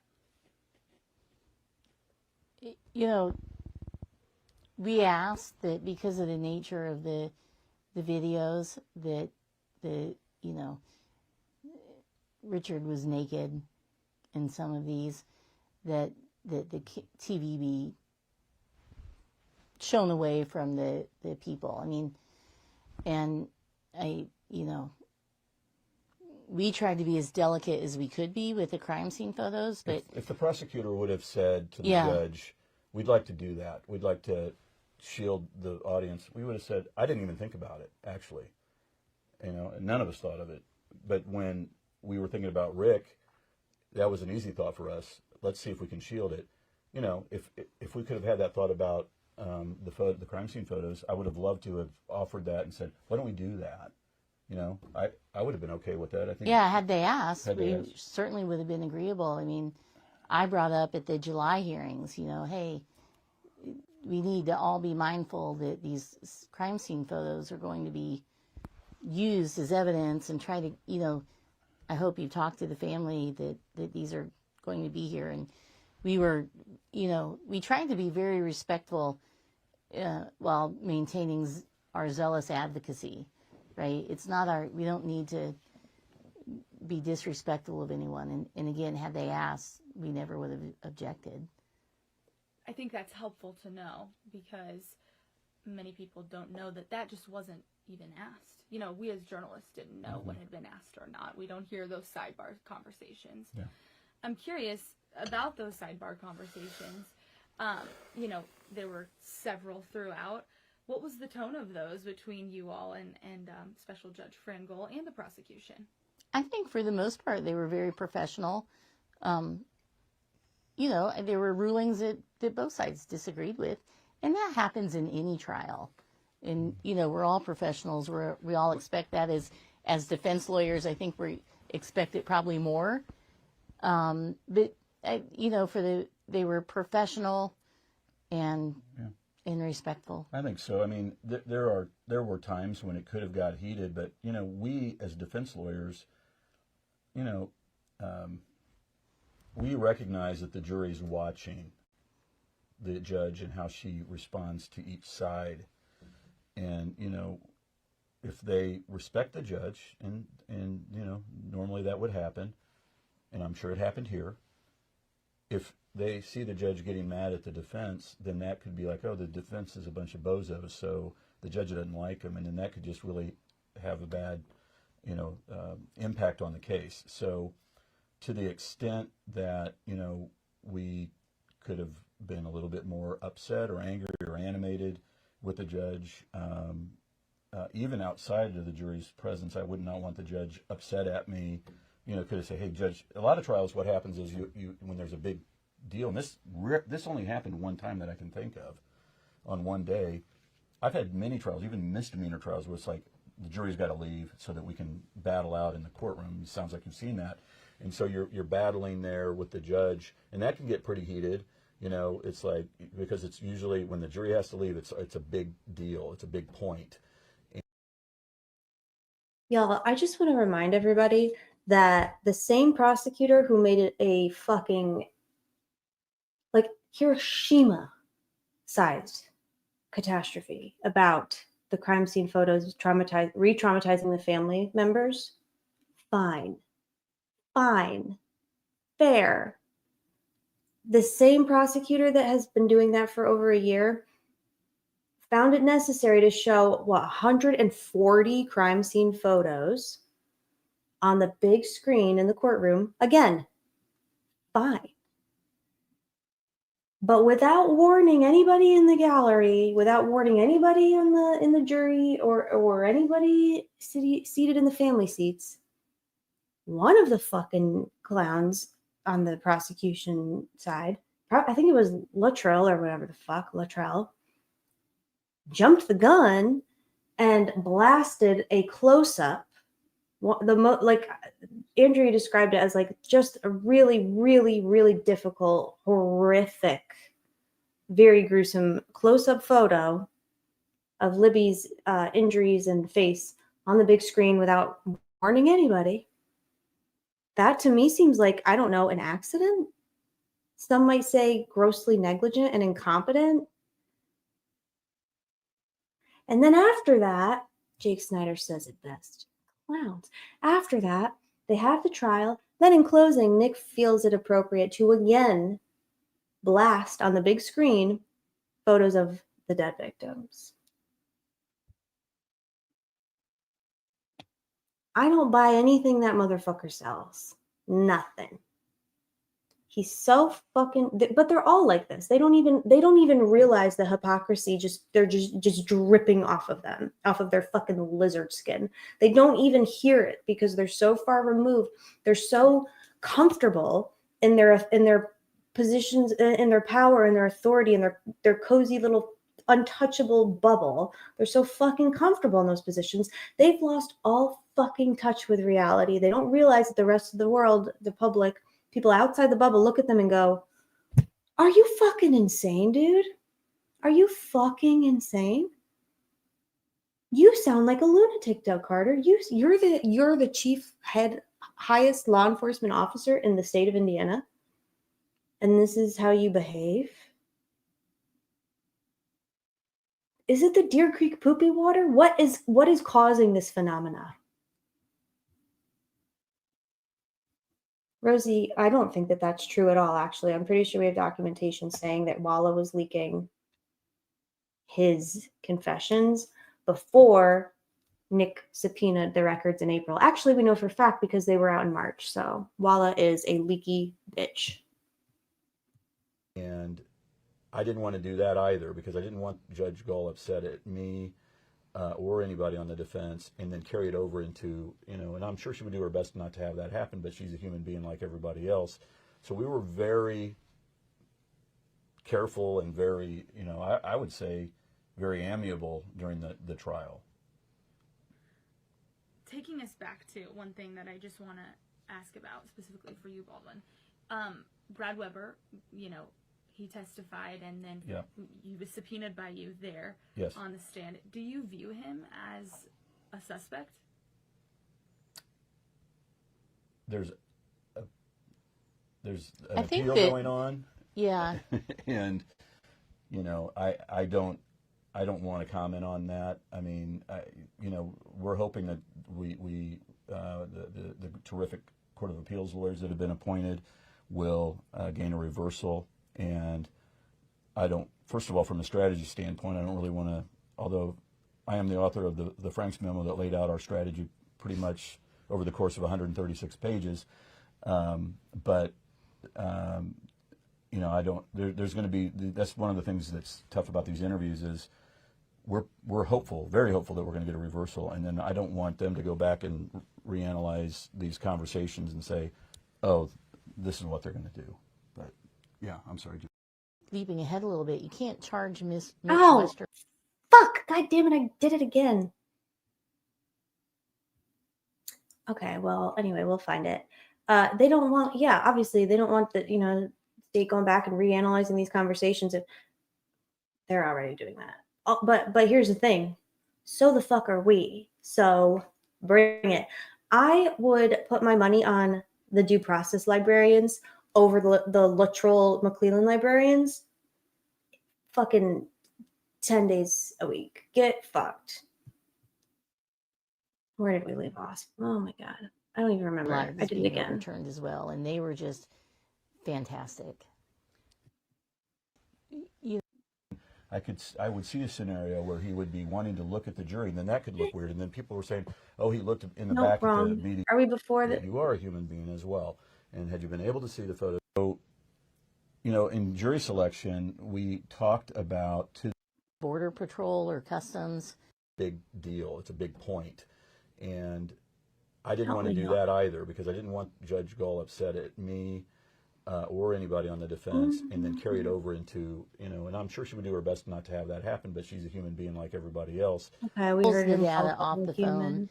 And so, in jury selection, photos and Richard, again, if he, he looks, he's probably, he'd want to be looking. And I hope that they appreciate how much of a difference they made to him. Just I'm lost, y'all. Did I go too far? Are we not here yet? Radar says, I've been saying someone needs to test their water. Yeah, they do. It's okay. We're going to look at the documentation of Walla in a second. I can't tell where I left off, y'all. I did a skip again. Play it again, the whole thing. To know because the whole thing, Judgy. Many people don't know that just wasn't even asked. We as journalists didn't know what had been. Okay, so we're after this. But other than that, I believe it was at ISP the entire time. Jumping around. Special Judge Frankel, she said during the sentencing something to Richard Allen that many of us as journalists couldn't see because we don't see his face. She said, "You've rolled your eyes at me many times." Is that accurate? If I say it isn't accurate, then I'm calling her a liar, and I'm not going to do that. So I presume she's Poor telling Andy. the truth about that. You know, I sat next to Richard most of the days, and his face is here, and I'm here. So, you know, I didn't see it.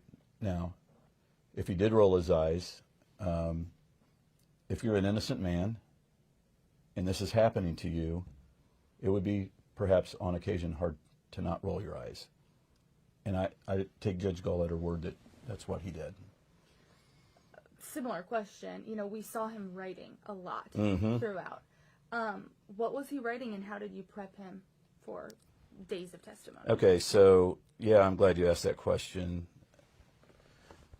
So, you know, in jury selection, we talked about to the jury, you know, is it appropriate for you guys to make any decisions based upon your looking at Richard Allen, he's sitting at the table and how he reacts to things? Because, you know, we've all been to funerals where we've laughed and it seems inappropriate, but that's what happens. And so when crime scene or whatever, I mean, there's people on 911 calls and it sounds like, that doesn't sound how I'd sound, but we're all different. And so I always want to address that with the jury on jury selection, and I think that we did, or I know that we did. So there's that. And then, but I told Richard, I said, that's all nice and fine and good, but the reality is, you know, they will be looking at you, and it will impact. Thank you, K-Dog. It's good to see you for the cookout. Gotta find Jason. Where the fuck is Jason? Jason with the jokes. Jason with the good jokes.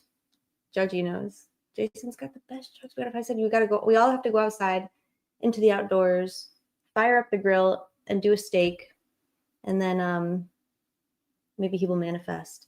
Travis Williamson says, "Which interview is this? The interview isn't even mic'd up. LOL. When and who did this? Was there a press conference after this sentencing hearing with heated exchanges?" Oh my God, Travis, you've been busy. Bro. You gotta watch. You haven't seen the press conference, Travis?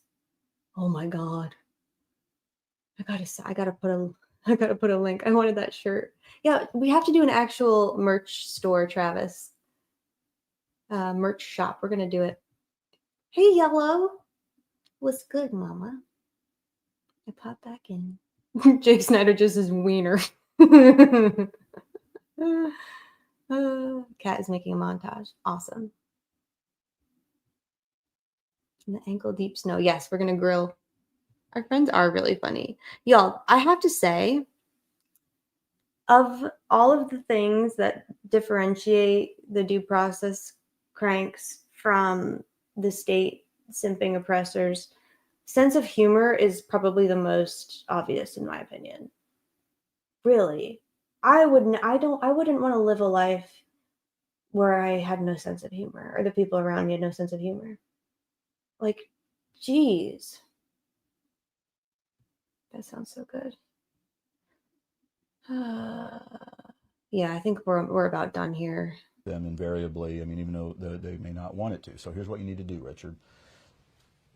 When their person's up on the stand, just write out what they're saying and look down and seem engaged. Judgy is going through Yellow Jacket. So Judgy is going through the Hannah Shakespeare documentary, and she mentioned something about the audio that's played of Bridge Guy during that documentary sounds like entirely different from the other audio that's been released. And if I'm not mistaken, I remember wasn't that a thing, Yellow? Wasn't that like a thing at one time with whomst shalln't be named? Wasn't that a thing? Remind me. It's totally different, she says. In fact, she says, different. Biggles told me. Say more, Corky. Plus, we're all smoking hot. That's true. Laughter is medicine. Jury Holman is not a liar. I will crawl across hot shards. I keep saying shart instead of shards. I'll crawl across hot shards. She's going to release it tomorrow. Michael on the second spoke for about an hour. Happening on case, haven't been able to catch up. That's okay, Travis. All it would do, honestly, is give you a blood pressure spike and a cardiac event. But yeah, shards of hot glass. It's like the direct email audio versus Napster potato download. Gonna have to do a better explain maybe at a more reasonable time of day. But yeah, there's definitely something to that. And now that we know that there was so much interpolation and editing, he's Scarlet Bagpipes. Shards works. Okay, this is a lot. I didn't realize how long this interview was. I don't know if we've learned anything new. I learned like 2 new things, but it's almost done. Okay, that's easy stuff. As a side note, Jerry Holman sat about this far away from us, and he was eyeballing Richard's notes the entire time, to the point, I mean, this bothers me, maybe I'm being petty, but I had to say, would you stop looking at what he's writing, for crying out loud? When it came to photos, and you know, Richard, again, if he is an innocent man, and I believe that he is, and the defense team believes that as well, how are you supposed to react to those photos as a human being? Richard, you know, he hated that this case went on and kept the family, you know, in limbo while this case was pending. He hated it. He wanted to get this thing over with. And because he had a heart for the family as well, as any human being, decent human being would. And so imagine just any regular person, even a journalist, looking at these photos could get upset, even though they're not supposed to get upset probably. They're supposed to be very unemotional about it and just report the facts. Yet you are a human being as well. And had you been able to see the photos, it might have been upsetting. So I said, Richard, take the photo into quadrants. Start with if the body's on those terrible photos, if the bodies were on the ground, take the upper left-hand quadrant, just write what's on there. There's a tree with the leaves on it. There's the sky is gray or whatever. Then go to the right quadrant. Then go to the bottom. And so he was basically just recording and memorializing the trial to keep his mind in it, because had he just been spacing out, and then that might have sent a certain message to the jury, like, you know, he did it, he knows that he did it, and therefore he's spaced out like that. So these are the things we have to worry about, you know, atmospherically. And we were really worried too. You know, Richard has had hardly any human contact for 2 years. And now you put him front and center of this world stage with people staring at him, looking at his every movement. That just has to be, for anyone, horribly disconcerting, and, you know, going from nothing to the world watching you and having no, you know, sensory. Yeah. You've got a gray floor, gray walls, gray ceiling. You've got a slat on a steel frame. You've got, you know, there's nothing to keep your mind engaged in that cell. And now there's so much going on in the courtroom, like, and he doesn't have the best mental health. That was, you know, and he hasn't been able to see regular people. He right. sees these guards, so, you know, he's probably, you know, he'd want to be looking at the jury. I would want to be, you know, these are nice looking people up there, and I would see a scenario where he would be wanting to look at the jury, and then that could look weird, and then people were saying, oh, he looked in the back at the media or whatever. Y'all, he's literally talking about how it would be impossible for Rick to win. There's nowhere he can look. If you avoid looking at the jury, you're a murderer. If you stare at the jury, you're a murderer. And then today, lo and behold, Cupcake, as I'm told we're calling her, Cupcake comes out and talks about how his eyes, he was staring at us. And so we would stare right back until he'd look away. Oh, so the jury was fucking with the defendant during the trial. Is that what I'm hearing? So the jury was like, oh, he's staring at us. We're going to stare back until he looks away. So you're fucking with the defendant while you're sitting in the trial, and you're supposed to be listening to the presentation of evidence with a neutral, open mind. Got it. Fuck that. Also, the other night, hot take, we were like, fuck y'all jurors. Guess what? Today, as I sit here, I think, fuck y'all jurors. That's what I think. I don't care what the environment was, what the situation was.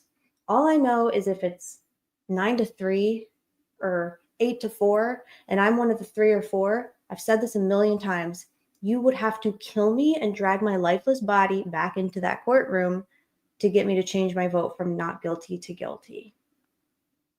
I just fail to understand what the fuck could have possibly happened between the first time that they voted and the last time they voted that would change the minds of 4 people to convict a man for life if at any point you were unsure. It's not like you saw more evidence. You didn't see more evidence, actually. So what the fuck happened? I don't know. I'll tell you one thing. It's pretty fucking gross to hear a human being with a brain and a heart and lungs in their body with kidneys and a spleen and fucking eyeballs, unlike Jay Holman, to sit through what we know was at least a couple hours of video of Rick being tortured in DOC as a pretrial constitutionally innocent man. And then to hear that person then say, you know what? I thought those videos were going to be so bad. Like, it was just like prison. It's like, that's just like what prison was. It's like they weren't that bad. You're a heartless ghoul. You honestly don't deserve to comment on anything. You don't deserve to have a voice. That's how I feel. Fuck you. Fuck you. And no, you know what? It might just be that Richard Allen has not been able to see normal, regular people that aren't guards, that aren't yelling at him, that aren't, you know, doing the things that they were doing. And that might be all that was. I mean, some of the best times, by the way, that I had, and Jennifer and I had, and Brad as well, with Richard, were lunch. We got to go down to the basement where Rick would stay, and that was just phenomenal because the guards were super nice. They were unbelievably, Carroll County just had some of the nicest people there, and we really enjoyed them. And the guards were super nice, and they'd let us go get Rick, you know, Rick loves Taco Bell, but there was no Taco Bell in Delphi, so we'd go Mitchell's. We'd go to Mitchell's and get tacos, or to the one place and get ribs. And you know what was so just fantastic? It was maybe in some ways the best part of the trial that wasn't in trial was sitting in that basement with Richard, talking, laughing with the guards, eating. It was because he was a human again. It was the first time for 2 years or more that he could almost forget his circumstances. And this is just like old friends getting together, maybe some guys I don't know that well, these guards, and we're just yucking it up, talking about, you know, old times, old work, fantasy football, our wives, all of that. And that was just fantastic. I just, you know, want to emphasize how wonderful that there were 4 detective road deputies from Carroll County who were with Rick, who treated him as a human being, who were kind to him, who were compassionate to him. And I hope that they appreciate how much of a difference they made to him, just those small acts of kindness. And they were kind and compassionate to us. Yeah. And they were just phenomenal. And I know that had to be hard for them as well. You know, that's over a month of their lives being overturned as well. And they were just fantastic. I can attest to Carroll County being a great place to be there for a while. I'm curious, you know. Kyla, honey, no one cares. We talk about these atmospheric things, and I don't have many more questions for you, but at the end of the sentencing, OJ, I saw you walk over to McLeland and say something to him, and, you know, we couldn't hear. Are you willing to tell us exactly what you said? Come on, Jennifer. I'm tired of hearing the question. Just go ahead and answer it. Are we going to get an answer? You know, I've worked for 29 years, and I have developed a reputation that's very important to me. This is how I make a living. And to have people call me, Brad and Andy have become dear, dear friends. They are tremendous lawyers.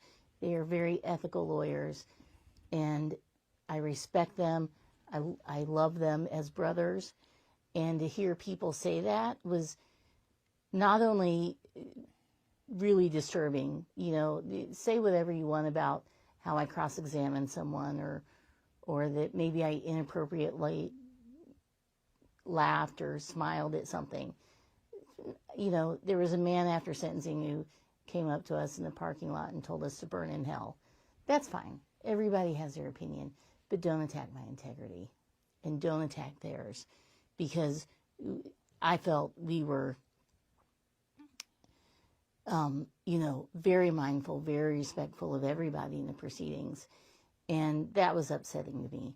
And I wanted to let them know that. And,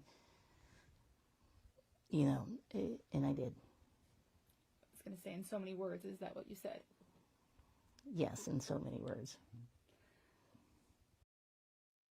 She said, keep my wife's name, Brad and Andy, out your motherfucking mouths. You coke dealer hair plugged, slimy ass lizard person, period. That's what she said. You talk about how even today, tips are coming in, or emails, or phone calls.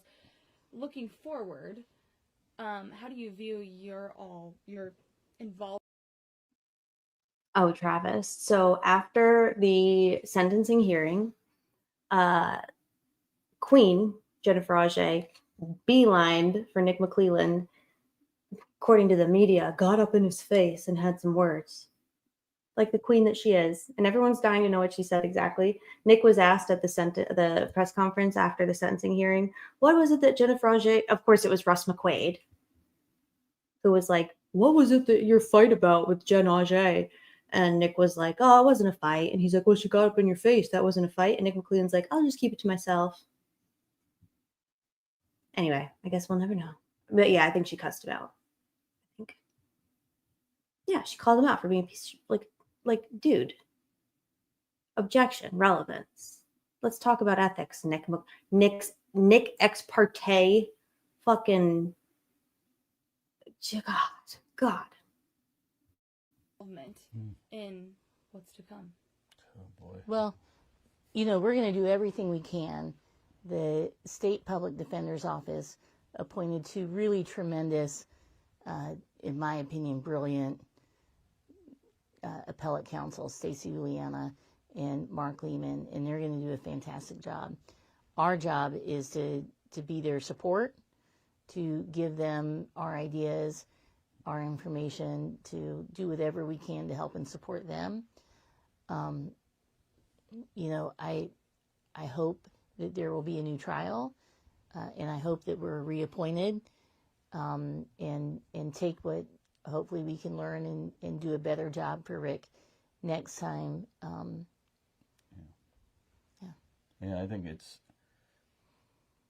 if it all starts with focusing on Rick and what's best for him, our job may lay itself out as time goes on in whatever way it is supposed to. But I think we need to keep coming back to that. You know, those who think that those are defense lawyers doing defense lawyer things, that's just wrong. I mean, there are instances of that in certain cases where you do your job and you're like, yeah, this guy's probably guilty, but you know, my job here is to show reasonable doubt, and that's what I'm going to do. And you win those cases, and you don't feel badly about it or whatever. But these are the cases that kill, when you lose a case where you believe the guy is innocent, and that stays with you. And the weird, you know, and I wish it wasn't on a world stage. I just wish it wasn't. I mean, I think there's people that, oh, they love it. They love all the. No, I don't. I want to just. I don't want any part of this. I don't even like coming out and doing these media things. Okay, it really stinks. And part of me, and I think part of Jennifer and part of Brad, we just want to get back to our old lives. But it's never going to be the same. It just never will be until he gets out, and then it still won't be the same probably. But you know, we're still going to keep fighting and doing whatever we have to do, and we've got a support from a lot of people from all over the world that send us well wishes and so forth, and I thank them for that because it does mean something. But you know, on one hand, I got to get back to my normal world and routine. I've got law partners, I got a law practice, I've got lots of other clients. You know, I've had clients say, oh, because of this case, am I in a worse position? I just had this happen yesterday where it's like, I'm worried that you've got a target on your back that they want to beat you because you're the Delphi attorney. And that just stinks too. I mean, I just want to go back to my old life. It's not going to happen. I get that. So all we can do is support Rick, support his wife, support the appellate team, and then come back and win the second time around. And I just want to say, you know, our job is to zealously advocate for Rick Allen. And we will do that. And I will do that with every ounce of my being. Andy Baldwin will do that with every ounce of his being. Brad Rozzi will do that with every ounce of his being.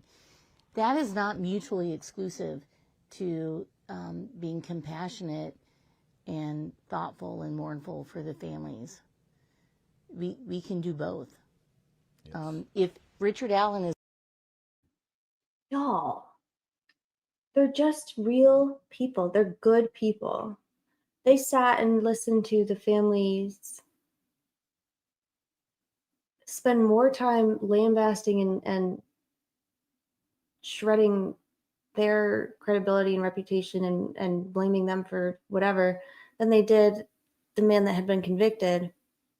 And yet they're still like, God, can you imagine if we saw even like a percentage, a shred of this kind of integrity, graciousness, compassion, goodness, honesty, respect? That's the word, respect. Not even an iota. Oh, that's nice, Joanna. It's good to see you. Thanks. We're here for the win. Winning.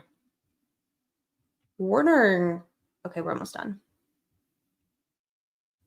Oh no, we love to plug friends around here. Plug away. Plug till your heart desires. Plug your butt. Plug all the things. We love that. No issues here.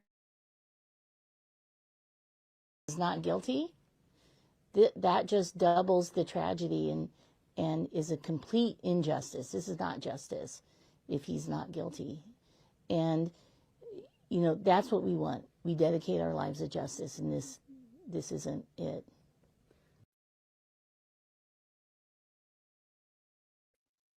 So, okay, I can remove this now. So, is it okay if I play another part from the, what did we watch earlier? From the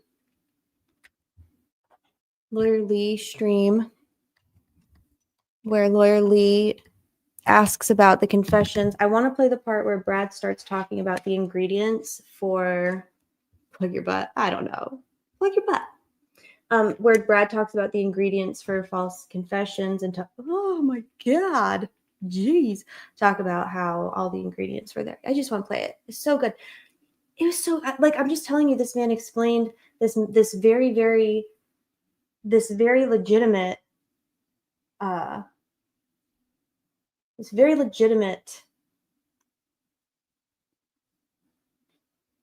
like deeply researched, well-known phenomena in mental health care, of psychosis. He describes the process of psychosis and the non-linear thought patterns that one experiences while they're in psychosis. Oh my God, thank you. Thank you, dear. Stop it. He explains that like amazingly well. Hey, welcome. Good to see you. So all of that to say,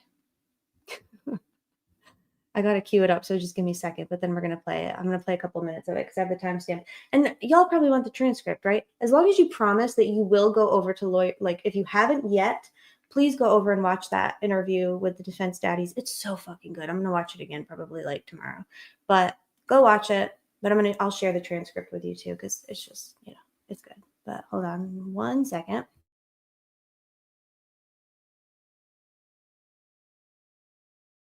Oh, in the meantime, while I'm pulling this up, I don't know if we lost Judy, our friend Judy, but I did promise I would pull up the comment article, and I found it. It's very short, so I'm just going to throw it on screen while I cue this up.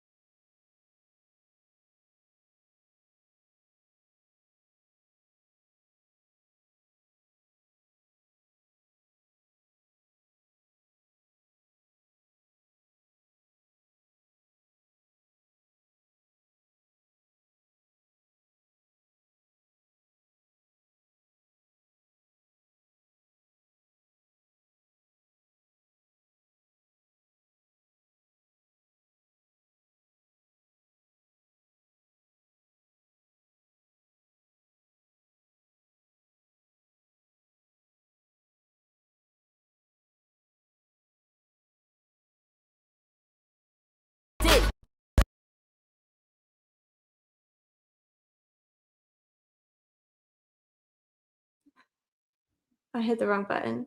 Okay, I got it queued up.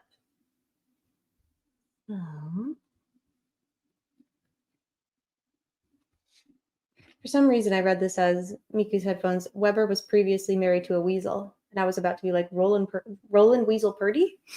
No? Okay. Real quick.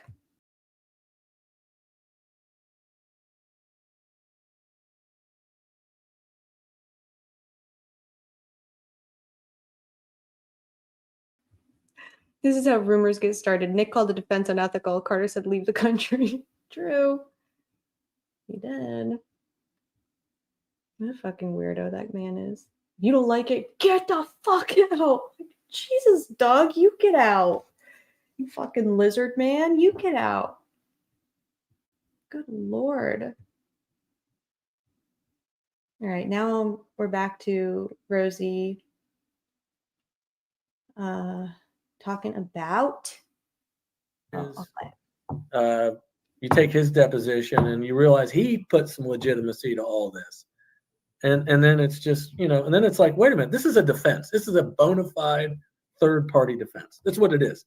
You know, it took me longer to come to those conclusions than Andy, but, you know, that's the way it unfolded. It was a bona fide defense. I completely agree with that, but it was one that wasn't actually allowed into evidence, and it was not one that the jury heard. Let's talk about, you talked about the person who had this connection. You were talking about Brad Holder and, of course, the connection with Patrick Westphal that was covered in your Frank's memo. And my guess from the fact that you sort of led with that, talked the most about it, was that that was maybe one of your lead pieces of evidence as far as what you thought was provable at trial. Is that kind of, I mean, tell me a little bit about the Brad Holder, Patrick Westphal, and sort of what your thinking was as far as evidence that you were going to be able to put in. Oh my, I wish I had the Frank's memo with me and all the exhibits. I mean, I've been not naming these people because I don't want them to be, you know, a lot of it. Sorry, I'm at the wrong timestamp, y'all. I was like, I feel like we just listened to this. Hold on. I think I'm like way off. An hour and 3 minutes. Tree. There we go.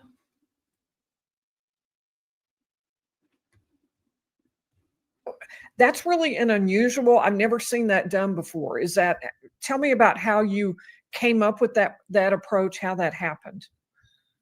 Well, I think that just like any circumstance that's new or unusual to any lawyer, I mean, you got to educate yourself about what's going on to try and understand why this phenomena is occurring. That, there's different explanations. One of them is, of course, that it's the truth, and he's just, he's distraught or he's ready to quit, and he just wants it to be over, and so he starts spewing all these these incriminating statements.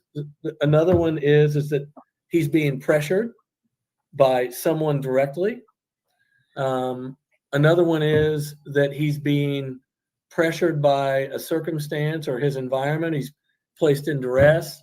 And so you just start intellectually, kind of brainstorming these circumstances, and then you call people that you trust. And like I've said before, we all have resources, and you have conversations with those people, especially people that are in the medical field, the psychological field. And then all of a sudden you're like, okay, there's a lot of explanations for why somebody would do these things, say these kinds of things when they're not true. And if, as we're sitting here today, the one thing that your viewers need to understand is that if you don't believe that false confessions exist in this world, I'm fine with that. And I'm not going to feel any differently about you as a human. I'm going to disagree with you. But if you don't believe that that exists, then that's fine. And I can't change your mind, and you can move on with your life. And, we all accept that. You're entitled to believe whatever you want. But on the other hand, if you do believe that they exist, then by extension, there has to be an environment that exists that causes that to happen, right? So there has to be a circumstance on this planet that caused one or more people in the past to make false confessions. And so you begin to educate yourself about those circumstances. And as I did that in a fairly, hasty manner, I quickly learned that all of the ingredients for a false confession were right here in the middle of this case, and primarily up in Westville at that hellhole of a prison. The one that they've, of course, the government's decided to tear down. And if you drove up there today, you would see the brand new prison that they're building right next door, because everybody that's there knows it's a hellhole and it's not an adequate place, even at a minimum, the bare minimum standard to maintain an offender, someone who's guilty, by the way. And so you learn that there are environments that create these kinds of circumstances where people do say things that aren't true, and all of those ingredients existed in this case. It was textbook. Now, am I going to sit here and tell you that I know for certain that those statements he made were false confessions? I'm not going to say that. I don't know. Really, nobody knows except for him. But what I can tell you is that all the ingredients are there that would suggest that they're not. And again, as a lawyer, as a prudent practitioner, somebody who's, taken an oath to advocate for clients, you can't ignore these things. And so you start to develop a theory. And again, these weren't a bunch of facts that I concocted, as I'm sitting there over a crystal ball, like I think a lot of people think Andy did with his Odin stuff. These are facts that were basically given to me and Andy, and ultimately to Jennifer, who wasn't the case at that time. These are facts that were part of the scenario, and we were just discovering them, like lawyers discover them. You take this warden statement and you find out that this guy had been working in the prison system for 25 plus years, and not one time in his entire career was he ever familiar with a pretrial detainee being held at the Westville Correctional Facility, somebody without a criminal history. Not one time in his whole career. And so, ultimately, after doing a bunch of discovery, talking to prison guards, watching video, learning about psychology, comparing Rick's actions in the cell with kind of the textbook things that you see in false confessions, and reading, this is another one, reading a 25 or 30 page judgment from a federal judge in the Southern District of Indiana from 2008 or 9 or whatever it was, that basically articulated that these were problems in the prison system all the way back in time. And they were found to be responsible for isolating people and creating these conditions. All of a sudden you're like, well, what else am I supposed to believe? Like, yeah, there is still the alternative that what he said could be true. But there's a damn good likelihood that it's not, because of all of these circumstances that were created not by us, but by the government. And I'm no freedom fighter, but I didn't create that. There were affidavits filed with the court orders that were struck. There were people that put this guy in handcuffs, and they moved him from facility to facility, and they expedited that process, and they stuck him in this place, and they isolated. I didn't do that. Andy didn't do that. Jennifer didn't do that. Kathy Allen didn't do that. That was the act of the sheriff, the law enforcement, the investigative team prompted all of this. Did they do it with all of this intent from the very beginning? I don't know. But what I do know is that once it was underway and they were conducting this comprehensive system of surveillance on him, and they were watching him deal with all these circumstances, not one of those humans ever tried to stop it, knowing it wasn't right. He's back in Westville. Is he in solitary again? So I want to find the part about where he talks about the linear, nonlinear, and I think it's coming up. I want to make sure.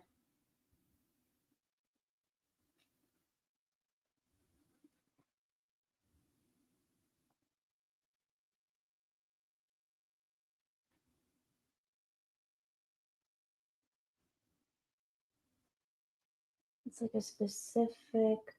Oh, here it is. Okay. It's really good. It's a little bit further down.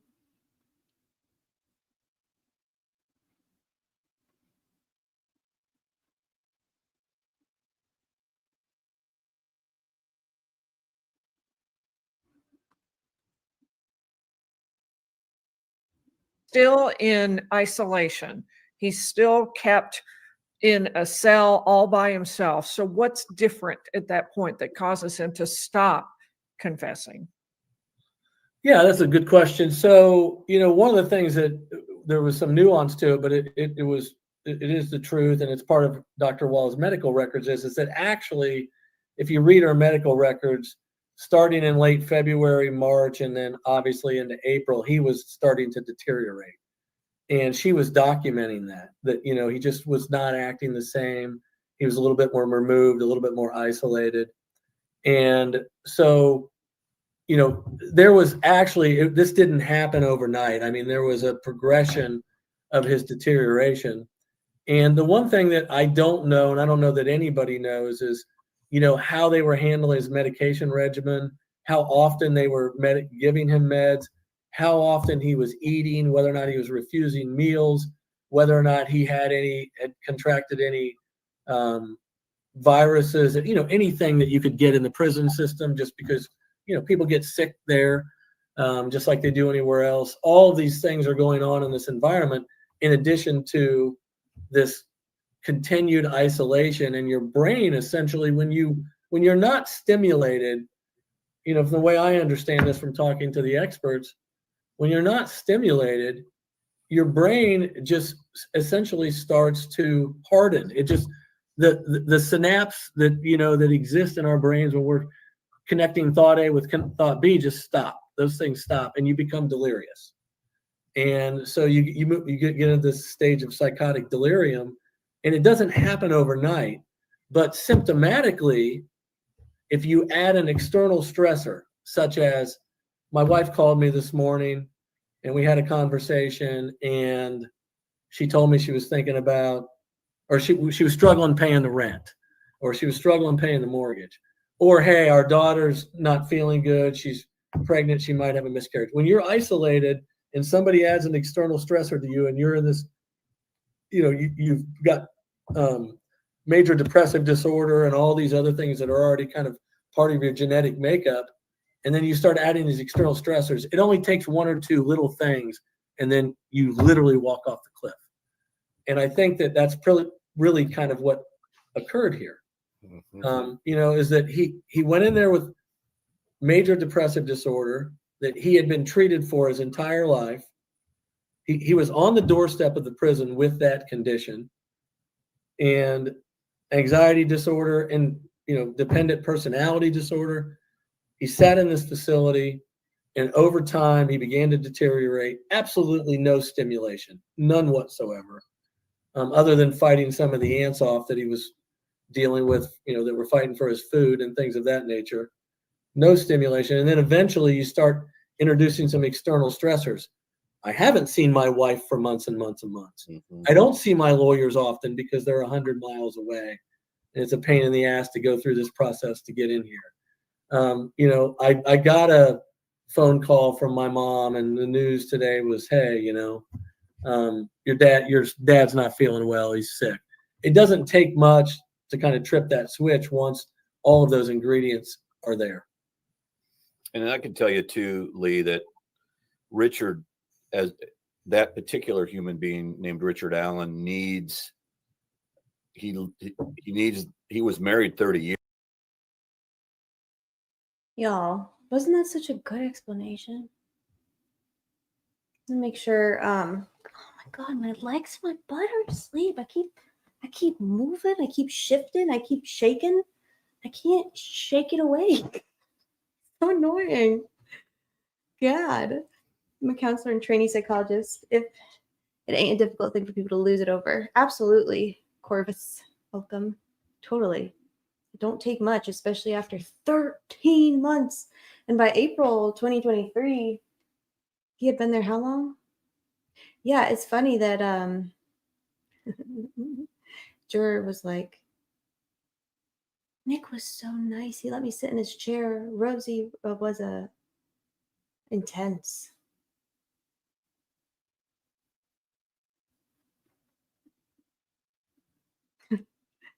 To do this to a person. Yeah, everything they did to him was cruel. And the fact that, like, I'm glad they called this out, and I'm glad they call Harshman out by name, because that man's a fucking monster. They're watching him deteriorate, disintegrate. They've done studies. I don't think Yellow's in here anymore, but they do. They've done studies on solitary confinement, and there's a phenomenon that is called the disintegration of the personality. It's literally you just disintegrate. You basically die to self, right? You're just a shell. It's so sad. It's so sad. And Harshman is watching him deteriorate. I read somebody mentioned something earlier about one of the comments made by Cupcake Muffin? Cornbread. What are we calling her? Chicky earlier that was interviewed, Juror, was talking about how the most difficult, well, the videos of Rick with it in Westville weren't that bad. It's prison, but the only one that was kind of hard to watch was the one where he's banging his head because he's just so black and blue. He's just like so black and blue. So they've got this like complex, sophisticated system of surveillance. He's under surveillance 24/7, and they're watching him. He's on suicide watch 24/7 at this point. At this point, it's April, mid-April. He's on suicide watch. So they're watching him 24/7. He's got companions.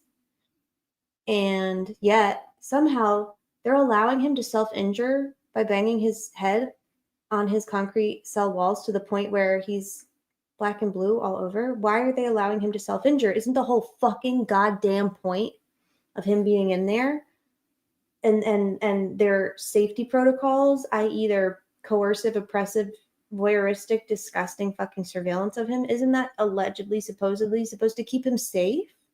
And you're allowing him to black and blue himself in his cell, in his psychotic delirium. You're not stopping it? I can't wait for, it's just really, really sad. It's just absolutely sickening. And and Harshman and Holman and the COs, and they're all, and motherfucking Walla, motherfucking Monica Walla, who I don't even want to call her Dr. Walla because she's not. She's a, I don't know what she is. But how can you? We learned that they were transporting Rick to his cage sessions with her, shackled. Sometimes they're wheeling him to her, strapped to one of those chairs. He arrives at the cage for his mental health appointment, hooded, in a black hood. You're the psychologist. You're mental health. You're a fucking... You present as a mental health professional. Fucking shame on you. You don't deserve that title. You're a fucking disgrace to the profession, but like just to like humanity, the lack of humanity that these people demonstrate. There is a sickness. It's like a contagion that takes hold inside corrections, and I believe we see it in law enforcement in general, but really in corrections. I feel like the corrections environment, just like either you come in as a monster, and you're already a monster, and you're attracted to it because of that, or the longer you're there, it just fucking contaminates you, and you just lose all sense of humanity and compassion. And the fact that Walla sees Rick as an inmate instead of as her patient, like, you should not be treating a patient in Westville Correctional Facility any differently than you would be treating a patient at a fucking Logansport hospital. Because to Walla, like, hey Monica, hey sister girl, I don't know if you know this, but you're not a fucking cop. You're a mental health professional. You're not a cop. Nobody deputized you. No one fucking needs your help solving this crime. You're a true crime crank. is what you are. Except no, you don't even deserve the crank title. You're a true crime weirdo. You're not a person who should be working anywhere near vulnerable people. Because for her to watch him deteriorate, at least since January, we already know in December he tells her that they're mistreating him. In early March, he says, I don't feel right. Something feels really wrong. I don't feel right. Mid-March, he's having religious delusions. Okay, that's what the fuck those were. End of March, more delusions. Then we get to April. Then the phone call to Kathy. Thank God, Kathy. I mean, it's horrible that she had to hear him in that state and that it happened, because obviously it was all the state needed. I was thinking earlier, like, what do you think I said, how much booger sugar do you think was ingested? How much, like, reveling and celebration do you think was had by the state when they got wind of these statements? You know what I'm saying? They're just celebrating. They're disgusting. They're disgusting. They're disgusting. I hope they get everything that they deserve. And I mean that wholeheartedly. I hope that everybody gets exactly what they deserve in life, because I'm fine with that. And I hope that they all get exactly what the fuck they deserve. Starting with Harshman, Brian the Thumb Harshman, who I believe Andy was very generous. He said he just looks like a cop, you know? Yeah, he looks like a cop. He looks like a fucking thumb. He probably has the cognition of one, too. I knew it was Rick Allen. How? How'd you know? You've been sitting in a room fucking eating donuts watching this man in his cage, watching your little rat and your little lab rat. Like, you pervert. That's a perverted thing to do. How much money do you think they were paying Brian Harshman? By the way, we need to FOIA his fucking... How much overtime was that, Harshman?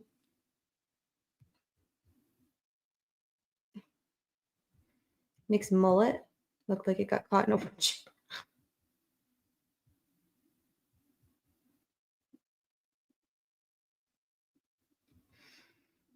I think what probably has to happen, Silent G, is they have to just get sued to fucking... They have to get sued to the moon. And they will. They're going to. Which is why the fact that they put Rick back in Westville is not only, like, entirely brazen and alarming, but confusing. Because surely they know what's coming down.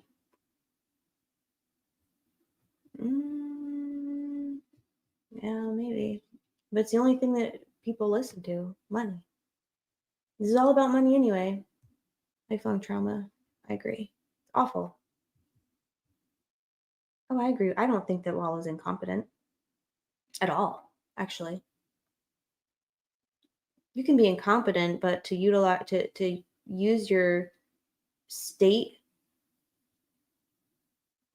EMR system to look up the private confidential records of somebody who's not in your care because you think they're involved in your true crime fucking hobby murder?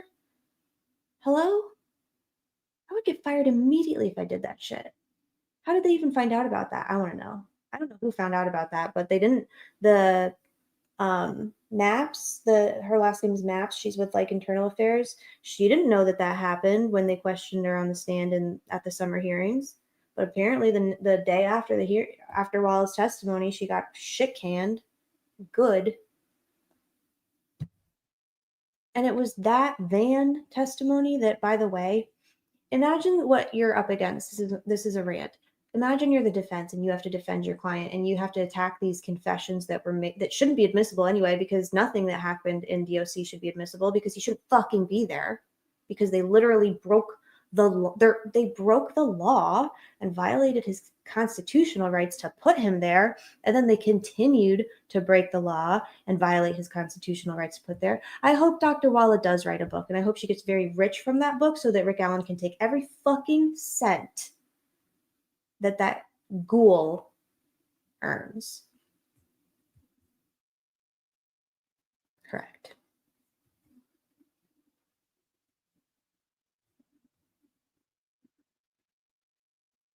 They went bowling. Do you imagine you just spend all day in a murder trial listening to like whatever, and then they're like, let's do a group bonding. Let's do a group bonding bowling. No. How about, why don't instead you take my head and you stick it in the fucking ball return? That sounds like more fun. I would rather spend my evening doing that. That sounds pretty good. Let's do it. I'm about to share this transcript with y'all, and I think we should go to sleep. What do you guys think? It's probably time. It's almost 5 hours.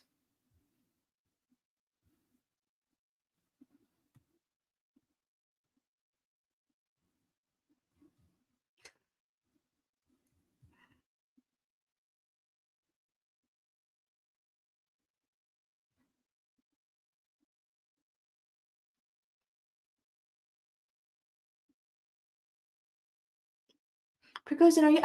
I thought about that when I saw you were in here. Are you okay? Are your loved ones okay? Are your people okay? I hope if anybody's out in California, I hope you're okay. Let us know if you're okay, please. Let us know what we can do to support you. What else are they gonna do? Walk the trails, right? Where were they? But they weren't even in. They weren't even in. Where were they? Were they in Lafayette? Or I don't know where they were.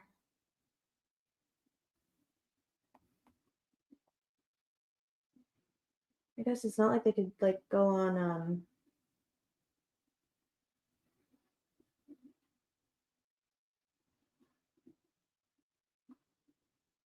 it's not like they could like do a social media, you know?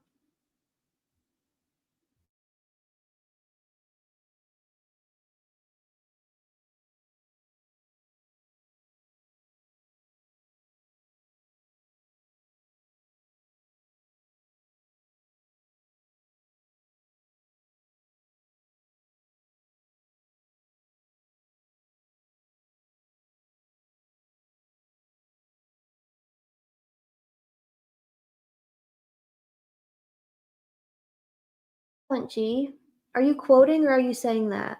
I hope you're okay. Let us know if we can support you.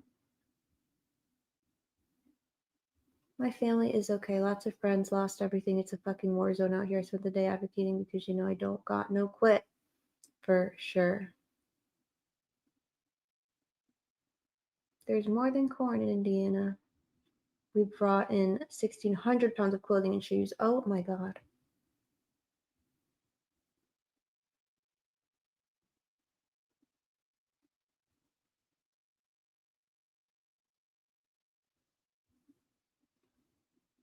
Oh yeah. I'll link it. What did y'all think of that interview? I'm just like so turned up over it still. I linked it. Can someone let me know if that transcript that I linked works? Can you click on it? And if so, can you tell me if you can access it?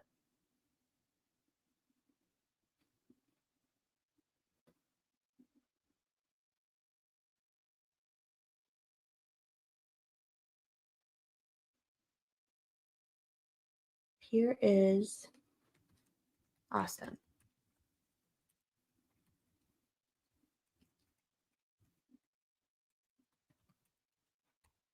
Here is excited utterance. Right, y'all, we are at 5 hours on the dot. I am sleepy. I don't know how y'all feel. I think we should go sleep. Thanks for hanging out tonight.